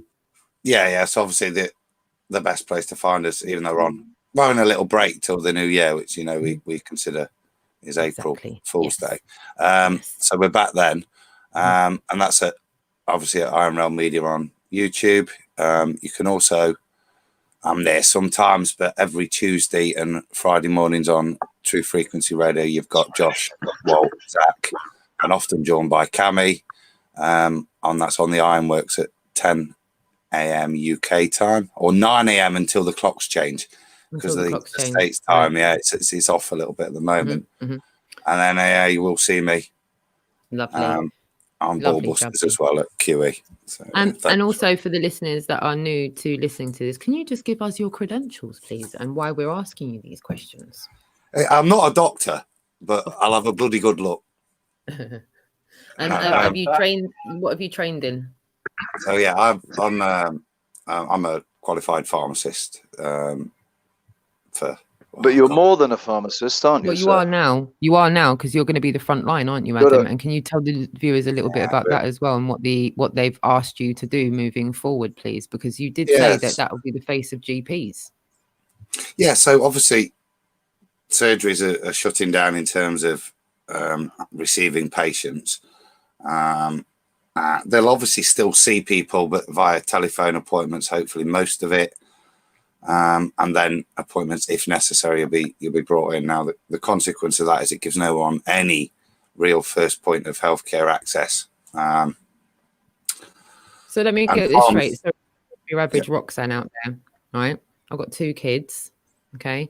If DJ gets sick and I need some kind of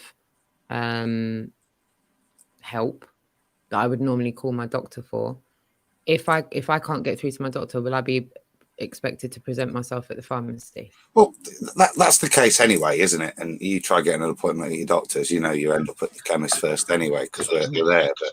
But do you know what?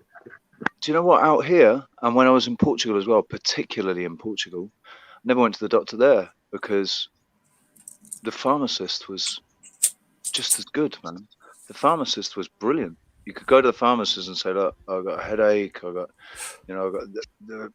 feel like I've got flu or whatever," and they'd give you the I forget what it's called over here, the medication they've got for it, but it's really good, man. It's really good. It makes you feel better. I know I shouldn't take pharmaceutical drugs, but when you get to the state where you've got the flu and you've got a fever and you have to bring that down and replace all your fluids, I know there are alternative ways to do it, more homeopathic ways to do it, but I'm terrible. I hardly take anything. I'm a fucking chemist.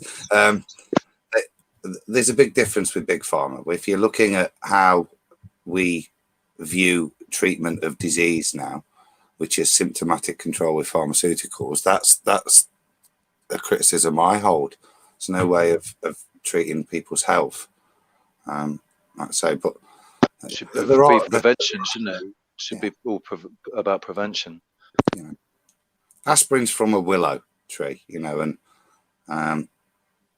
I use most of the stuff I'll use. I'll make myself, you know what I mean. But luckily, I don't have coronary heart disease.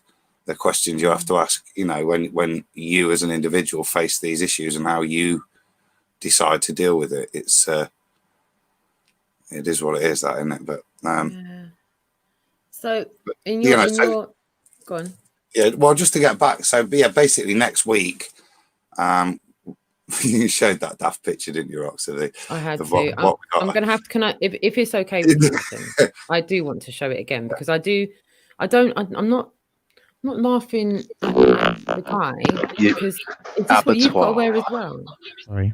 Abattoir Adam. This is the Wuhan pharmacist photo. Yeah, can you just give everyone a bit of an explanation while I refocus my camera to show everybody? So, that's all right. First of all, that hunk of a man isn't me. That's Alex, the top lad. He's one of our pharmacists in Manchester, but he received the stuff on Friday, and as you can imagine, to his shock and horror, he was a little aghast. So he dressed up, got a picture taken. He just sent it to everyone he knows, I think, pharmacist wise. But that's kind of what we're. It looks like he's working. It's like he's working in a chicken factory. Doesn't it? Yeah, peeling prawns. And, you know what I mean? It's fucking chickens. But that's this is what's being sent to us to, reassure us as we stand there, even though everybody else is on lockdown, that we'll be absolutely fine. Nothing like a good plastic bib to give you security. So, I'm not worried about going to work tomorrow. Like I said, this is. Can we regain control of our perception of this? I'm going to say it again because it feels like everybody's still stuck in this coronavirus. For my entire life, the coronavirus has been called the common cold. So if we just really refer to it as the common cold and not the coronavirus, because it's not a lie to say that it's the common cold, because that's what it's medically defined as, Well, Rich, the you common feel cold. unwell. So if we just call it the common cold, because what they've done is they've taken a new label and slapped it on it. It's not even a new label. What they've done is they've taken the common cold label off, peeled it off over the top, because they put common cold over the top of coronaviruses. So they've just removed the common cold. Now everybody's looking at the coronavirus, and it sounds like it's a new disease. Oh my God. It's the common cold. It's COVID-19 that's the problem. This evening you said that you and even if I am unwell, even if I am presenting flu symptoms, it's just flu. I'm just got a cold. I'll be all right. No need to panic. Would you, if someone, and I need to ask you this, Adam, because I need to be bipartisan. As much as I agree with my pal Rich, I need to kind of show, we need to not be as bad as the indoctrination systems that have got us in this madness in the first place. So I do want to show both sides of the coin. So if we start presenting these symptoms, and I know that you've got your job to think about here, so I know you may have to answer this a certain way, but I'm erring with Rich on this. If I start presenting flu symptoms, I'm not going to start thinking, oh my God, I've got COVID-19. I've just got a bit of flu. I'll be all right. If you present with flu symptoms, you've most likely got flu. This is first of all the significant thing, and this is where we're already seeing. If you want to put your conspiracy hat on, the apologetics already, where the media is now telling people that probably they've already had COVID-19 and didn't even know it for those healthy people. So first of all, yeah, Rich, fundamentally on a microbiological level is correct. It is the common cold. And I think if we were to be honest over the years and to do some studying and look at death rates where it could be attributed, a death could be attributed in a similar way to the way we're attributing deaths to the COVID-19 strain, then we'd probably see similar figures. And we probably see similar cyclical things. These viruses do mutate, and this is what's interesting about this one. And some of them, just as you know, one cold you get one year is slightly worse. Oh, got a cold this year. It's loads worse than last year's. Or got a cold, hardly felt it this year. So each of these things can mutate. Now, what's interesting about this one is it is, to put it in layman's terms, piss weak early on. The standard symptoms during the standard cycle of infection and that you suffer is very, very mild compared to other common colds. What's odd is at the end of the recovery period, there appears to be, let's say, this respiratory issue where you get fluid retention in the lung. And there was somebody in the comments saying, I've got coronary heart disease, COPD. Should I be worried? Well, you should be careful because, yeah, that is a risk group. And this, from my understanding, is where the risk group sits. It's where there's impaired lung function. Right. So in the early cases I read that were coming in, some from the GP analysis, they were quite cool as long as they could have respirators, and that comes to the point for anyone. And in most cases, the available oxygen content was fine. It was sitting still at 90s and even down to 80s. People are okay. But it's those vulnerable people where that can happen, and those vulnerable people that don't report, the old people that sit at home and tough it out and then they're found dead in the chair. These are the things people are worried about. But it's this novelness about it, which is what's presented to us about what's interesting. And the justification for its behavior is this delayed onset of action and its early mild symptoms is the reason that this common cold virus, this coronavirus, is what, is why it's got this attention from a medical point of view. Is it anything, like I say, if we were to look back over years and years and years and look at these death rates, is it anything more significant? Well, no, I don't think so. So that's the interesting point. But That's the point of contention for me, is the old death rates with colds throughout, not flu rates, because we always see flu rates and they've been monitored for the past 10, 20 years to justify vaccination. But what we don't monitor, and what would be interesting to see, is some state figures on actual death rates through the common cold. And I say, I don't think it would be that dissimilar when we're talking about the groups we're talking about. If anything, we're probably reducing it in this case because we've raised awareness. Now, a lot of people wouldn't go to the doctors, would have got over their common cold, you know, and have these issues in the past, and it would have just been put down to these things without the need to attribute it to a specific viral strain. I've just had a thought. This idea popped into my head. What if this was a massive play, right? So they weaponize the common cold, not by actually weaponizing right. So they've weaponized one strain of it, and they've called it COVID-19, and just so happens to have come out of Wuhan, where in 1981 it was written by blooming Dean Koontz that they create this disease from Wuhan, that was like the common cold but killed. And what if this is a play to get everybody? Not like, what if they're trying to scare the celebrities as well, and not just the celebrities, everybody, the politicians, everyone, get everyone worried about. Rich, worried about, oh, I think I've got a cold, so they go and they test and they say, oh yes, you've got coronavirus, and then what if it doesn't turn into COVID-19 until that person's been identified? Well, identifying the virus is another interesting thing that I'm not sure. They're saying they can grow cultures in 5 hours, which would probably be fine for microscopic ID. But how you then identify this substrain, I'm not satisfied. I've heard a reasonable explanation.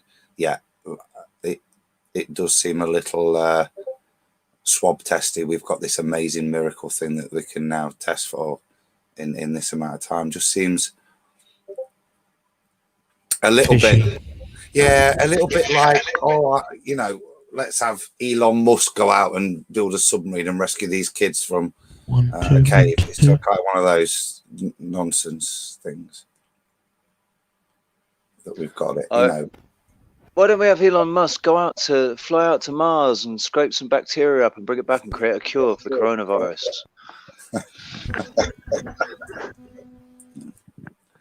I didn't know I was on mute. Yeah, fully agreed. I'm just looking at the chat room as well. I really appreciate everyone's input in the chat room. We've got 100 and... How long have you been going? No idea. What time did you start? I have no idea. Did you start at 6:30, 7 o'clock?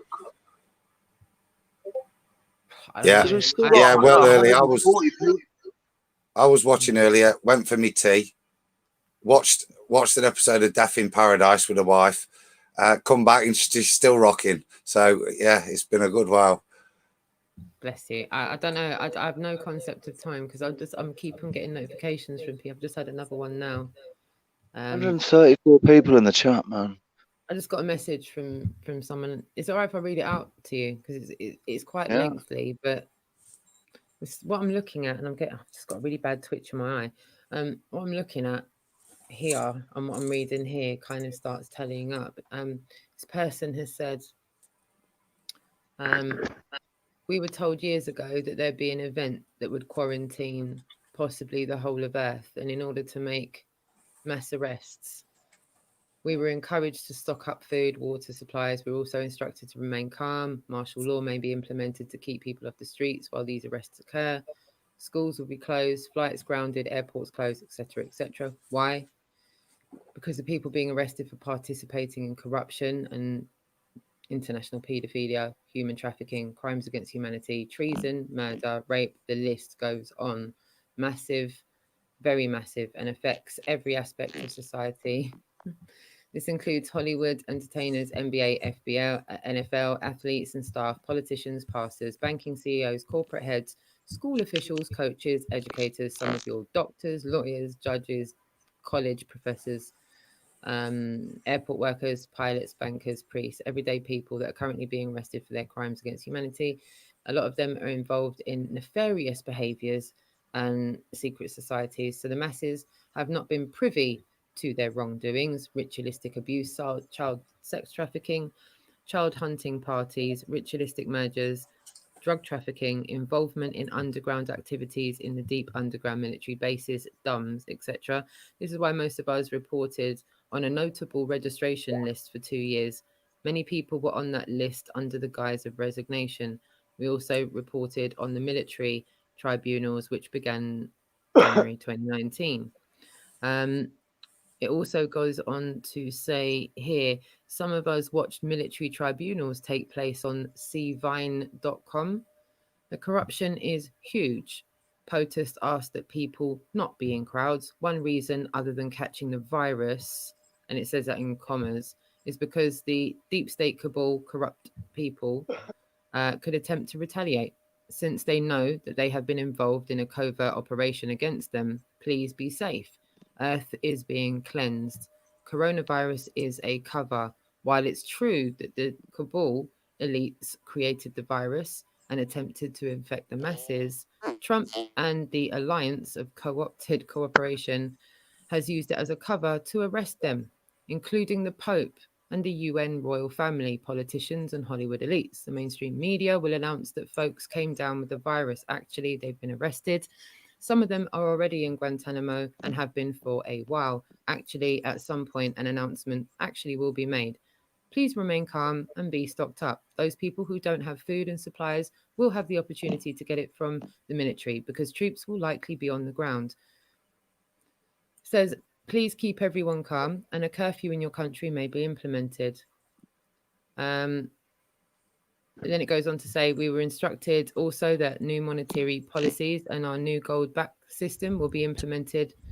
And after the global mass arrests end, otherwise these nefarious Return beings to gold would have once standard. again- Sorry? Return to gold standard.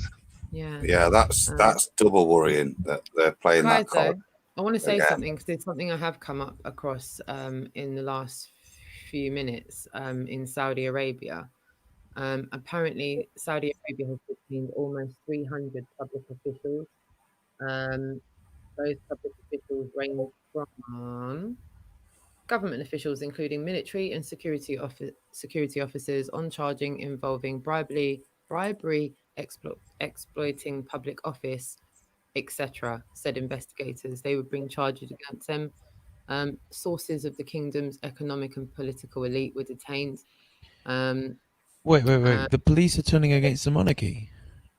Well, I have no idea what's going. I'm just telling you. I'm seeing something. So I'm just That's saying pretty here. unheard of. This yourself. Saudi Arabia has detained 298 public officials in new corruption probes. Apparently, it is arrested and will indict 298 people on crimes such as bribery, embezzlement, abuse of power, involving a total of 379 million rials, which equates to 101 million US dollars. Amongst those implicated are 8 defense military officers suspected of bribery. 2 judges were also detained for receiving bribes, and the list goes on. So yeah, go ahead and dig and go and look at that. But that seems to be ongoing currently as well. And I'll give you updates on that when I hear it. But that's Saudi Arabia. Do you know about Catalonia? Do you know about Catalonia in Spain? Talk to us. Catalonia has been closed off from the rest of Spain. Since when? Since midnight. Really? Really? I mean, they've wanted to be for a long time separate, but this is right. That March 13th. This was okay. This was on Friday, man. This was Friday, March 13th. Nearly 9 o'clock at night, and Spanish authorities have implemented a curfew across Catalonia. Spain declares a state of emergency to the coronavirus.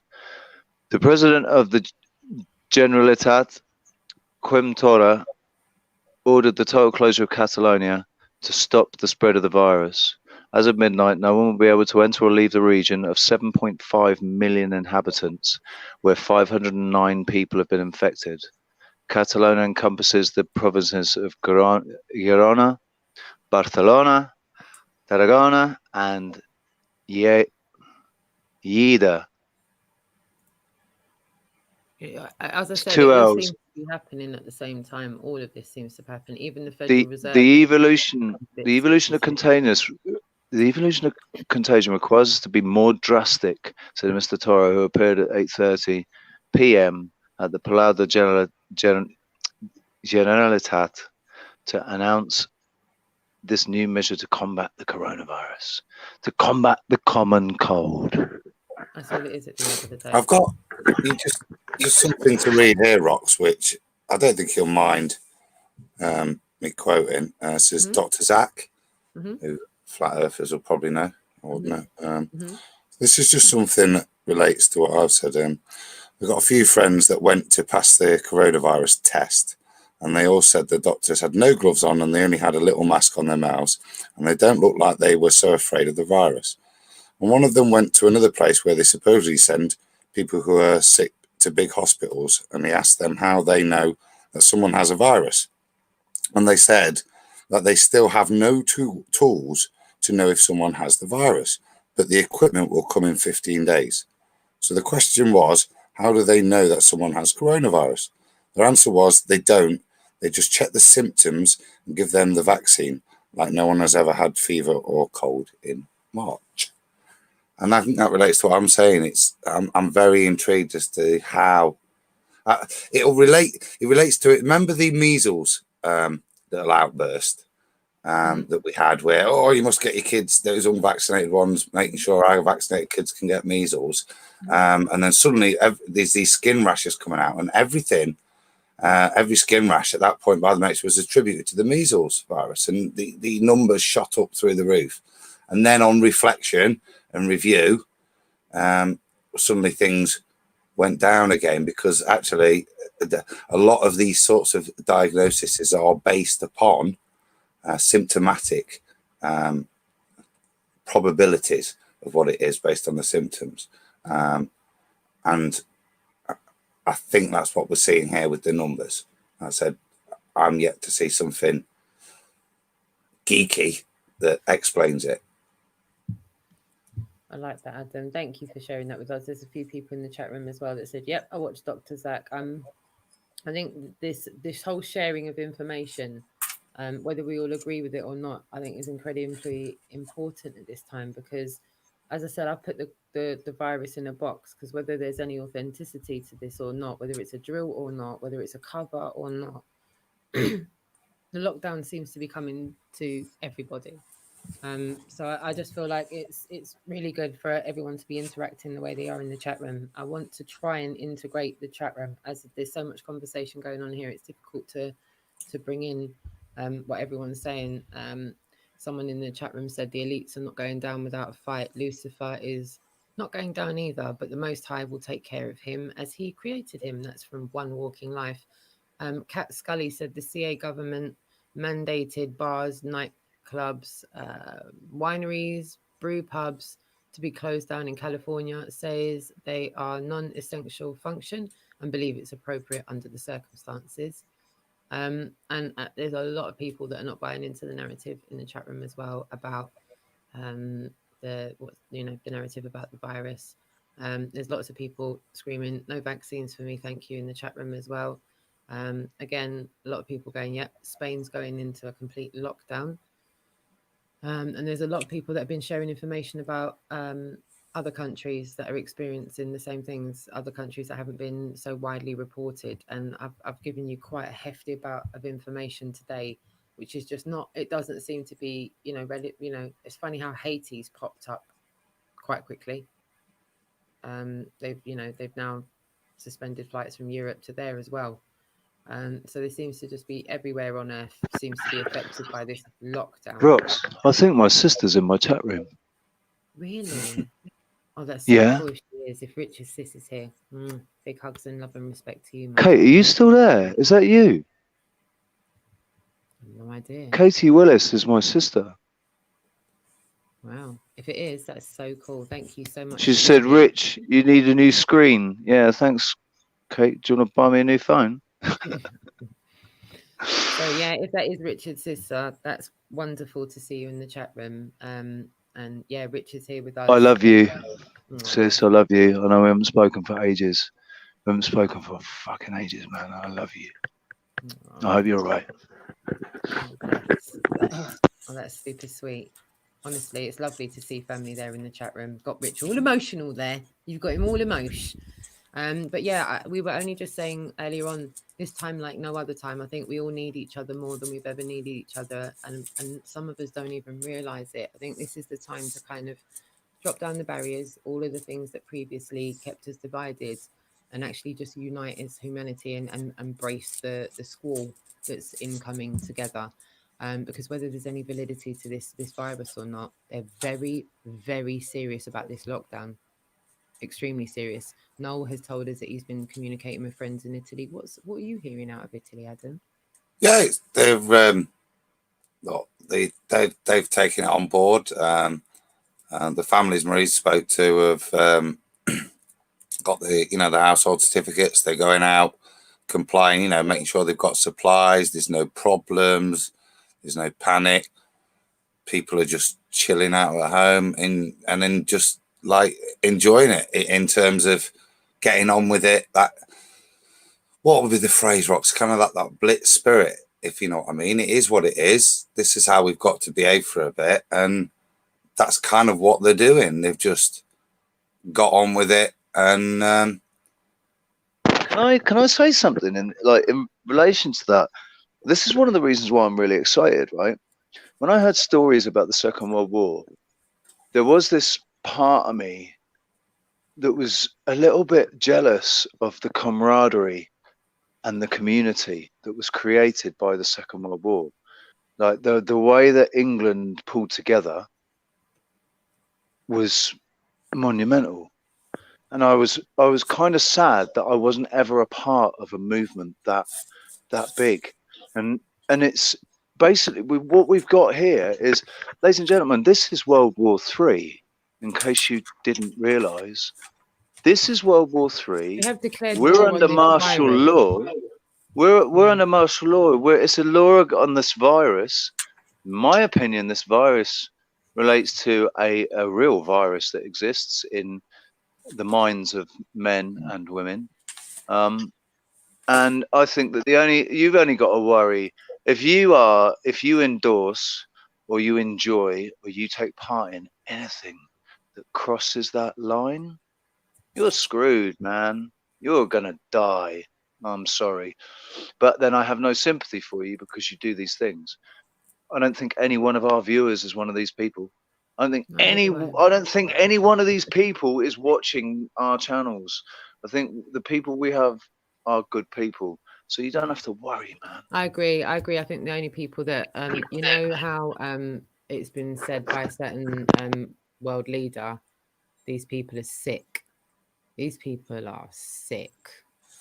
These people are sick. I've been seeing one individual. He made a point. He made a point of it, didn't he? Mm-hmm. He made an actual point of it. These people are sick.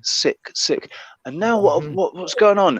Oh, we're tackling a sickness, but it's just been presented to you guys in a way that's a little bit more palatable than there are people that do things with children that wouldn't just turn your stomach, turn your mind inside out. Something's just come to mind here, Rich. I just want to clarify something.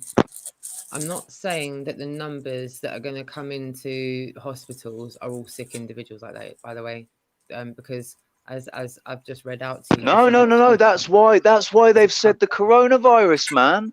That's why they've linked it to the coronavirus, because we all get sick. We all get sick with yeah. Sorry. Is it called influenza? Am I right there? Well, no, the flu is called the flu is called influenza. Yeah, but when they register it on the death certificate. I know that you're just a chemist, and I don't mean just a chemist, Adam. You did say you're not a doctor, but what goes on a death certificate if someone dies of the flu? because this is what's getting me. I don't know anyone in my life that's ever died from the flu. This is what you were sorting Kenny out, and we were talking about this, weren't we, Adam? Yeah. So I missed that. So what goes on the death certificate? What is the official narrative for when someone dies of flu? Is it fluid on the lungs, and then they say it's what do they say?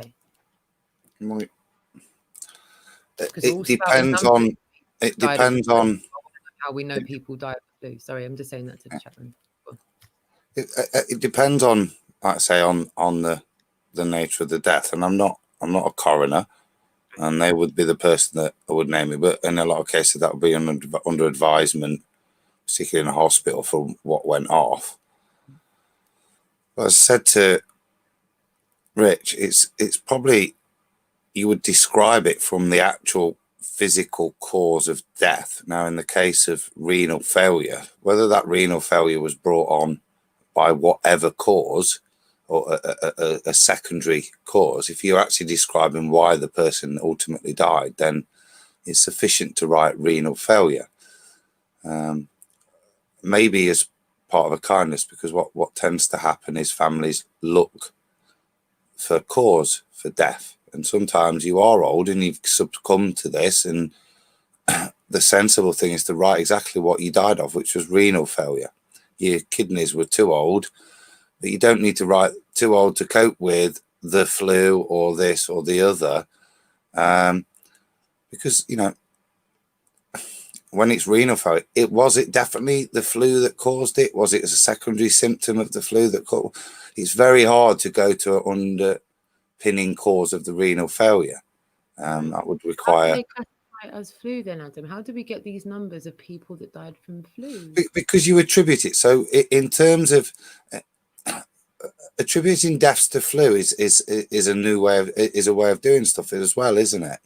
So it's important when that you're gathering health information. When I talked about the measles, medics are very primed to record how they've been given a protocol to do so. So when we're looking at flu rates, that's an important thing. So if we're now looking at the death of old people in nursing homes, 30 years ago, we might have put X, Y, Z. Now we might write flu. In a lot of cases, it's epidemiological data gathering and differences in medics as well as how it will be described. And does that make? I mean, I've seen things in the chat room like pneumonia is the secondary condition that can be a result from flu, and flu can normally just fluid on the lungs, and there's a lot of, you know, many reasons. There's all sorts of things. Yeah, there's all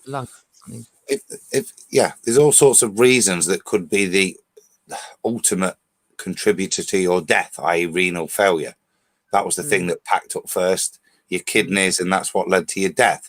Your body was under severe strain. Your liver might have gone the next day, you know what I mean, if you'd have made it, because you're under severe strain, because you are fighting the infection, you are running a high temperature to try and combat that and get rid of the infection, you know what I mean, and that's putting everything else under more strain and making it work less efficiently. And if those systems are already impeded, then there's the chance that that can lead to mortality. Fatal. No, I appreciate you saying that, because I myself was a little bit confused as to how we get those numbers of people that died of flu, because I don't personally know anyone that's died of the flu, and that's what alarmed me. I thought, I don't understand. I clearly don't understand this enough then, because how did we come up with those numbers? If I'm talking to 100 people and 100 people go, yeah, in my lifetime, never known anyone to have died of influenza or flu. In your lifetime, how does that get presented to someone? So does someone get told someone died of new? Yeah, so again, I know I sound like a bit of a dumbass saying this, but again, I'm still trying to work it out. Flu season, you know, as a pharmacist, it's the time you say goodbye to people. Whether that's, you know, people hanging on from terminal illness to make sure they get to Christmas and then they can die, they'll let themselves die, or actually them succumbing to, in a lot of cases, flu type illnesses, infections that cause, you know, those types of symptoms. Now, I'm not an exponent of vaccination, but what I did get involved in was a response unit for care homes, so that at the first onset of flu symptoms in care homes, and you can imagine what happens there, you've got, 30, 40 people, all 70 plus, all requiring care. That's why they're there. They're not well. That used to be a big killer. So one person might get it and 2 or 3 more would go down with it, and you'd see subsequent deaths from that. What we did was, I said I wouldn't get involved in any vaccination program because fundamentally, I'm not an issue with vaccinating per se, but I do have an issue with blind dipping on a random thing that you might not get. It might be the strain, it might not be. There's no real reason for that. So what we got into was, at the first signs and first confirmation, was to just go straight out and mass prescribe retrovirals. So things that are used like against AIDS and stuff like that, that's where they were first developed. But some of the Tamiflu things you might hear about, so some of the things that are not Tamiflu, I forgot the bloody name, but one of them, ritonavir is a drug, but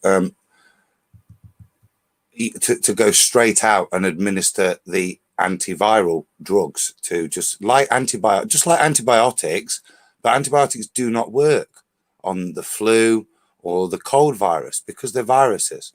Okay, so antibiotics work on bacteria. So these are kind of like antibiotics for viruses. And instead of waiting, for them to get it, is just to put them on a week's course straight away. So if they do get it, the antiviral is in the system to wipe it out. And that we've seen a massive drop in death rate over this flu period. Now, that to me is where we've seen the impact, not the mass inoculation of people, which they did for 10, 15 years and didn't have that big an impact.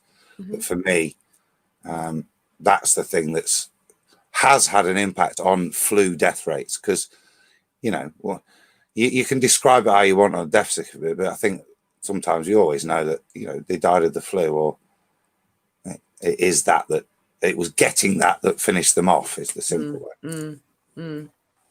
No, and can you do me a favor, guys, and have a look at the screen and look at the question that's on the screen just now? Why? How come they've suddenly got a test for corona now? What's all that about? Yeah.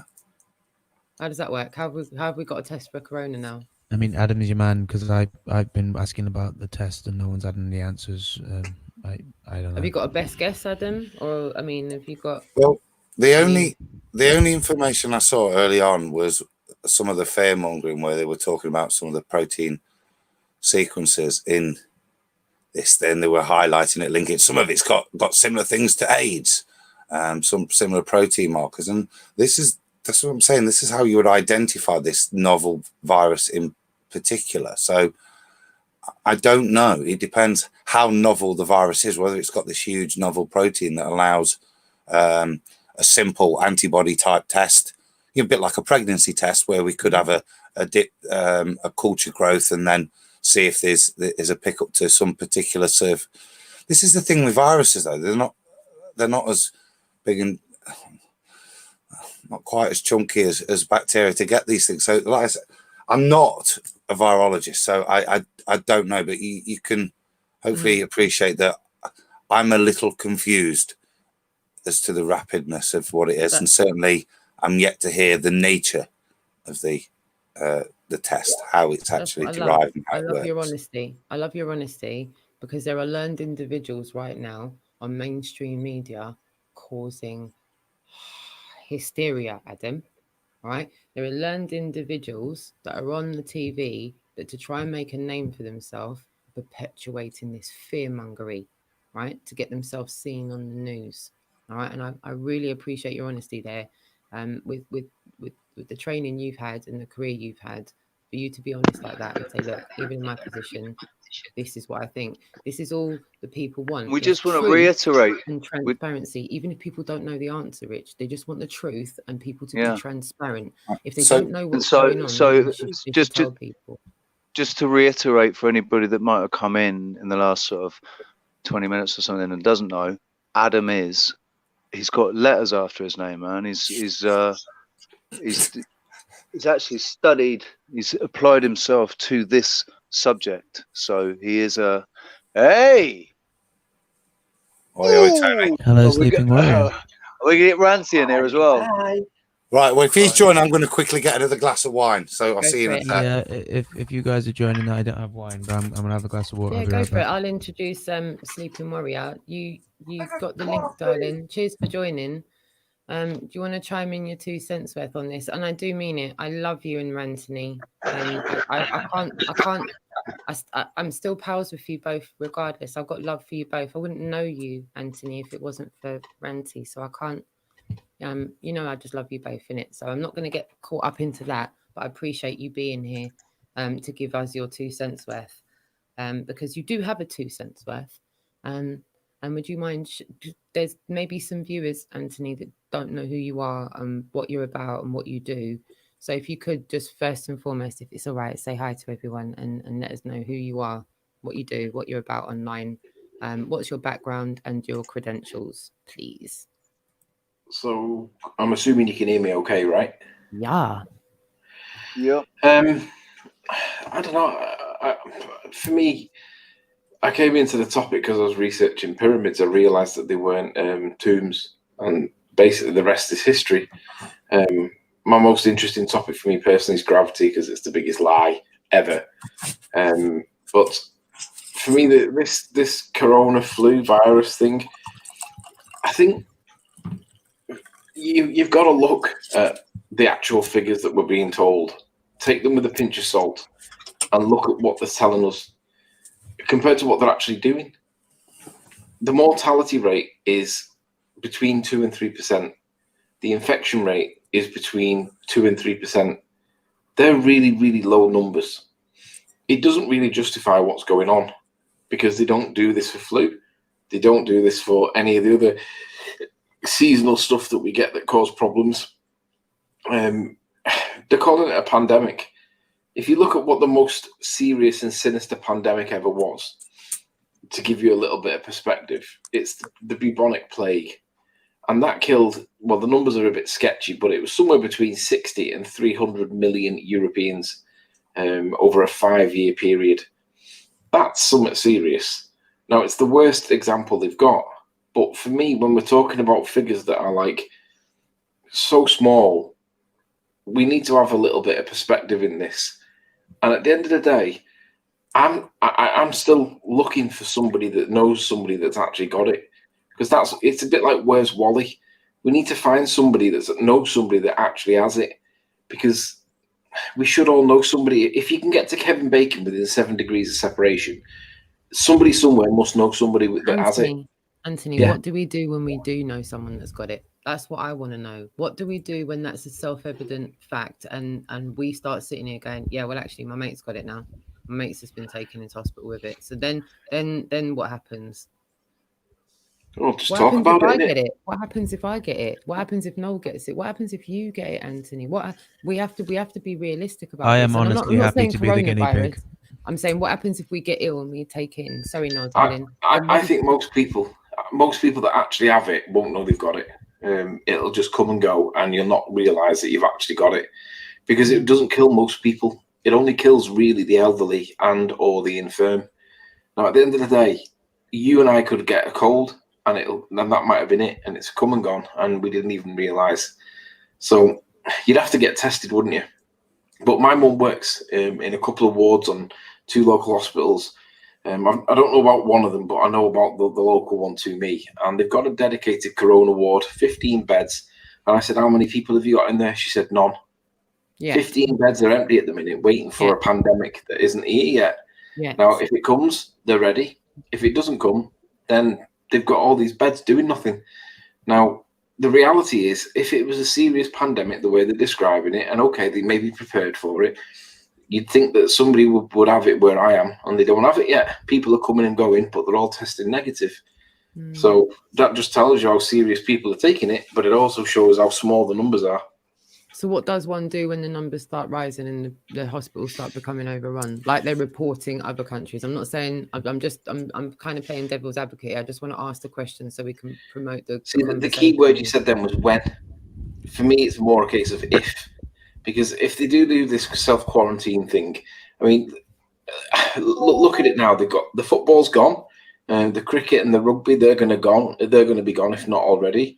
They're going to cancel the Formula One. They're going to cancel all these mass meetings, right? But it looks like some of the schools are making the decision themselves, and the government are saying you're not shutting the schools, which seems to be contradictory to the advice that they're giving generally. Now, at the end of the day, if it really was this serious, they would have shut everything down, and it would have been done weeks ago. Now, I don't really know what's going on, but I accept that hawky-pawky is going on. Something else is obviously going on. Now, at the end of the day, you've all got to make your own mind up. Yeah, it's not necessarily a bad thing to be a little bit more cautious with washing your hands and whatnot. It's never really a bad thing, as long as you don't go OTT and wash all the oil off your skin, because that's obviously no good. But anyway, yeah, get some food in if you need to, if you feel as though you should do. If you're further away from the shops and is absolutely necessary, buy more food in, because it'll save you doing more trips and whatnot. But I mean, there's no need to panic over this, but we don't know what the government's motive is. They obviously want something. We don't know what it is. We're all guessing. Could it be this? Could it be that? Could it be the other? Until they get what they want, then we're all going to be feeling the effects of it. And it could be days, it could be weeks, could be months. But overall, Roxanne said before, some people think this is going to be gone by next week. I'm in that camp. I think this is going to be gone by, maybe not this week, but the week after. And the reason why I say that is because they're not going to have the deaths to justify carrying this on for much longer, unless they do something in addition, because they've got to create something to justify what they're doing. Now, whatever that something is, we can all guess. But at the minute, the deaths are not justifying what they're doing. I'm just going to ask the chat room as well while you're saying this. Press 1 if you think this is all going to be over in a couple of weeks, and press 2 if you don't. Well, I'm not saying it's going to be over in the next couple of weeks. What I'm saying is they're not going to have enough deaths to justify carrying this on for much longer. So they're going to have to ramp it up somehow, because they're going to have to create some drama. Because at the minute, there's just not enough deaths. Now, I'm not being like crazy when I say that, but how many professionals are going to be looking at these statistics and saying, "Hang on a sec, these numbers are extremely low. What's going on?" Now they're already saying it. People are saying this is not going down the way that it should be based on these numbers, but it's going to keep going. People are going to notice it and go, "This is not high enough." So it's going to be interesting. Even though Roxanne says this is going to be on for months, maybe it is, but they're going to need to do something to ramp it up, because at the minute the deaths aren't there. So how can it go on for months? The public are not going to accept it if there's not the deaths to support it or justify it. So it's going to be interesting to see how it pans out. But yeah, there's definitely hokey-pokey going on. No one needs to panic about it. Just the only thing I would say is be careful about passing this on to your parents or your grandparents, because they're the ones that are risky to suffer from these kind of things. Flu, colds, whatever, bugs, generally winter, whatever you want to call these things. So just be conscious of like going to your mum and dad's or your grandparents or whatever, because they are the ones that are likely to receive the risk and receive the bugs and receive this, that, and the other, and you're probably carrying it and not even realizing it. So I would say be careful, think about them, but otherwise just live your normal life, because at the moment, whatever's going on, they're going to have to create some serious lies to carry this on for more than a week or two, because people are not going to buy it. I'll tell you what, I'm not buying, Rox. Yeah. Can I share screen with you? Yeah. While you're sharing, I just saw that my pal here, Noel, he wanted to say something. So if it's all right with you guys, I want to let him say what he wanted to say. Go on, darling. It's been very quiet. He's been trying to speak. He hasn't got a word in edgeways, bless him. I listen a lot. And I was agreeing with everything that Steve Moria was saying, but I mean, I'm assuming there's a little bit of leeway as to how many deaths they can manufacture without actually having to prove any bodies. And I know that's a little bit conspiratorial, but let's bear in mind that we haven't been given any names of any infected at any point from any country except for one guy on it. There was a guy on one of the 5G equipped ferries who turned out to be a Freemason. So I don't know how comfortable I feel about that information. But I mean, if they want to manufacture fear, they seem very capable of doing it. I mean, so far they've turned a common cold into a global shutdown. Yeah. They don't have to do a great deal more to manufacture a complete panic. No. They need the deaths. That's the bottom line. They need to have these deaths. If they don't have them, they're going to have to make it up. But at the end of the day, if you can get to Kev Bacon in 7 degrees of separation, right, we're all going to have to know somebody at some point. And if that doesn't really happen, or you just get stories and it's not persuasive because nobody really knows, because there's always fantasists out there that'll claim stuff, right, because they want to be in the newspapers. Unless there's loads of people that are getting it and loads of people know somebody that, and it's becoming a reliable source of information that it is actually out there, you've got to take it with a pinch of salt, really. You trust it. I mean, I'm looking at the official figures that we're told, right? Now, they're always inaccurate to some degree, and some countries are just totally unreliable altogether. But I'm looking at the total amount of deaths. The country with the highest amount of deaths at the minute is China, and they've had 3,199 deaths in total. But they've had 80,000 cases in total overall. So if you do the maths on that to see what the mortality rate is, let me just get back to the screen here. So they've had, what is it, 3199, divide that by so yeah, Adam was sharing his screen as well. So I'm just going to share that as well. It's 4%. So China, the epicenter of all this, it's only a 4% mortality based on the figures that they're told. And I'm only saying take these figures with a pinch of salt, but it's 4%. Now, statistically speaking, that's not a significant number, because anything below 5 is considered, well, you can't prove that it's not down to chance. That's the number that they look for. Anything above 5, and I don't mean 5.1. I mean, you've got to get significantly above 5. Like, you need to get to 6, really. But you've got to get above 5. And if you can't get above 5, they say, well, that's really down to chance. Now, that's important, that number, because even China, the epicenter, they've not got over 5. So is it significant, really? Okay, there are people dying, and are they really dying from the corona flu? Maybe, maybe not. I just think that we need to have a little bit of proportionality, because it's nowhere near the seriousness that they're telling us. Anyway, I'm done. No worries, darling. Thank you. I really appreciate you sharing your thoughts with us. Adam, I've got something on my screen right now that I'm showing everybody in the chat room. Can you explain to us a little bit about what you're showing us here? Well, it was been a few days since I'd researched anything to see testing wise, and I've seen this has come up 14, so Friday. And what if you read about it is interesting. If you've got such a thing, it'd be very interesting to state what you've got. But it's saying here, look, they've developed an in-house coronavirus screening, so you can do up to 1,000 people a day.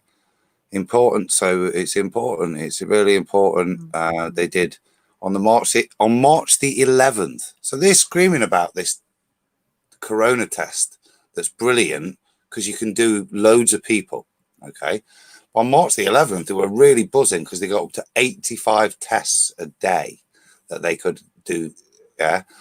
And now they're thinking they can do it quickly up to 1,000 in this lab. So I'm not sure what these tests that are being applied are elsewhere. Now, the only other thing that I quickly looked at was with regards to MERS and COV, and these are really complex tests they're doing. Look, it says here, look, but there's the serology tests and molecular tests, and I assume that what's got to go off here is molecular testing, because we're looking for active infection, not signs of previous. And we're trying to take live serum, basically, culture it, etc. And it says here, look, molecular tests are used to diagnose active infection in people who are thought to be infected with this MERS-CoV based on their clinical symptoms. So what they actually do, look, is real-time reverse transcriptase polymerase chain reaction assays, a molecular test that can be used to detect viral RNA in clinical samples, which I ain't got a freaking clue. And it was complicated because reverse transcriptase is a really odd thing in terms of its sequencing. It's how we sequence DNA. So it's odd that they do it with these viruses to then identify. But basically what they say is they have to kind of genetically engineer the gene sequence that they take from the virus, use other stuff to, i.e. reverse transcriptase, to function a DNA sequence from it, and then they analyze that for the confirmation of the particular virus you're looking for. Now that would therefore be, to me, be a similar thing that these guys are having to do. And so I'm very, like I say, it's just to back up what I said, I'm very confused as to what these tests are. Can I mention something here, Adam? I'm just looking at a comment that I had from Z Proxy about 11 hours ago. And Z Proxy said, the story now is the virus is airborne and infects after 3 hours, yet, and he says yet, where are the real world names and profiles of the fatalities? That's what I'd like to ask. So where are the real world names and profiles of the fatalities? Answers on a postcard, everyone, whenever you're ready. I said, Dee Dee posted that she knew someone that was close.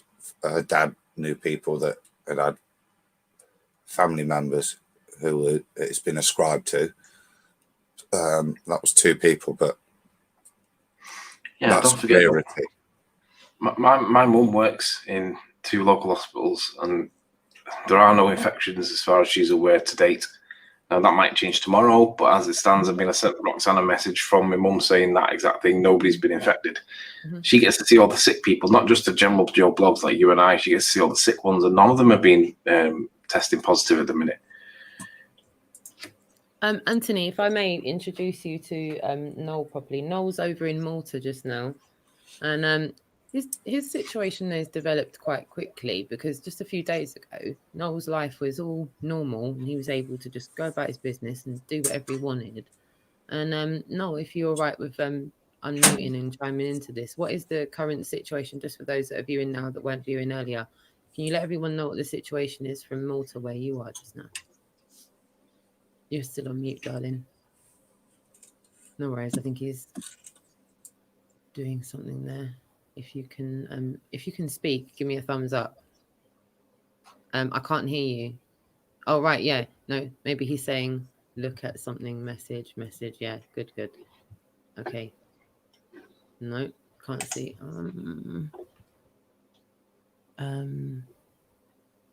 Okay. Hold on. Oh. Good. Okay, good. Can you hear me? Yeah. Yes, I can now. Yeah, sorry. No, you'd switched to my my tablet while I was reading the messages. Cool. Sorry, you asked me about what's happened in Malta. Yeah. So I don't know when we had our first case, but it was within the last week, and it didn't really amplify too quickly. I mean, we were up to 9 cases a couple of days ago. I think we're up to about 20 now. No one has died. There's been nothing serious, but Malta from 9 cases went into panic mode. Not the people, the government. The people were like, yeah, this is ridiculous. Everyone was mocking it. And then 2 days ago, they closed the schools.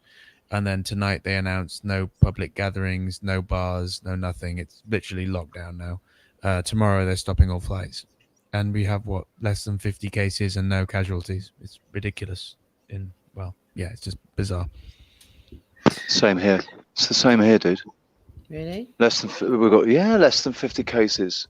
No, I don't think there's been any casualties on Tenerife. Apparently, allegedly, La Gomera has had 3 deaths, but I think that was an exaggeration, and they've just had 3 cases of people, testing positive. I don't think there have been any deaths on the Canary Islands at all. Minimal cases. I've just come up with a mad conspiracy, Rox. Go on. Because the only justification for what we've got right now is that suddenly society has started to give a shit about the elderly. Yeah, because this is all the only at-risk group. Unless, of course, this virus is particularly susceptible to reptilian lungs.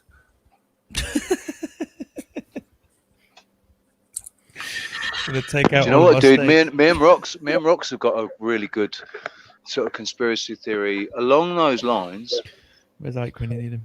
What if they infected some adrenochrome? What if the adrenochrome was infected? What if the adrenochrome was carrying COVID-19? I heard this. What if adrenochrome was carrying COVID-19?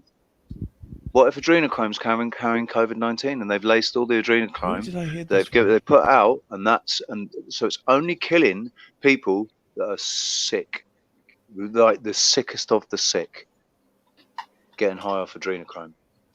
I'm loving that Noel's heard it somewhere as well. I've heard this somewhere as well, but I just laughed and thought it was a joke and bypassed it. But yeah, I think I heard this yesterday. It would. Do you know what? It would explain why there's so many celebrities infected. Do you know what? It would, and it would really explain all the border closures and life just shutting down, because once they clock they've all been poisoned, but it's about retaliation. That would mean that they would be fighting for their lives then, wouldn't they? Because they're sick. It's almost like a play on words, and if it does play out like that, then but I like your ethos on that, Adam. And there aren't many scenarios where I would be giggling, but that is one where I would be giggling. Well, because then it would only affect the sick people, right? As in the sick people. It's like sickos, like real. Yeah, well, they've been making sure there's been plenty of dirty heroin on the streets, fucking up our societies for years. So it'd be quite an ironic return. It'd be beautiful, wouldn't it? What would one do real if the sweet truth and irony. transparency came out about that? How would I everyone heard react something to today that? about them infecting meth, and you could get your meth checked at certain places, and I also kind of wrote that off as nonsense, but I can't remember where I heard it. No, that's commonplace. Well, there'll often be, like I said, with heroin and other reports that there's some overly laced with ketamine, or all sorts of full reports of people. Because they're not going to not use it, so they just adjust the dose based on the information. That's quite a common thing to try and get that. If there have been fatalities in the drug using community, to try and make sure you get that information of dirty shit out there, that they're aware of it, because it's about stopping people dying, isn't it? So I did hear an interesting football perspective. I heard that Alex Ferguson was in the VAR room, and he couldn't get enough decisions going his way. So he started the infection himself just to stop Liverpool from winning league. Killing you, Tony. I heard that. That was what my mate Mike said last night. He told me exactly that last night. Yeah. It's just because they're only like, what is it, 29 points or something, or 23 points from in the league. I've heard it's. He's from Liverpool, mate. He's a Scouser, so. I've heard it's Liverpool 18, COVID 19. If it's all right with you guys, I just want to give a massive shout out to everybody in the chat room, because they have been putting some awesome comments. So I'm going to say, is there still like 130 plus in there? Yeah. I'm in my chat room now. My chat room still has 11 people. Well, hang on. It had 11 people in it. I've just stepped out of there. Sorry. But yeah, I've still got 11 people in there, man. That's cool. Aww. Awesome. You know what? I'm loving the fact that we're both live streaming at the same time. I think it's a good look. Billy Boy, shout out to you. TYY. Oh my God. What the fuck? Barbecue. 13 people. Lovely to see you. You guys can still hear me. Who? Yeah, man. I've just realised that my microphone was on the wrong microphone for some reason. No worries. You sound like you're talking into the right side of it now. Yeah, you sound like you're talking into the right side of it now. It was the webcam microphone. That's the other. Yeah, it's just the first time I've used this thing, and I just realised it was the wrong one. Aw. Ricardo Montevallo. I feel like I'm not going to get this shout out, and I'm like, well, anyway, Ricardo. Sorry, I didn't mean it like that, guys. I just know that I'm going to lose my train with this, and then the chat room's going to jump. And it's just done it again. Sorry, guys. Flatball, Dagon Morningstar, True Seeker, Billy Boy, Doc Michael, Stuart Melville, Vertec. Lovely to see you in the chat room, guys. Faith, lovely to see you too. Cyrus Carter, great to see you in the chat room. Ian Adams, Billy Boy, TY. Oh, Sonny's in the chat room as well. Lovely. Sonny's back in again. Oh, cool. Nice one, Sonny. Lovely to see you in the chat room as well. Flat Phrase in the chat room. Raymond B, Colin Turner, Ninja Man, Gonna Do, Peace Loving Criminal, Alfie Patching, Reverend Hull, Jane of Torquay still in there, Disarrayed, Pat Riot, Joey Rocha. Lovely to see you all. Going up the list, I don't want to miss anyone out. Gary John Heather. He said, any professional doctor or nurse here Have you come across anyone showing signs? So yeah, on a playback or anything, pop comments in the comment section. Alfie patching as well. Who else? Gary Rich. Sleeping Warriors in the chat room as well. And I'm just going to scroll back down because I've lost my place on the chat. That's great. That's brilliant. Zenith as well. Ton Lit, Jesse, and anyone else I've met. Peter Amoroso. And I'll get back into the chat room again and try and find where I was. But thank you all so much for being here. I've just looked at the time and thought, yeah, it's something to 1 a.m. Good girl, Rox. I don't know. Have I? 2 a.m. here. We're a good laugh, aren't we? I thought, come on for a quick hour. 4.5 hours later. I'm so glad that I like woke up. And do you know what? Have you noticed how different I am now? Yeah, we seem to have perked up. I think everyone back to normal. Well. Yeah, I feel like we've got you back to normal.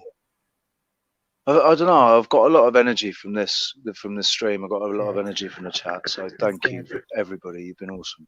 And to those people that have donated to my PayPal as well, Zenith, Patriot, sorry, and Ricardo. Thank you, man. Lovely.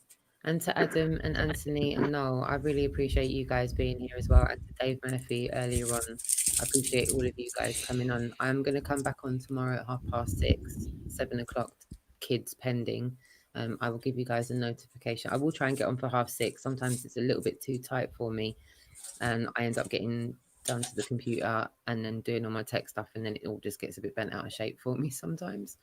But yeah, I will endeavour to be on at 6:30. If for some reason there is a reason for me to come on before then, you will see me. Both of our channels will be streaming live. Really woke. I'm on lockdown, babies. I'm gonna.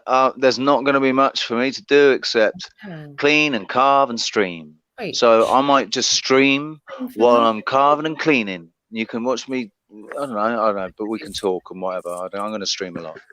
Both of you. Are you both on lockdown? Are you both like not going anywhere? Yeah, I'm locked down. So we've got 2 panel members on lockdown already. Yep. Hey, no, we should definitely try and write some music, man. Can't do much else, mate. Right, I can send you stems. My daughter's out of school, so I'm with her all day, every day now. 6 in the morning. Oh yeah, you got a lot. You got a lot to do. Yeah. I guess. Yeah. I mean, we went out the house to be mischievous tonight. We're not supposed to go out. I know. Yeah, so we'll see. I'll tell you what. Can I just say something else as well? I got really excited because Alfie was here, and I'm stroking him, and I was like, "Oh, do you know what, man? I'm gonna get to spend every day with Alfie now." There you go. See, I might have to leave him. Like. Always a silver lining. It's always a silver lining. Guys, I can't thank you enough in the chat room as well for rolling through with us. We've been streaming for 4.5 hours nearly. And Sleeping Worry, you've come in towards the end there, and I appreciate that. Noel, you've been rolling with us from your friend's house back home, from device to device, and I massively appreciate you being there as well. Adam, I really appreciate you coming on and giving us, your take on things, your perspective on things as well. And to all of you in the chat room, you've been really awesome this evening. Whether you agree with each other or not, I love to see that everyone is starting to defend everybody's right to say what they're going to say, regardless of whether they agree with it or not. So anyway, we're really going to move forward. We just got to keep bringing down those barriers that are dividing us. That's what they want. They want us to scrap over everything. If they can do that right now, we've come this far at the last hurdle. We can't afford to do that, guys. So I want to say now, I appreciate each and one of you for taking the time to not only just be here, but actually be proactive like you've been in the chat room. I've seen it all evening, just tons and tons of helpful, usable advice, information, interactions that people can now watch back. And I feel to get some help from. I'm going to make sure the description's packed with links of everything that we've spoken about. I'll make sure that's done by UK time by about 10:30 tomorrow morning. So yeah, just come on back on your lunch tomorrow and it will be there. Go on, Rich. Can I just say, what we've been saying about they're trying to divide us, they're trying to keep us against each other at loggerheads, and I just want to say, Ranty and Sleeping, you are both awesome guys. You both got quality content. you're both on the same path. You're just approaching this subject from completely different angles. You think differently, and your perception is different because of everything that's happened up until now. So just instead of fighting with each other about it, try and explore each other's perceptions a little bit more, and not be so triggered. You're both a balanced opposing view. You're both non-partisan. Do you know what I mean? You're both being, to see both of your opinions there without arguing is It'd be quite good if we could get Ranty on tomorrow. I think the fact, and this is what we were saying at Speaker's Corner, everyone could clearly see me and Dave Murphy, we're pals. We clearly did not agree on what we were saying. I was not going to move on what I said. He wasn't going to move on what he said. But we moved past it, and it wasn't like we'll agree to disagree and move on. You just saying when you were scrapping with the 5-0? Sorry, darling. Yeah, when we were scrapping with the 5-0 through this. But I as I said, Ranty, Sleeping Warrior, I wouldn't know you if it wasn't for Ranty. And so I've got a lot of love and adoration for the both of you, as I know a lot of people viewing do, and it hurts us to see you arguing. It really does, because I know that this is the time that we actually need you guys to pull together. We should be sticking together. We should be pooling our resources. If somehow you both can let bygones be bygones and find a way, we need you on panels together to give. What is a bygone? Sorry, darling. What is a bygone? When it's gone by, when it's gone by, it's past. It was a moment in time that's passed. And you let it go because it's bygone. Yeah. Bygone. Yeah, and I don't mean to cause the last thing, like Sleeping Warrior, I love you to bits, and I've got the most respect for you, and it's because of that. I want you guys to somehow find a way through this out the other side. This is why I've just said what I said, man, because I've got a lot of respect for both of you, and this is hurting me to see you two fighting like this. So I'm saying this because we love you. He's gone silent on me. I feel like I'm. Are they both Northern though? I mean, Northerners scrap. That's what they do. Don't worry, am I in trouble? Being a Northerner myself. It's Jess there. Right. Sorry, Are you in trouble? You've been on the block all that time. No, I'm just in the middle. I'm just swapping my lead. I've got a new lead on my microphone, and I'm just routing it into the table and stuff. And then you started talking to me, and I'm like, no, I'm in the middle of changing my lead. All I'd say is, me and Ranty have a disagreement in opinion. This is going to sound bitchy, but I'm going to say it because it's true. I'm not being vindictive. I'm just disagreeing. But Ranty is being vindictive and disagreeing, and he needs to stop it. At the end of the day, we disagree, but that's where it should stop, and it's not stopping there. So pack it in, Ranty. I want you guys to find a way to make it up in the future if you can, please. I want you guys to find a road back to where you can be on panels together, because I need you to be on panel. I need the both of you. I need the both of you. I need all of you. We all need all of each other. All of us need each other to get through this. And I feel like that's the only way forward, is to try and be together. So anything I can do to facilitate that or mediate that, please do give me a call any time of the day, as I'd be always holding your hand. That's me doing back. Does everyone see it? Did everyone see that? That was me being all like, wow. Did you see that? Did you hear that, Anthony? Do I have to repeat? No, you're very quiet. Do you want me to say it louder? Do you want me to say it even louder? I'll scream it. I will. I know the chat. Press 1 if you want to see Rantony back in action. Press 2 if you don't. And I know it's going to be a 1. So yeah, Rantony forever. Well, it's 1 a.m. now. Are we wrapping up at 1 a.m. or are we going a bit longer? I love how you're like, it's been great. Hey, listen, I'm up for going for another couple of hours, man, but whatever. I don't know if I can. It's been an early morning for me, and that's why I thought I'll start wrapping up. Well, you guys will get to watch me sleeping soon. Yeah. So yeah, I can't thank you all enough for being here. Adam, Sleeping Warrior, Noel, 007, Dave Matthew from earlier on, and absolutely everyone in the chat room. You've been awesome. I'll be back at 6:30 GMT, 7 o'clock the latest tomorrow. And I don't know. What? You're on mute. We will be back. We will be back. We.